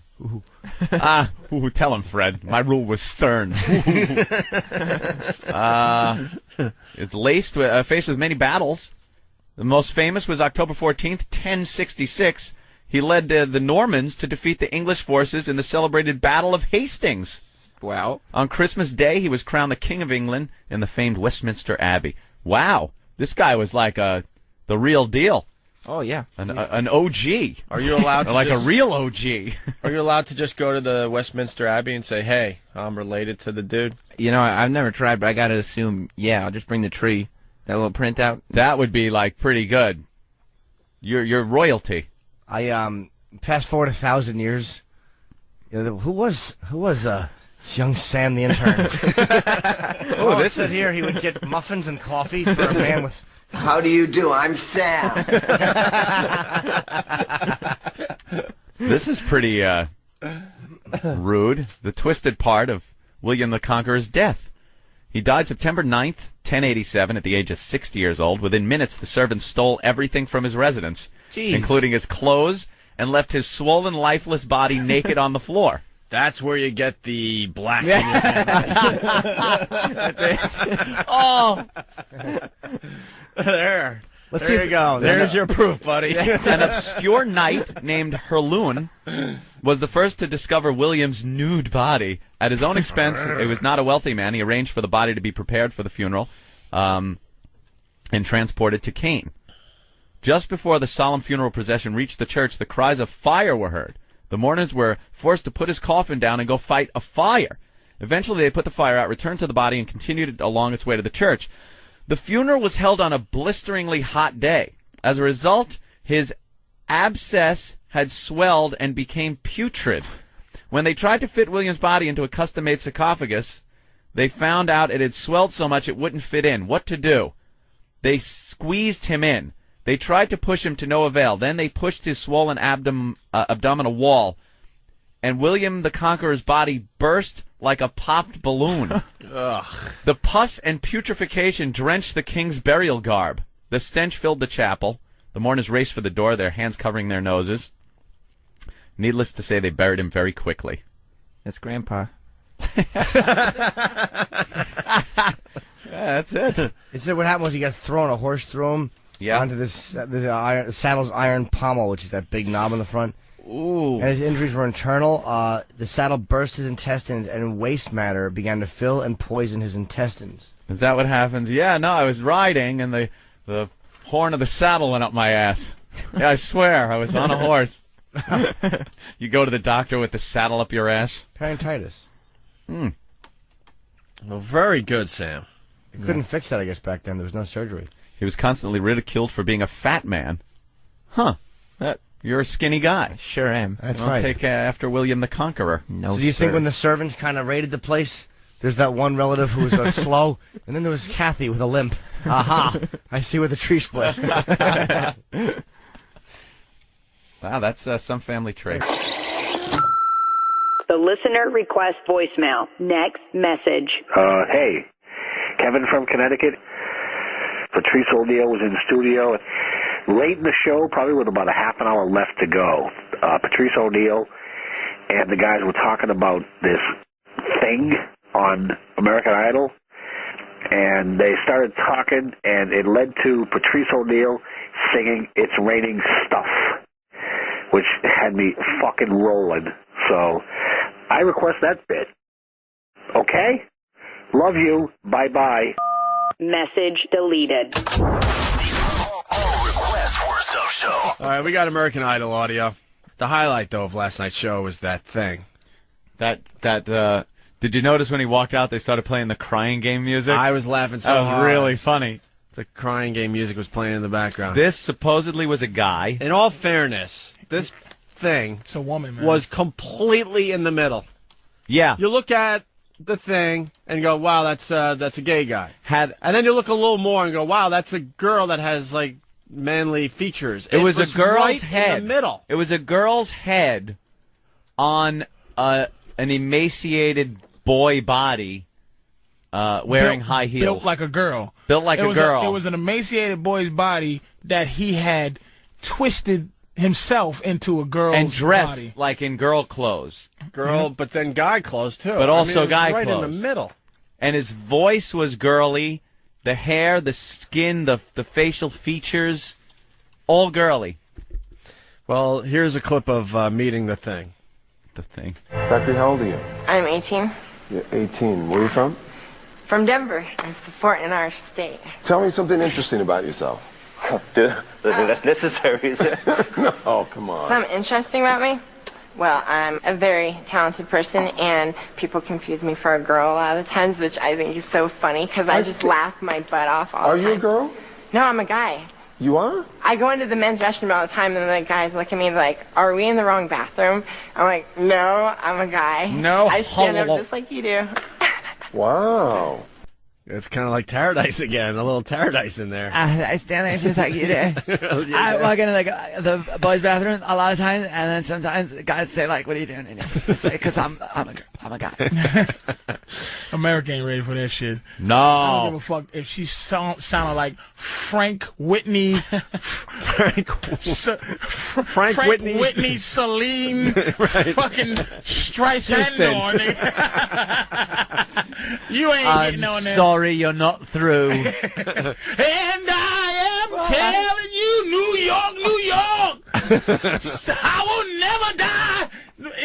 Tears, everybody, the whole country's crying. You ain't on this faggotor, thingy thing, whatever the fuck you are. Well, we got... Motherfuckers didn't vote for Clay because they thought he was a little fruity. Yeah. Well, the next clip is titled "It Sings." Fucking fan. So what are you going to sing? Whitney Houston, Queen of the Night. Wow, okay. Interesting. I got the stuff that you want, I got the thing that you need, I got more than enough to make it drop to your knees, 'cause I'm the queen of the night, queen of the night, oh yeah, alright. You got a problem with the way that I am, they say I'm trouble, but I don't give a damn, 'cause when I'm bad, I know I'm better. Thank you. Thank you. It's not a bad voice, right? This is what I'm saying. The voice was as good or as bad as any motherfucker he let through. He let the little cowboy guy through, who's he said questionable. Yeah. He let kooky guy. There was the rock guy who they kind no emotion. They you said know, and this and that. But Yeah. this and you should have seen him swinging his little sissy hips. I got this dirty boy, and like it was swinging clockwise, counterclockwise. I got this dirty Sissy hips, and I was wow, and he was just swinging. And I'm like, Yeah. all right, go boy, Yeah. Go boy, girl. Go boy, girl. So it's like he was just but America ain't ready for that motherfucker. no. Hi, what's your name? Mary J. Bill. Mary J. Bill Vandross, fucking Houston Brown, motherfucker. I got the stuff. You're not right for this competition. All right, here we go. We got the judges reacting to the performance. Interesting lyrics in that song. Simon, what do you think? Oh dear, oh dear, oh dear. Atrocious? The singing. Confused? I think I did awesome. That's awesome. I love your self-confidence. Reality is, voice isn't up to par for a competition like this. How dare well, this it's bitch. definitely different. It's no Kelly Clarkson or Ruben Studd or anything. No, I agree with you there. Yeah. Yes or no, Paula? The voice, it said it's not up to par for this kind of competition. And I'm speaking just the voice alone. Oh, boy. They had to keep. So now, the only one that did not stay on the whole disclaimer that it's just going off the voice is goofy ass, what's his name? The English motherfucker. Yeah. Simon, Simon. who's like, look, you're confused. Yeah. You know, evidently you're a faggot. We don't like motherfuckers like you on here. And the other ones kept going, just because, you know, the singing now. Not, yeah. Your voice isn't up to par. That nigga moved better than Paula Abdul. That junkie. Well, here it cries. Yeah. I think it's totally prejudiced to not accept someone because crying someone's came a in the boy and they're background. singing girl songs and they don't fit the song and the vocal range of the girl. I think that's total prejudice, and I think Simon's and I'm surprised that Paula said I suck, and Randy was just trying to make it all better. But yeah, in America, if they don't accept me for who they are, then oh well, I guess they can't handle it. It just shows their own ignorance and stuff, and I don't know. That is, what a torturous life that must be, dude. Oh, man. And I feel sorry for that dude, because it's Some- like, he's not gay, he's a girl. He's a girl. Who has a penis. It's just so sad. Girl with a penis and no tits. Just That's what you are. fucking sad. And doesn't want to be a girl. Just a Yeah. sissy, a third-level sissy.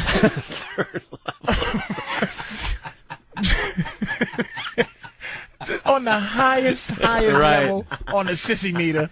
It's just like, and just to be tortured like that, and just want to express himself with woman song. Yeah. I got to tell you. Yeah, singing the what. woman songs. And it's like, you know, guys, it's like how real guys change the lyrics to like men's, you know, it's raining stuff. Yeah, hallelujah, it's raining things. And it's all wet out here. It's wet out here. Rough and tough, it's wet outside. It's raining things. Oh! You gotta change the words to this. Wow. It's raining stuff. Let yourself get absolutely, yeah. It's raining. Oh! Woo! Ow! Ow! Ouch and ooh! Watch out, motherfuckers! Ooh! Yeah! Fall for Jesus! He was a bad motherfucker! Woo! And he had to do what he had to do! Nothing about men.